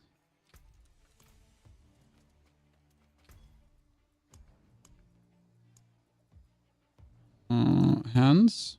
1, 2, 2. So I get 3 hands, 2 heads. I need 1 more head. And then I can summon 3 more Varshans. I could buy 4 malignant body caches. 5. To maybe get another Varshan. Did I just get my blackened femurs back, Chad? I did, right? I just got my blackened femurs back. I don't know if that's good. Okay. 1, 2. 1, 2. I need just one hat. Ah, there we go. Ladies and gentlemen, look at me. 4, 4, 4, 4, 4, 4, 4, 4. I'm the chosen one. I bought the horse. It still took 500 Dura runs to get Ubers. Robbed. When we all know that buying in-game cosmetics usually boosts your roll chance and makes things better for you. So you officially get robbed. We're now also officially 1 hour late, chat. I mean, I'm not saying these things are not allowed to happen. But why on the last day before the Gauntlet is coming out are you doing that hotfix, right? It's just like, again, that's what we're saying about Blizzard's organizational structure, right? We don't want to be negative, but couldn't that hotfix be released yesterday to make today a bit more convenient?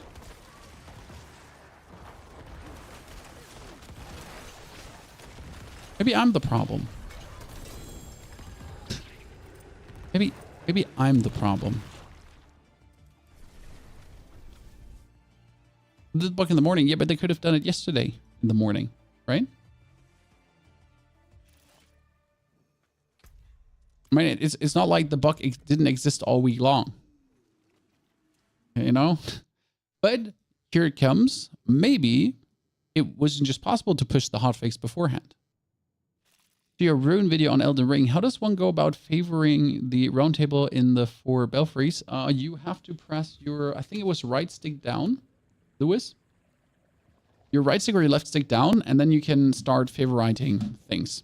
It's actually listed in the, like, if you make your like inputs to controller and you open the map, then it tells you how to favorite and where to favorite.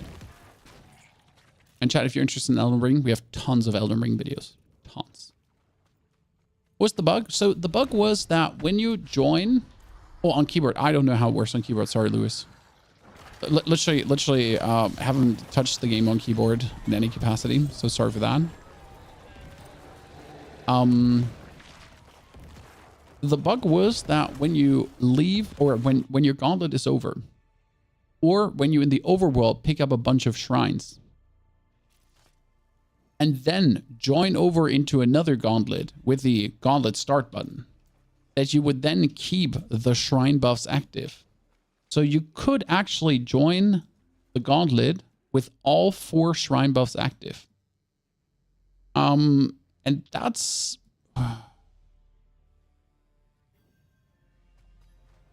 not cool. The thing is, that exploit exists since last week. That exploit exists since, you know, a while now. So why hotfix and delay? And I'm not that bothered. I'm some bothered. My problem is rather, again, public image, right? I mean, Blizzard needs a good public image right now, and they're just giving more fuels to the fire, right? With actions like this, where they screw up things. I'm probably going to be horrible in the leaderboard chat today.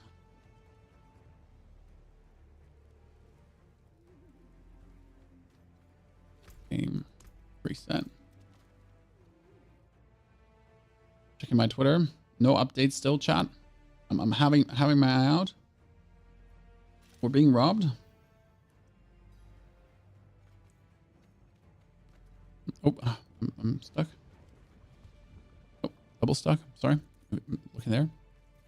Damn. That exploit is fixed now. So, like, when you see someone score, you can assume that he got the score the right way.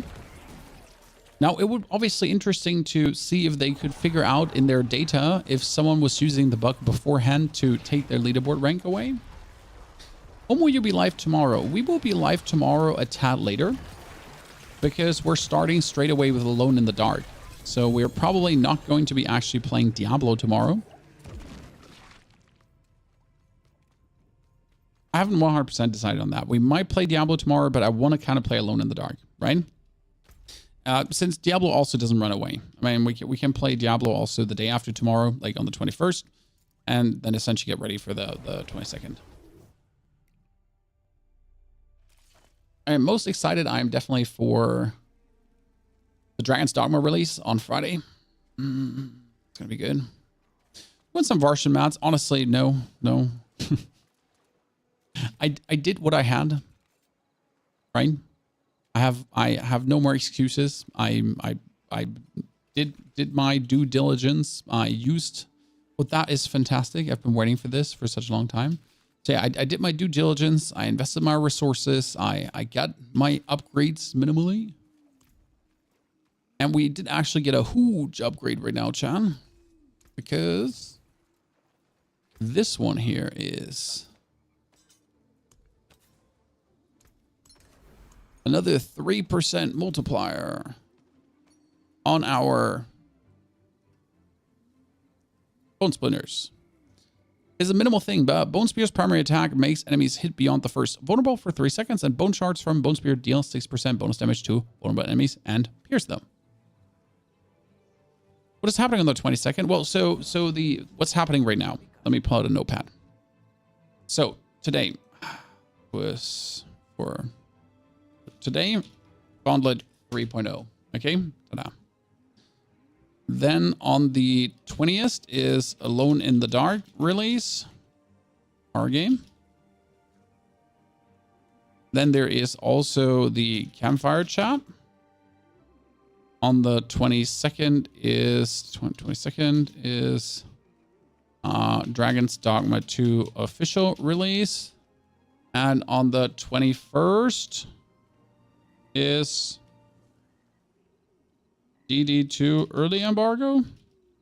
I mean, usually there is some early play, right? So I would assume that probably there. Adam, you couldn't get into DD1. I played DD1 recently, Adam, and if you can't get into it, then do not buy Dragon's Dogma 2. Yes, Dragon's Dogma 2 will be like DD1 in better, but basically it will be like DD1. And then on the 25th, we're probably going to have the PDR, if not on the 20th, because it could be on the 20th as well, right? So next week is probably PDR. On the 16th of April, so 16/4 or 4/16, that is end of season. And on 4/18 is No Rest for the Wicked release.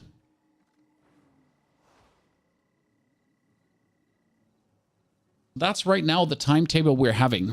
I mean, plus obviously on the, what do you have on the, today's the 19th. So on the 26th, you have 26 is Gauntlet 4.0.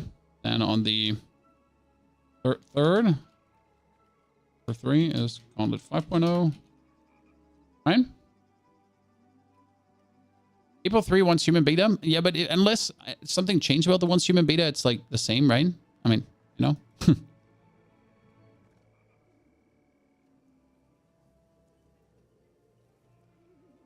So this is like our plan.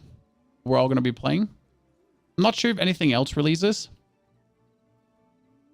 Well, you're going to get a lot of videos on this. You're going to get a lot of videos on the PDR, on the gauntlets, on Season 4. I mean, this is Season 4, essentially. No Rest for the Wicked is going to get tons of videos. And it might be that I have to speedrun this season in 2 days. John. I hate this a little bit, but there's a world I have to speedrun this season. But my issue is that on the 15th, wife leaves house for 3-day trip.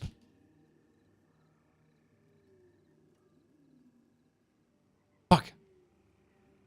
So that's an actual problem.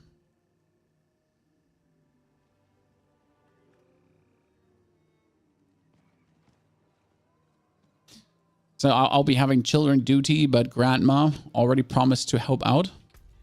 Okay, not yet play. It started. Chat. It's up. Ladies and gentlemen, let's go. Finally. Everyone get ready.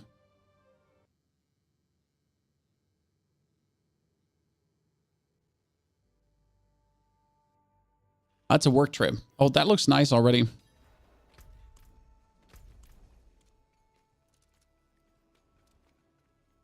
The funny story. This is the original design they showed in every single presentation. Oh, not her.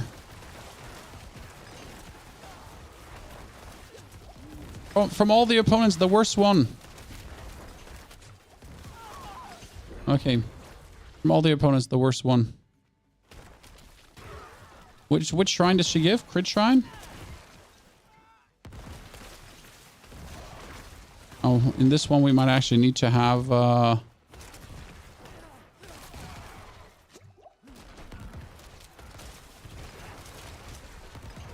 that's the first respawn. Right now I would skip all of these units and not actually fight them because these are all standard units, correct? It's actually really sad. So none of these units has been a lead. This has been a bunch of standard units. Wow. Oh, not this one as well. I mean, this one dies faster, so that was nice. It gives us... This is the artillery shrine.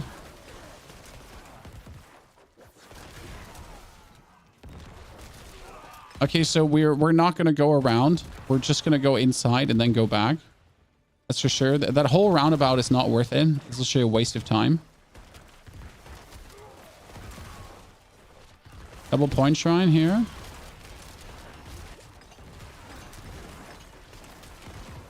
Same. Oh, the innovative Tomb Lord. I'm sad that we're repeating bosses already.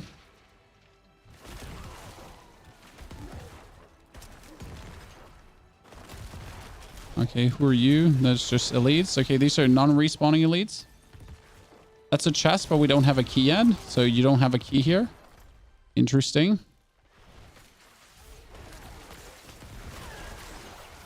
All right, that's another respawn shrine.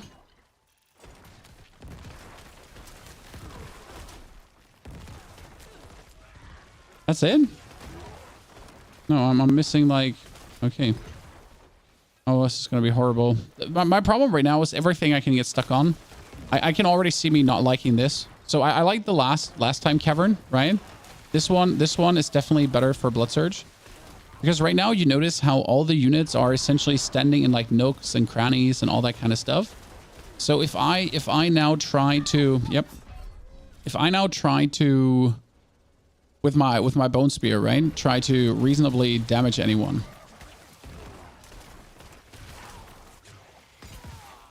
And that's kill him, straight up unlock that.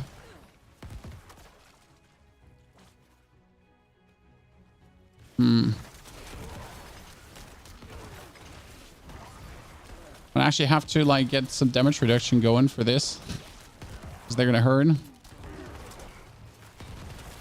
Yeah, I have to say, like really not digging that one. Oh, who's he? The archer guy. When you notice how I'm, despite like not having shit going on, like do so much more damage, is actually crazy.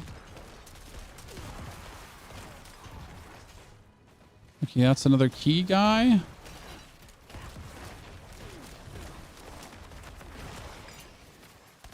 I mean, this dude is the first one to give us dashing power. So this one was dashing power.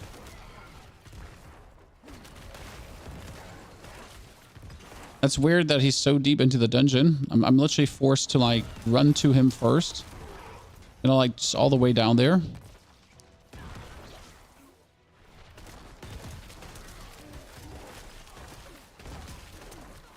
Okay, here's another. This is at least elites, so that's good. Might do this rotation first to get some elites.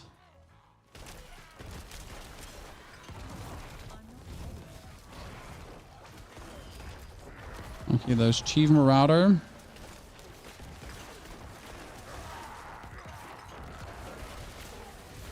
Chief Marauder into double points. So this is definitely one of these double point thingies. Like you get the Chief Marauder, you get the artillery shrine, then you kill the dudes, open the chest, and then probably backtrack.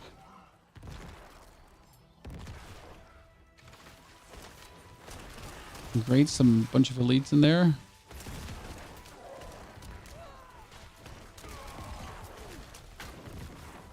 Okay, so what haven't we discovered? I mean, this is huge. I asked for a bigger one, correct, Chad? That's it. It's a bit scarce on the boss department.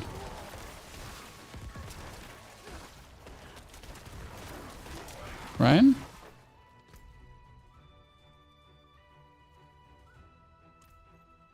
Well, like, we have barely any revive shrines.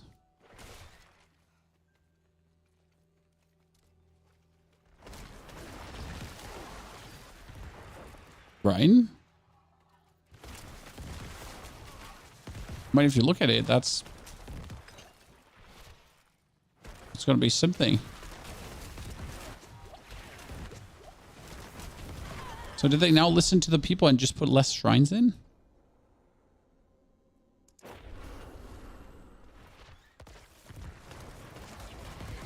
I'm not sure about the whole thing, Chad.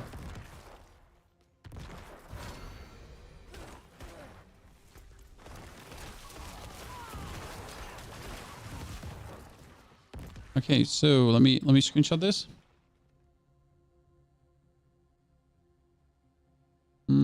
Where's my...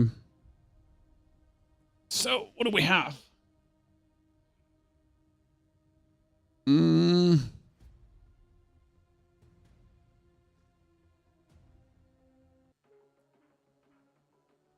There he is. Photoshop. No. Okay, so we got... We got... Dash. We got artillery. We had artillery. We had lethal. That is points. And that is points. This guy, what was this guy? No, this one was lethal and this one was artillery, correct? Yeah, it was lethal. Let me start here.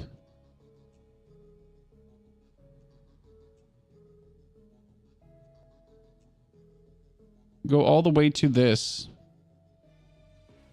To double dash back. Make your way through here. To go back. To dip into him. No. To dip into him. Then rotate. Dip into him. Activate.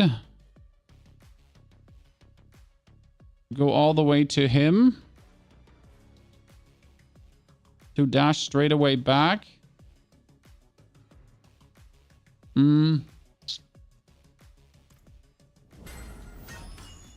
For the... Ooh. You know, I've no clue on this one. I mean, that one is, I don't think, I mean, this is what I stayed up for, Chad. I'm not sure if I'm cool with that.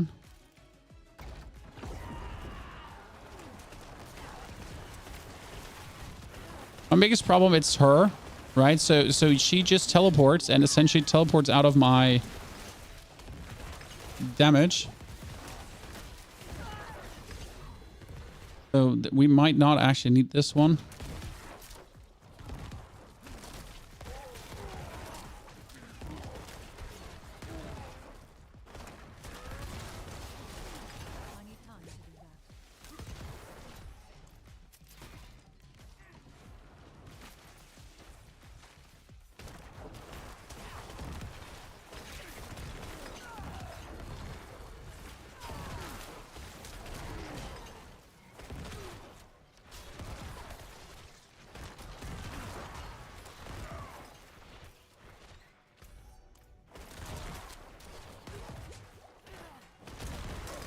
I mean, it should take the keys.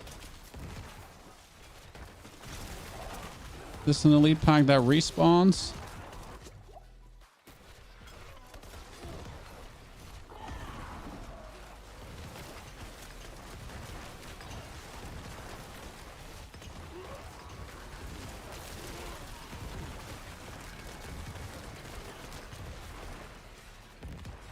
Hmm.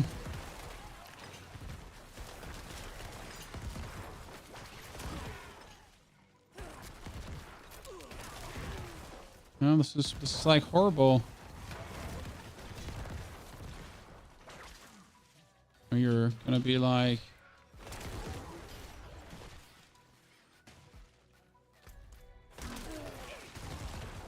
when you get that artillery shrine to then efficiently not kill anyone, right?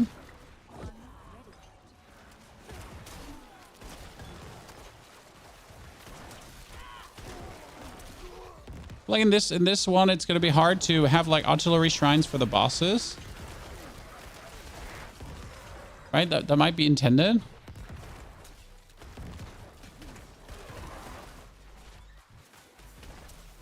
Wait, this was an artillery shrine too. I thought this was a lethal.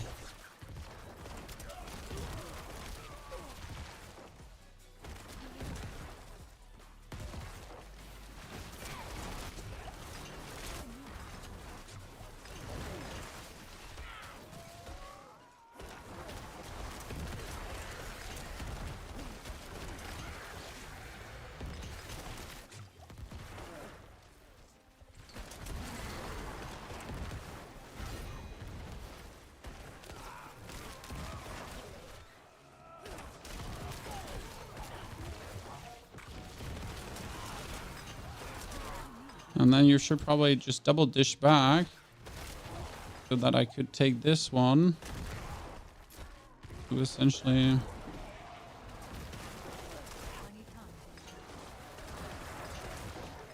Those corpse explosions are chunking, that's for sure.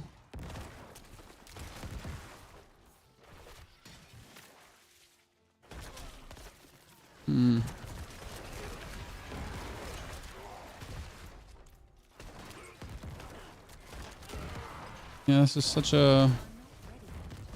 a weird one. Is definitely like blood surge. Right now at this point, I'm feeling this one. This one is blood surge, right? You notice that hardcore.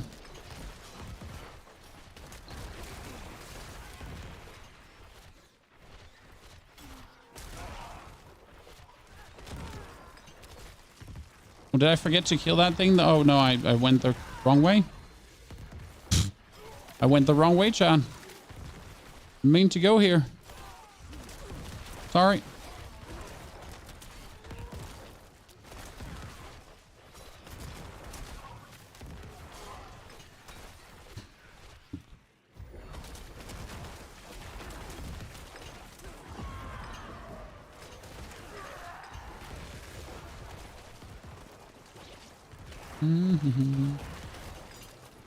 Yeah.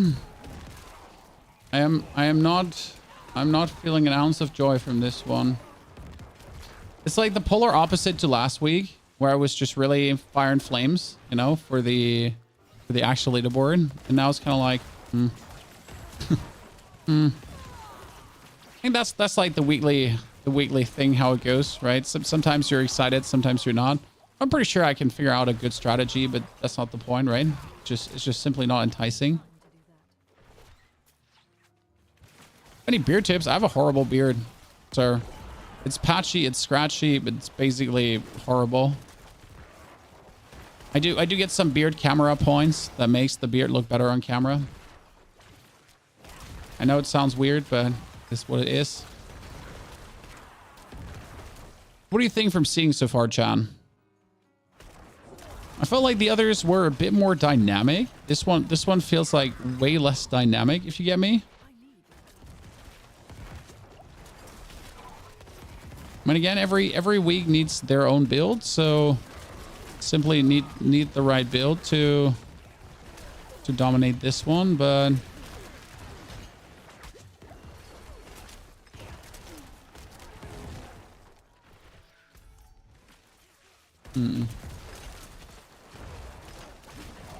this will pass strategy excellence. I mean, absolutely.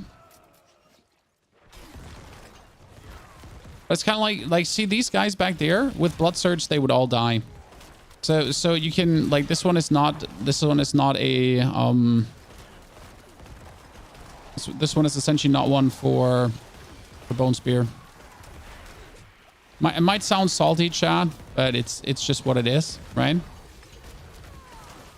Gotta sometimes accept that. So for me, this week is a dud. Well, that's at least good. Then I can play tomorrow.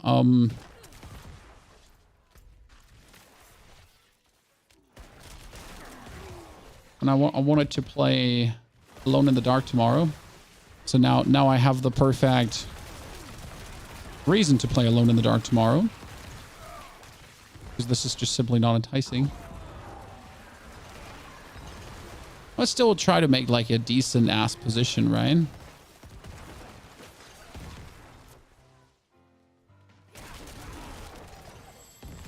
We're already here. Might as well get something together.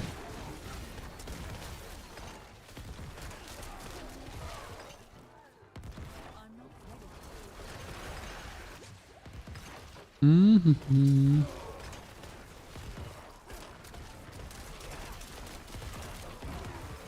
Oh, he's a lethal shrine. I completely forget that. I'm like waiting for my I'm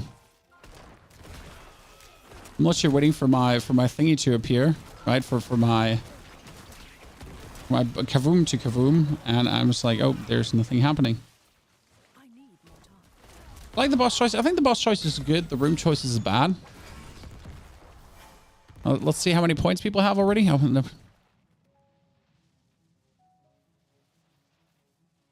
Chat, listen.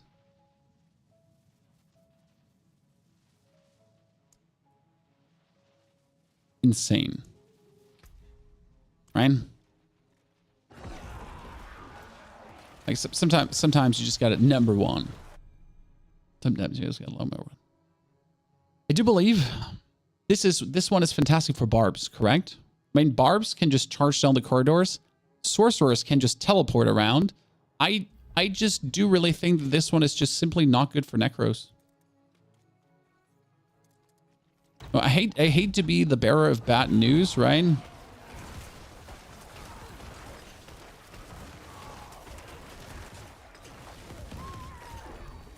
One person to be like negative Nancy.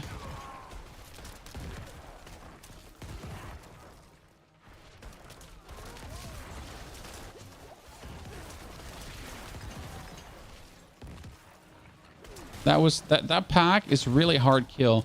I think I should probably pull that pack simply.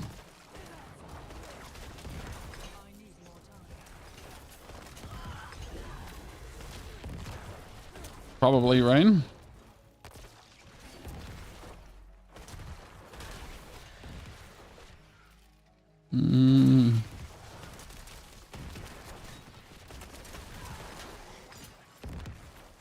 I need to gather a bunch of keys and then essentially just run the chest down. And I'll make one good score and then just be happy. You know? Let's just let me make one good score.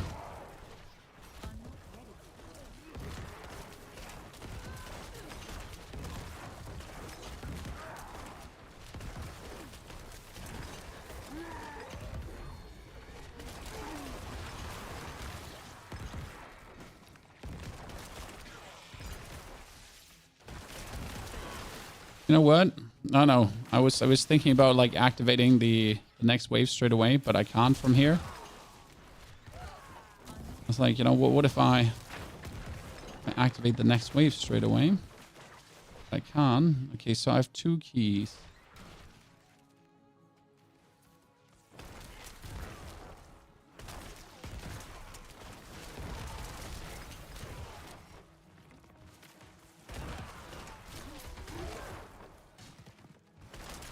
We definitely gotta go like for an early respawn because I'm just not gonna get all the rounds done, right? Like a very, very important lessons to learn. I'm just not getting all the rounds done.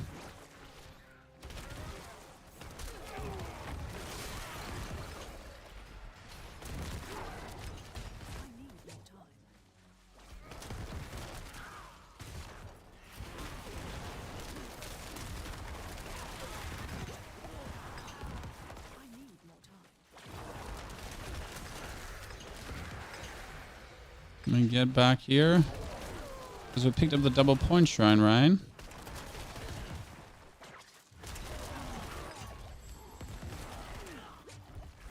Okay, well, what is poisoning me there to death, guys?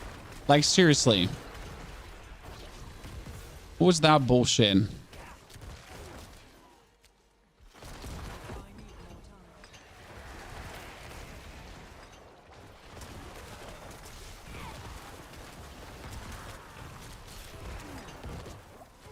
Missed the blast wave shrine.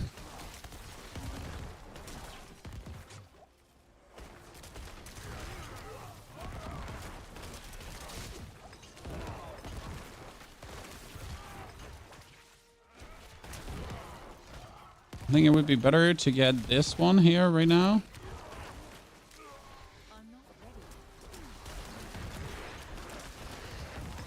It's nice that my critical strikes are more than enough to annihilate everything. Right? That poison was crazy. Yep. I mean, we all know that after all this time, poison is still weirdly overtuned. Right? Leave her alone.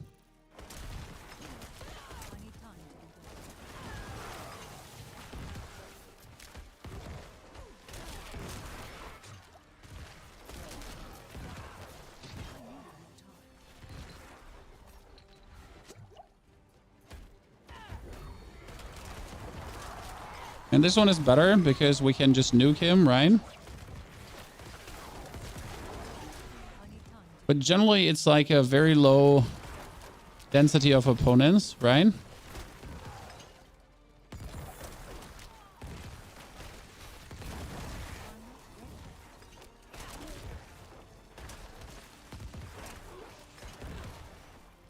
Mm-hmm.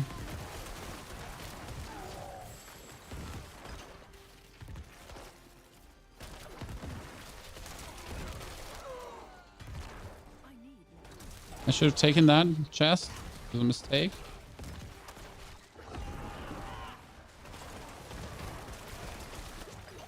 Why are they so annoying, chat? Okay, how long is that gonna hold? That shrine is holding for days, chat. Right?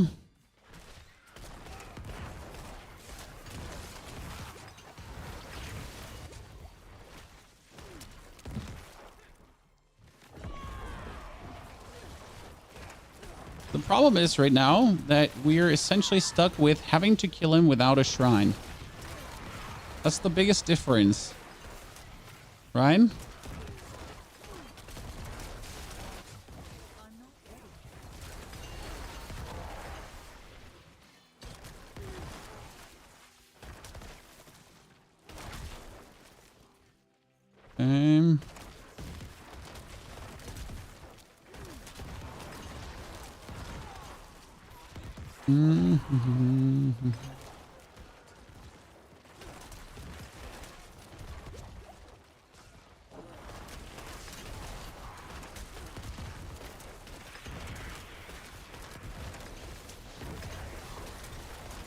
Okay. Well, we hired our points to 500k, right?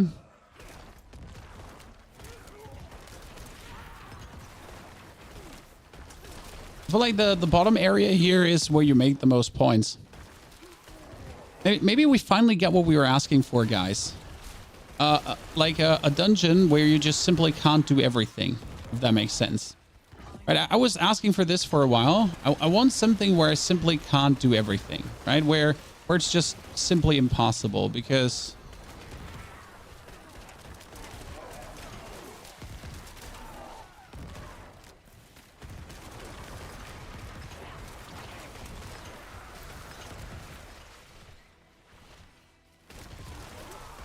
Maybe this is the dungeon I've been asking for.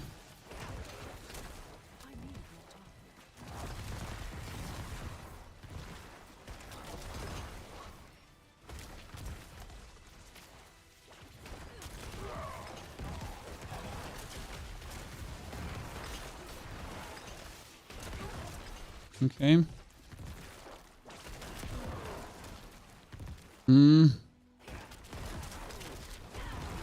Everyone dead? Okay, so how high are you already, Chad? Number 1 in the leaderboard? I need more time.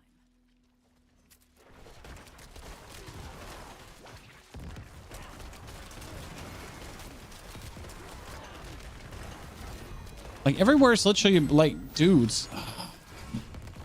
Oh, she probably thief. Probably thief. Still number 1, Chad. Still number 1. Oh, someone is playing Blood Surge with actually Army of the Dead. You know, for this one, we'll try something out now. Okay? We'll finally try something out. Because the dungeon is stupid enough to make this worth it. That it might be a thing to actually play Bone Storm. And...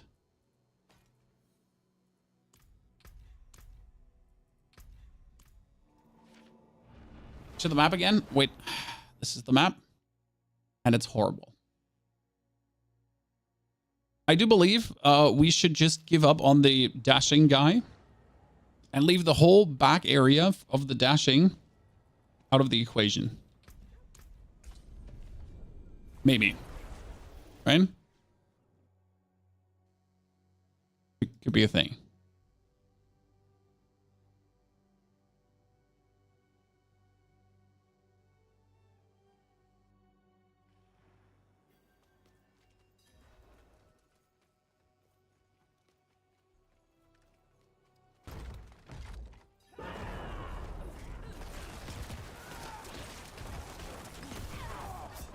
Really? You teleported on me and killed me? Great. Great. Let's restart that, chat. I do like they literally put the most annoying character in the start of the dungeon. I'm not sure how you feel about her, chat, but that ain't it.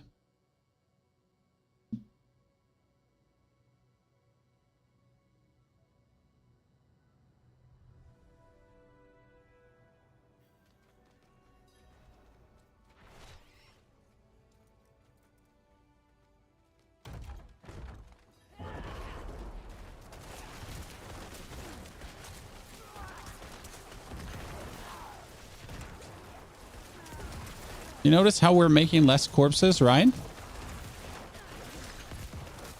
So despite having the Black River going on, right?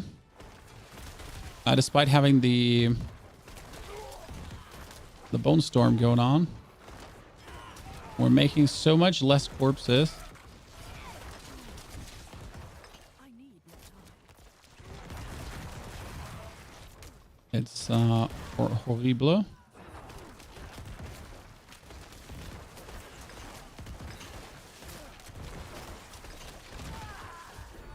Mm-hmm.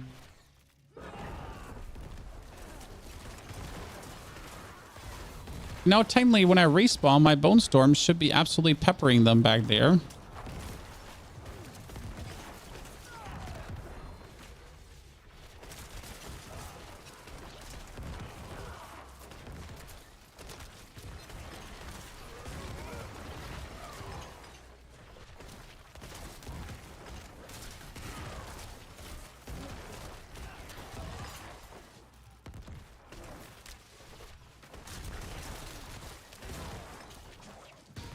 We're essentially just like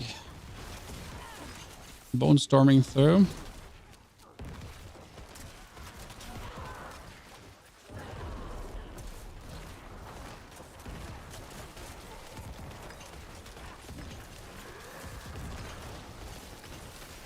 Oh, that's bad.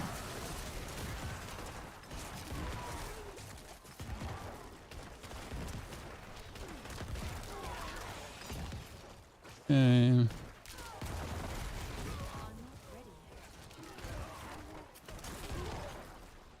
Yeah, Bone Storm is not really making it better in any capacity.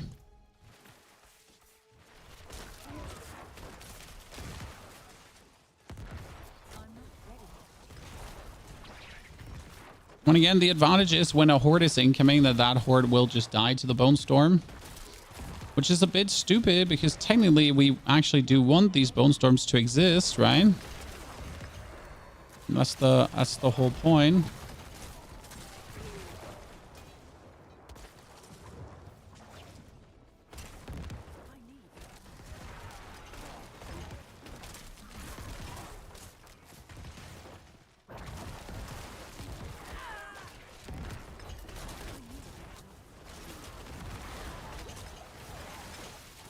I need Mm-hmm. Mm-hmm. Mm-hmm.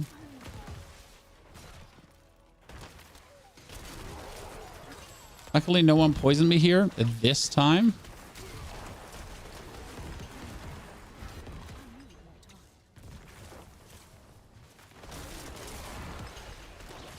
Okay.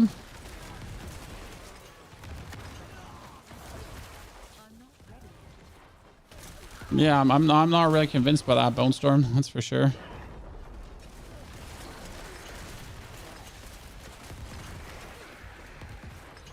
I need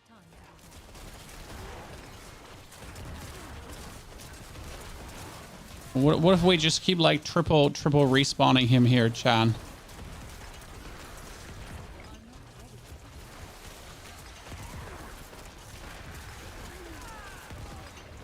And what if we just keep him triple respawn?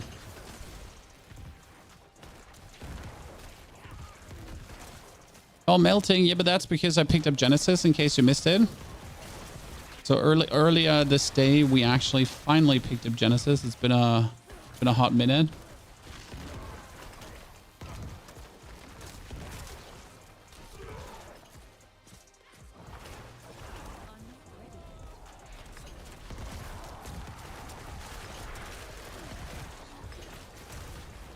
What do you expect from tomorrow's campfire, Chad? Yay or nay? I'll definitely expect a yay. Simply because a nay is not an option. I mean, if they screw up season 4, that's it then. I mean, we're essentially in season 3. No one is already playing season 3, right? So no one right now in their right mind is actually spending much time with this season. And yeah.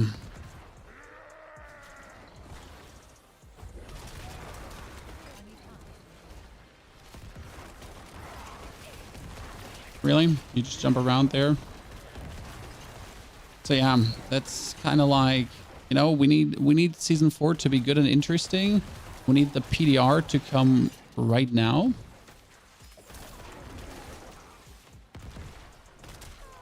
Very, very soon. Right? And we don't need any of this like with a delay.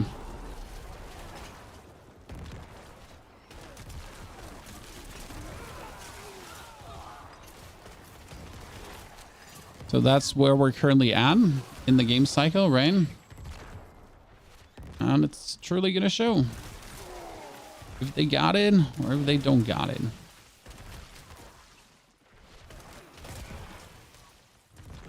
need more time.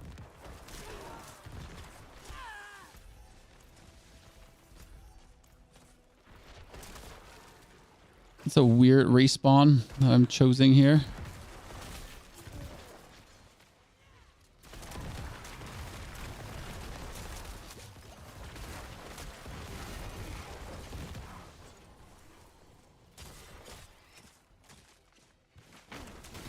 Remember, there was nothing here.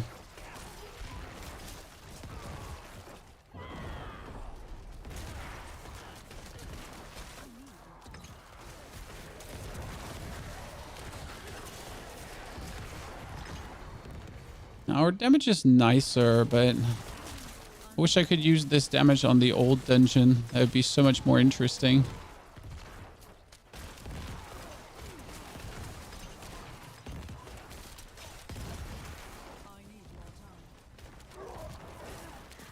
Mm-hmm.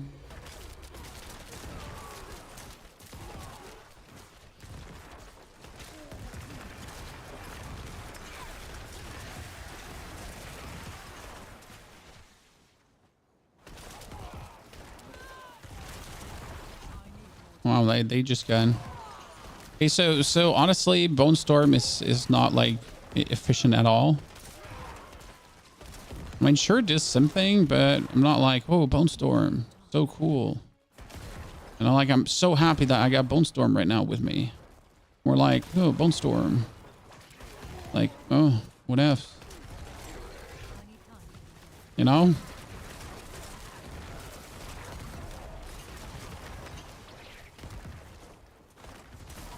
We tried it out.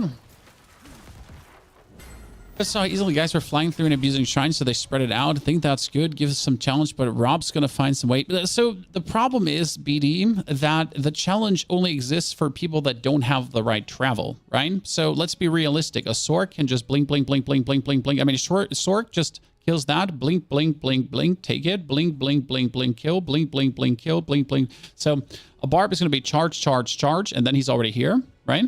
So it's kind of like, yes, this design is to, I mean, it's like, yeah, it's like your Necro screwed, you know? But I'm pretty sure there's some Necros who are going to put out some respectable scores, but you know what? I'm fine. This is it. This was me for this week's leaderboard. I'm really sorry to be this way, but I hate it.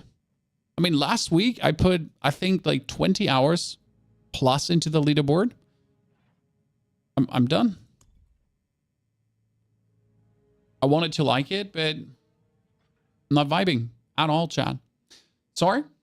We'll be ending the stream here. We'll be back tomorrow for more. Thank you for coming and watching, lurking and chatting, hanging out. Sorry for the short stream on the new thing, but it just doesn't feel fun. Therefore, good night and see you tomorrow.